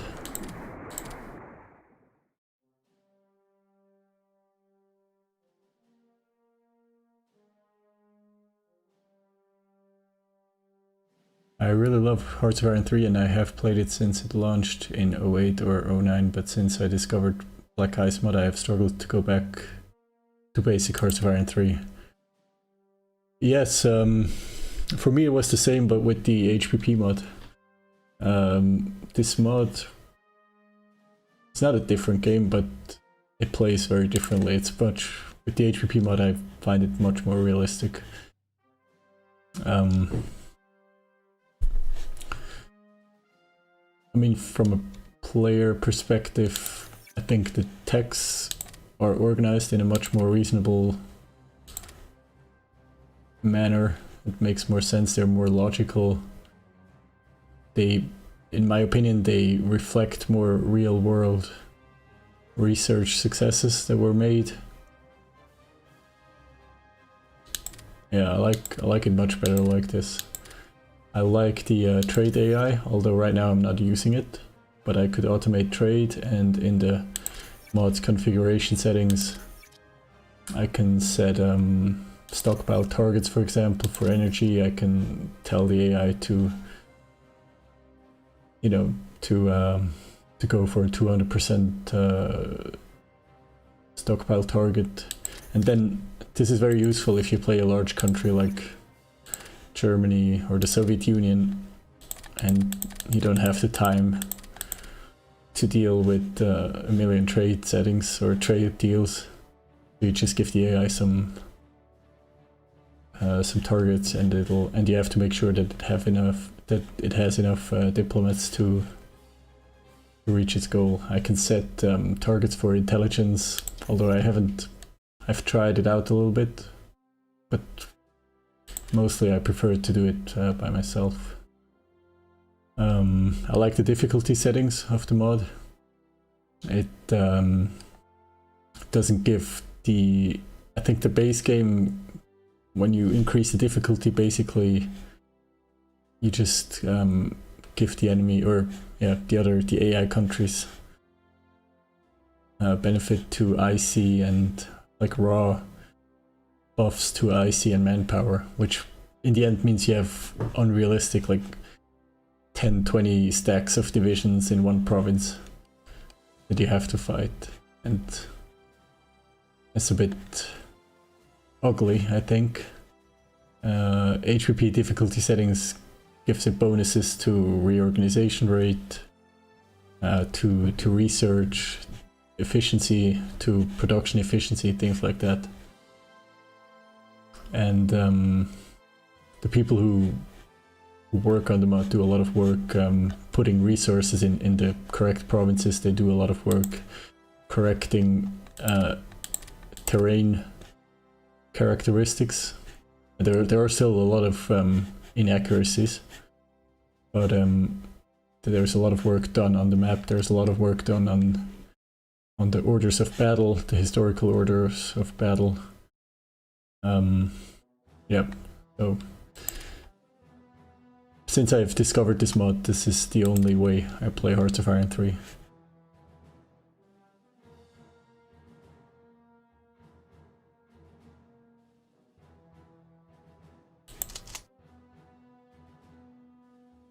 Alright, in Ethiopia right now we're not planning to go on an offensive, but we are setting up our troops.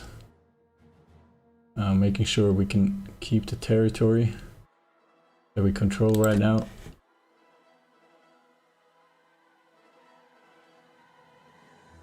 Yeah, we keep spotting this strongly defended convoy here.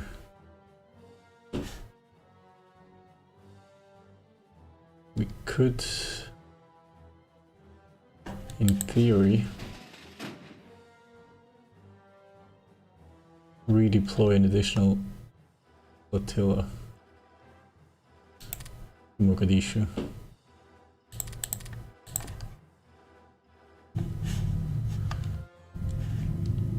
As far as I can tell, in the Eastern Mediterranean there's not too much going on. The British might actually have pulled out of Crete completely. We could check this.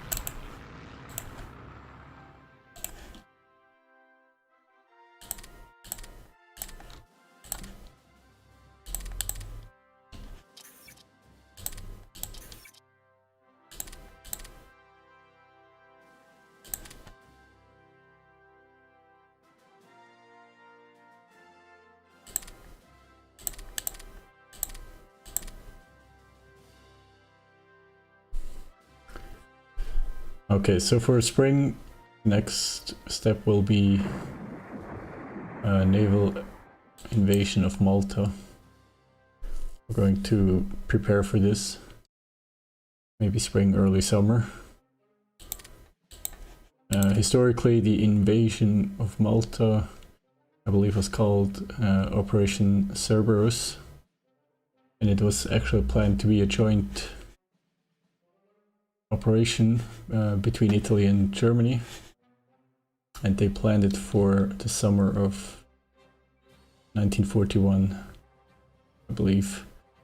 And summer, of course, because of the calm seas, which were needed for to ferry the troops in and to do the actual landings. There was an aerial landing with paratroopers planned and some naval landings further east here. And then they wanted to secure a smaller port first, and then the big port in Valletta. But eventually it didn't happen because, not least of all because of Crete, although it was a successful German airborne invasion of Crete. The losses were so high that even Adolf Hitler personally refused, or for a long time was reluctant to use the paratroopers. I think, if I'm not mistaken, the only time after that the German paratroopers were used in an airdrop was at the very end of the war in the Ardennes in the winter of 1944.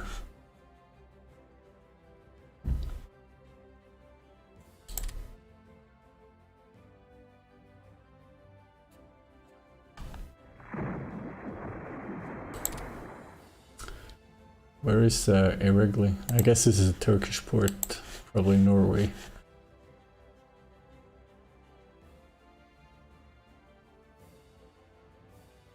Norway shipping in some Turkish products.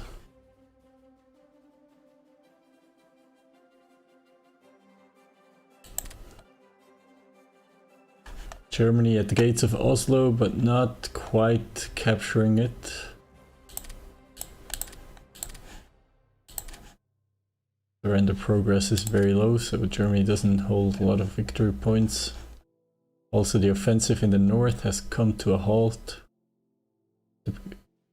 in March. I have no idea what's going on, why this is taking so long. Maybe it was this infantry division worrying Germany.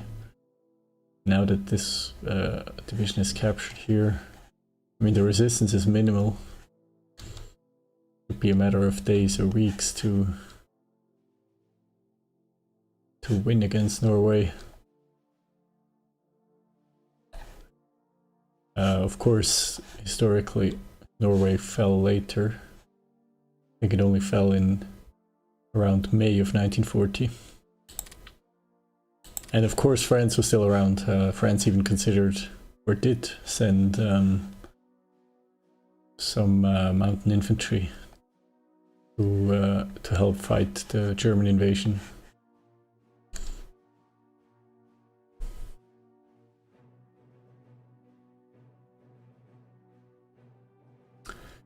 Yeah, exactly. Student commander, or the general of the paratroopers, was confident that it could be done, but the casualties in Crete made this a very hard call for the rest of the German leadership.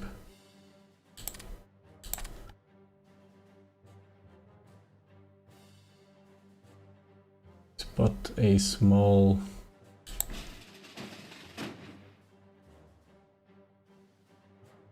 British force.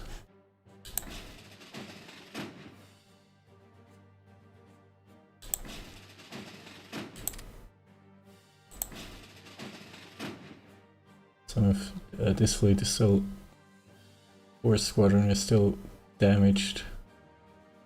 Pull it back to Toronto.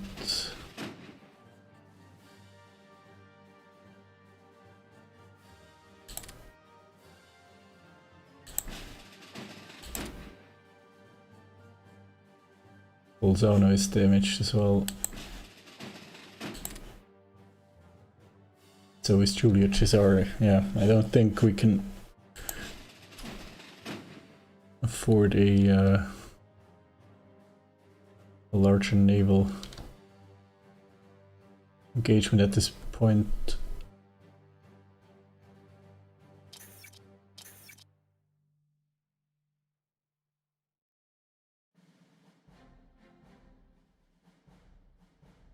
We don't care too much about Peru, but money we could use, so let's seize that cargo.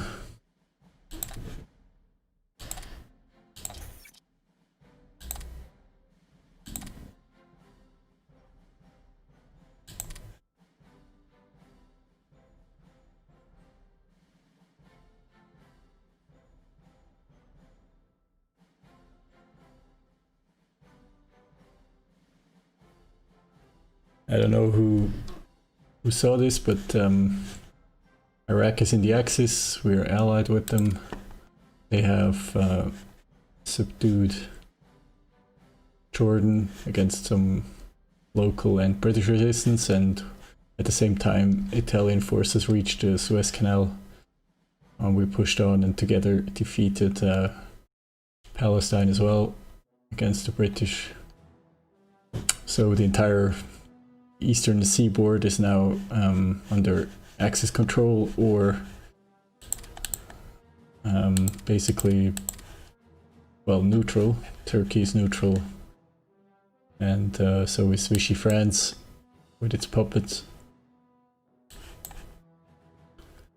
We wanted to do some bomb runs on Cyprus. I kept calling it Crete. It's actually Cyprus that I was talking about, to see what the British, if anything, have left there. But of course Crete is a problem in the longer run, but I think we'll prioritize Malta. But eventually we might eye down Greece. It would be nice to know what's going on with Yugoslavia first. If Germany invites them into the Axis or they attack. There haven't been any countries accepted into the Axis in a longer time.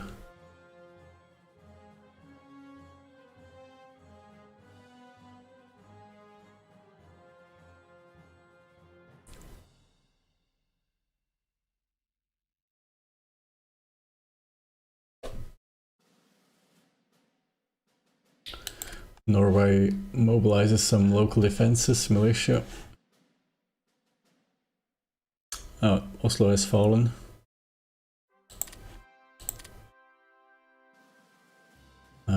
What's there remaining?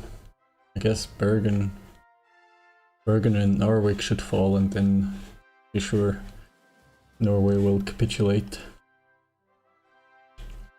I think we'll wait for Norway to fall before we move on to Malta.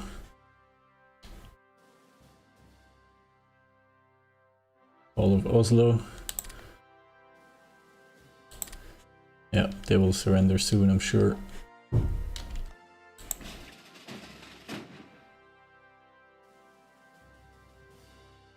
Why do we have... Don't we have a better commander here? Maybe we should actually find a better commander.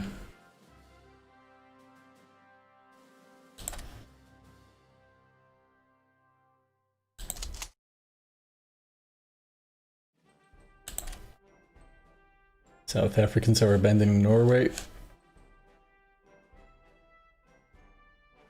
Maybe they want to save their convoys.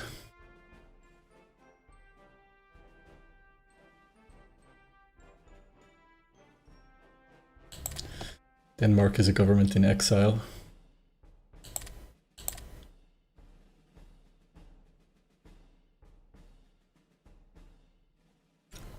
It's not looking like Japan is making a whole lot of progress in China. Apparently Chinese resistance stiffening. But they do have a lot of divisions in all these provinces. And Japan keeps a lot of divisions in the back, cycling them in and out of the front line.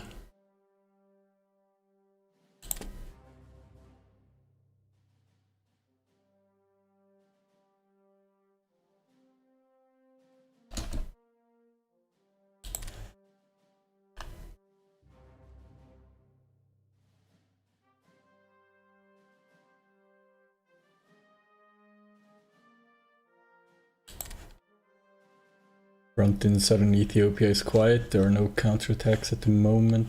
Well, the allies are pushing back Ethiopians, who again captured Lodwar. At the beginning of the year, this province was already under Ethiopian control and then they lost it. Apparently they took it back in recent days, now they're pulling back out again.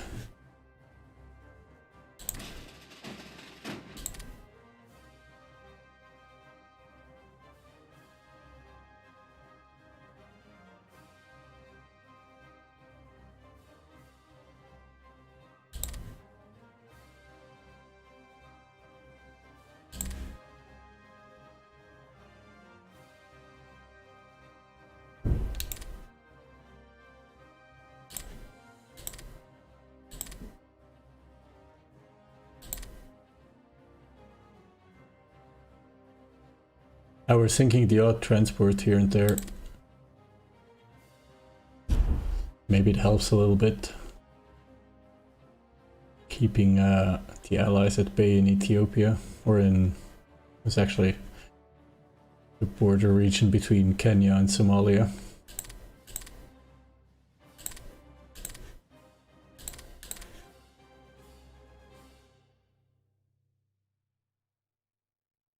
Is Mombasa, is that a Kenyan port? Yeah, Nairobi is the Kenyan capital, so presumably Mombasa is a Kenyan port. And then the modern day, there's another state, is it Tanzania here? Or Mozambique? Mozambique might be further south.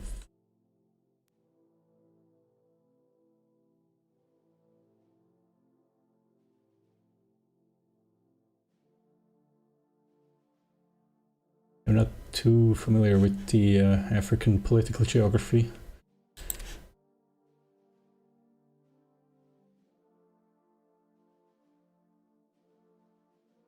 There's South Africa, there's Zimbabwe here. Namibia is on the west coast. I think Mozambique is in this area. And then there is Tanzania somewhere. This is the Congo. There are some smaller countries here, Burundi.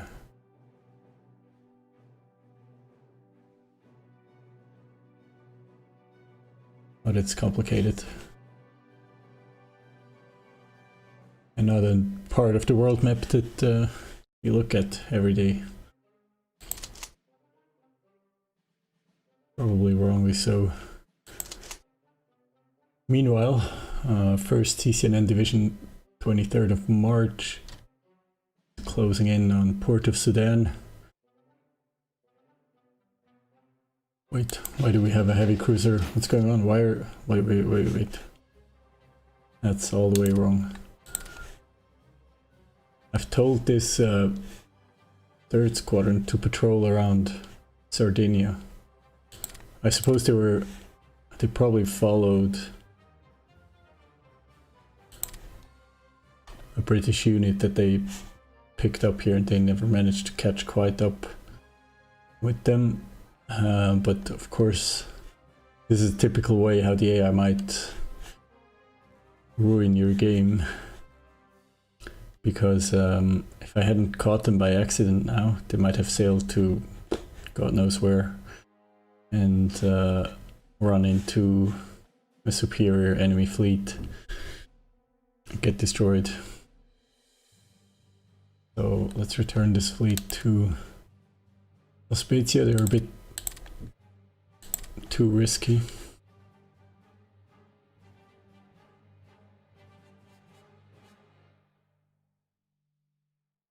Just having them sail around.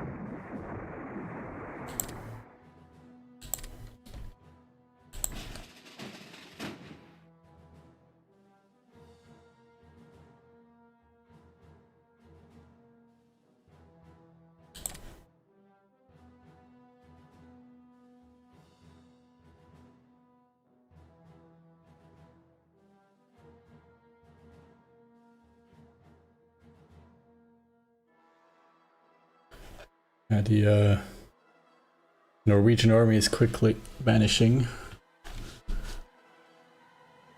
The offensive in the north has picked up again.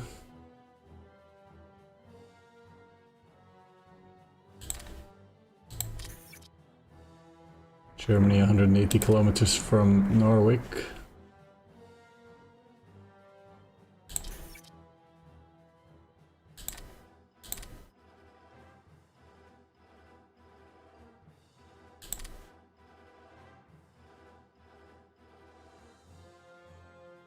Still only a thinly defended border with the Soviet Union.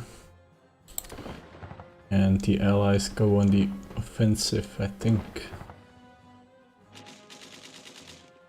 Yep, they're attacking Buna.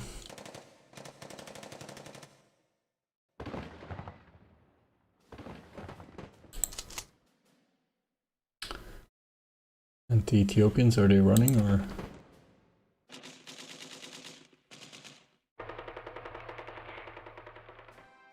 Mainly South African infantry.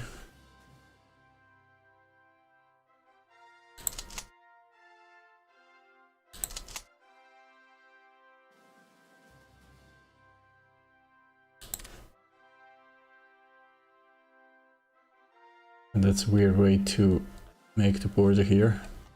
So the Allies can support from Chisimayo northwest, attack on Buna, but I can't counterattack, I believe, into Warrior. Yep. Now listed in the list of neighboring provinces here. That's something I don't like sometimes about the Hearts of Iron 3 map. Because it makes no sense that you could, you know, support an attack into a province here, but you couldn't support the defense with a counterattack. We do have some reserve units here.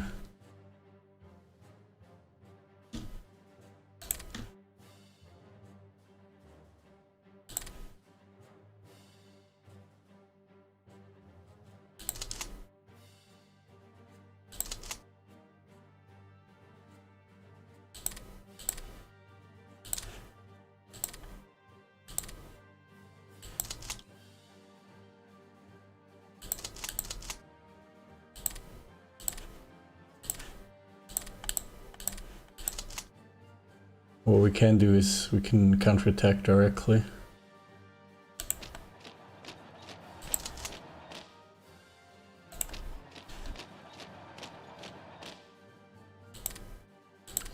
And this way strengthen the defense of Buna.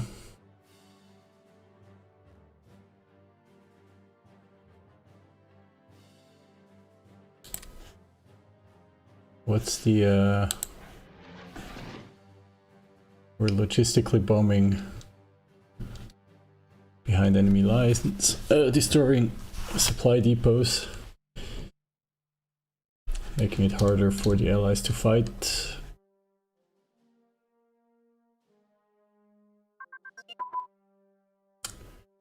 Task Force Doctrine improved.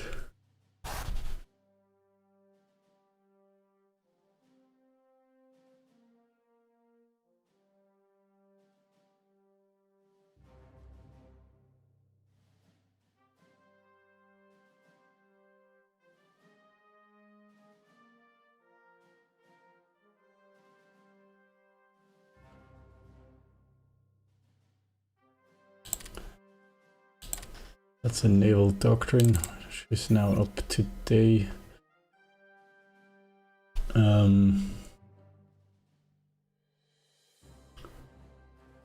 Would be nice to pick up better anti-submarine warfare tactics.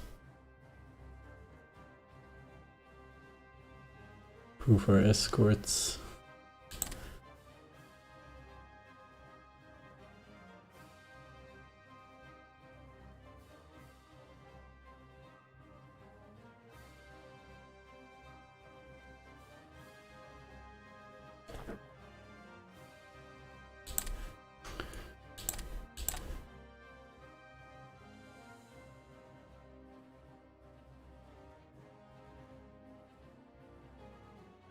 But we have other priorities as well.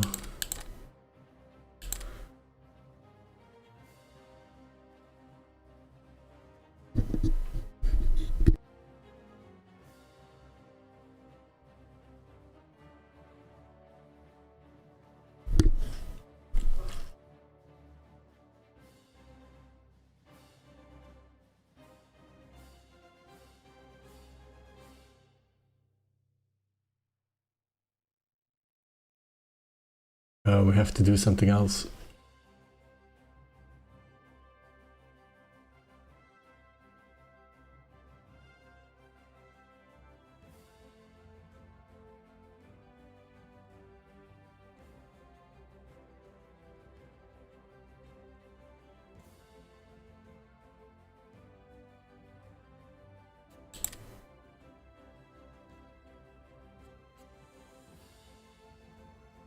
Supplies production would help because we would free IC from supplies production. It's fairly quick to pick up. September 10th. Yeah, I'll do this.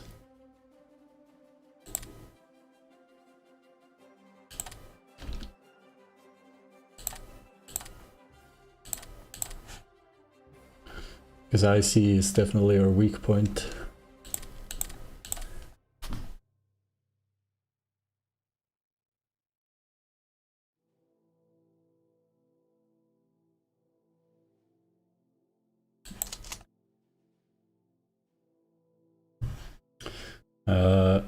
Khartoum, today's capital of Sudan, undefended as well, as I can see from my air raids.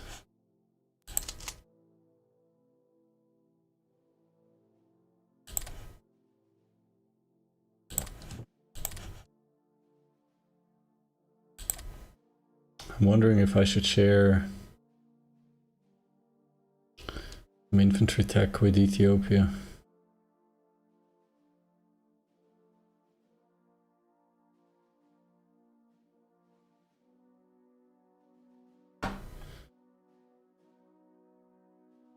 It costs something.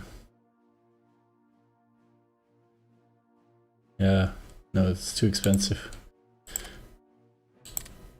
Yeah, Blood War falls again to the allies, to some Belgian militia.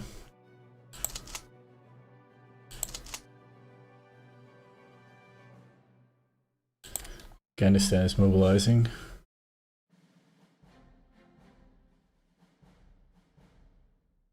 How are things in the Middle East? Can we get Saudi Arabia into the Axis? They're drifting towards the Comintern. What if we influence them?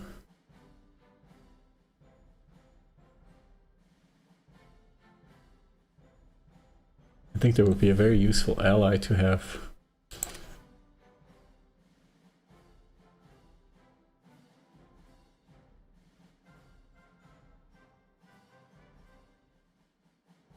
That would mean we could eventually, with their help, kick the British out of the Arabian Peninsula. This would make Iraq more secure.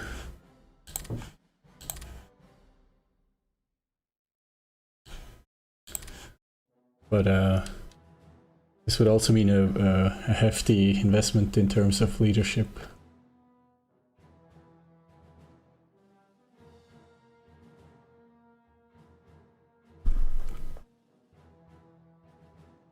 Meanwhile, I'm going to assemble a potential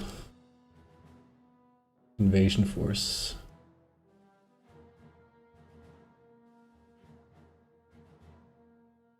And I'm mainly looking at these Marines. A major worker strike started in one of our nation's most important harbors. The unions demand better safety regulations and higher wages. We can have a deal, we'll lose some money and some naval base efficiency and one in descent. Or we can put them down.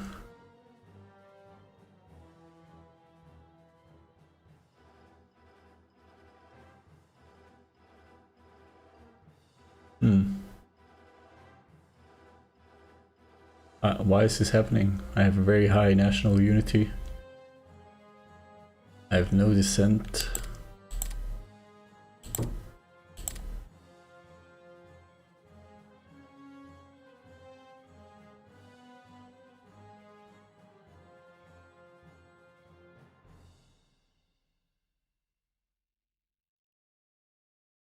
I mean, with the money I can deal, I can find a way to make money.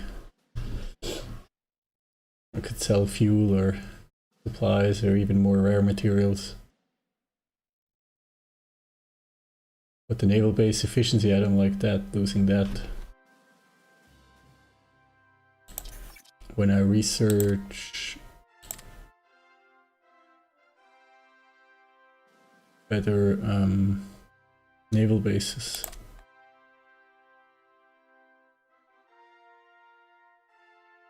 I suppose. Okay, so if I research next level, instead of plus 22.5%, I'll only have plus 20%. If I put them down,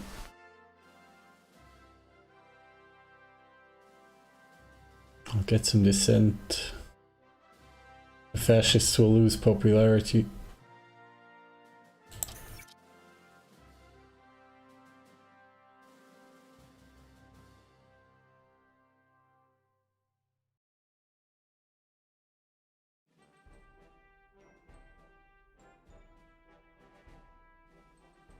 That's not good. We have to be careful. They're already not as popular.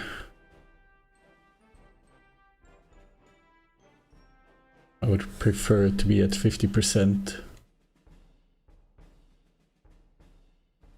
It looks like the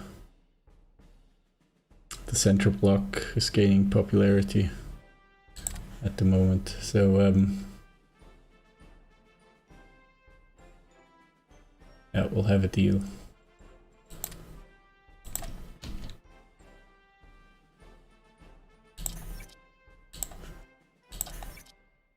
Let's see if I can make some sales to anyone, really.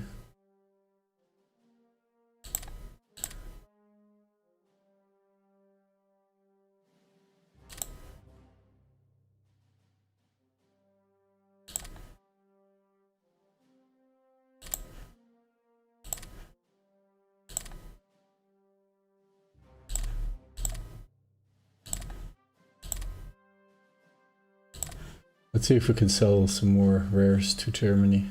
I think this helps everyone. Although I don't even know how, I have no idea how, if they actually need any. And we have Norway surrenders and we have no spies in Germany, so I don't have this information. But we can just try to make some money.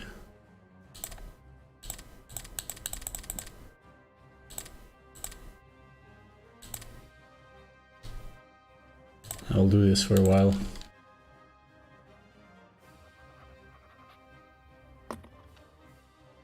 We send 10 units of rares. It'll still not correct our deficit, but Norway surrenders, that's good news. That means we can go ahead with the planning of the invasion of Malta.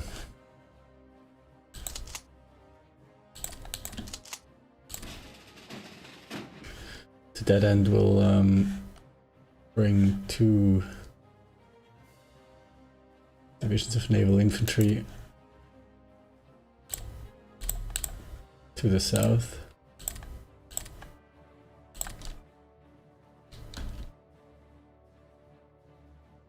Later on, probably mountain infantry as well.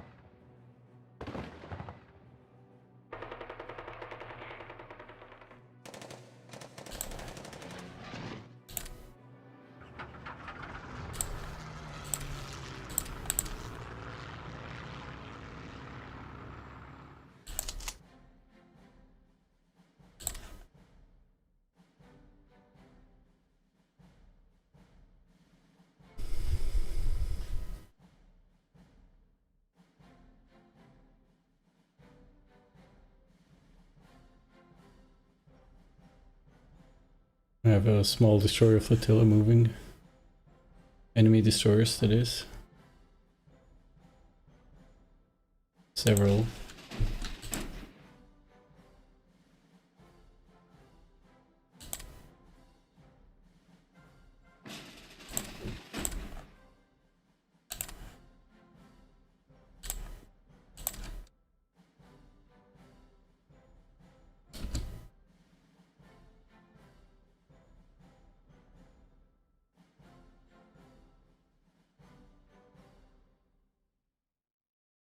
Okay, I'm curious as to what Germany is planning to do. They're probably going to occupy all the ports, distribute some forces around captured Norway, and hopefully they'll ship back their strongest units like armor, paratroopers and marine infantry.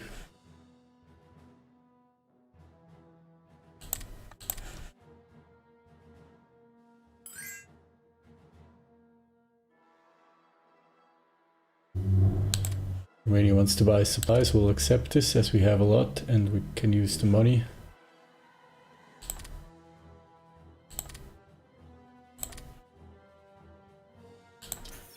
We could actually try to sell more supplies to other European countries.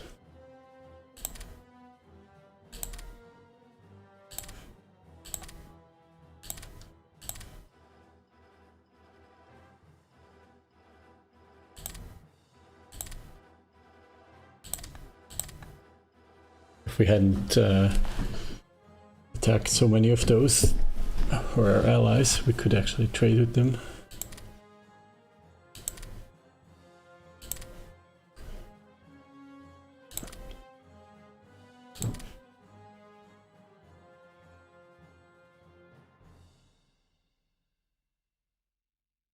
Okay, Buna is successfully defended.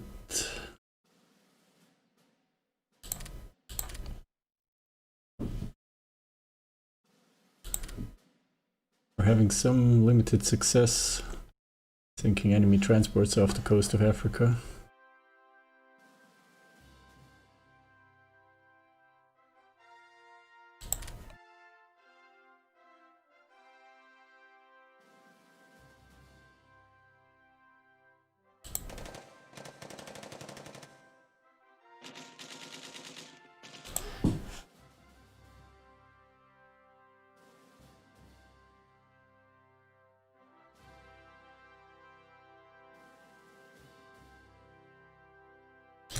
Germany starts influencing Romania.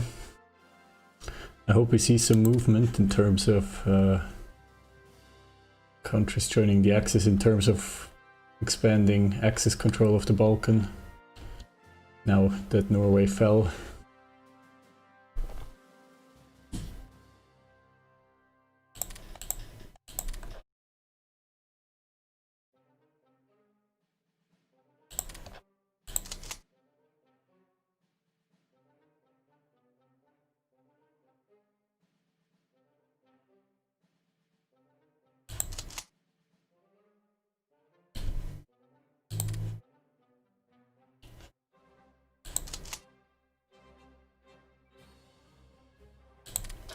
There's a German transport flying over Port of Sudan. I don't know if they're trying to capture Port of Sudan or if they're just redeploying these transports somewhere.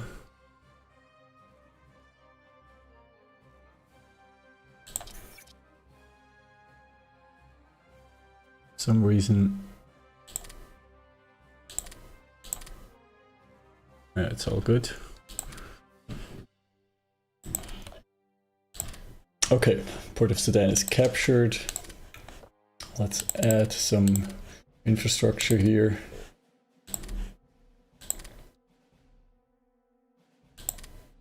This way we have a nice, actually here as well. This way we have a nice connection along the Red Sea.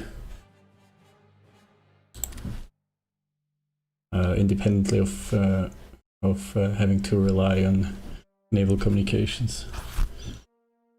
Okay, I think this is a good time to take a break because I'm going to need to eat something. How long is my stream? 5 hours. I think that's long enough for one chunk. I'll be back with more Hearts of Iron 3 and HPP. Not tonight. I think I don't have time because I have to pack as I'm going to be away again. But next weekend for sure I'll be back, either Friday night or Saturday afternoon. You can expect another stream. I want to thank everybody who stopped by. I also want to thank everybody who watches my videos on YouTube, the people who leave comments and encourage me to come back with more streams. Your interactions are always much appreciated. Thanks everyone. I'll see you soon. Take care.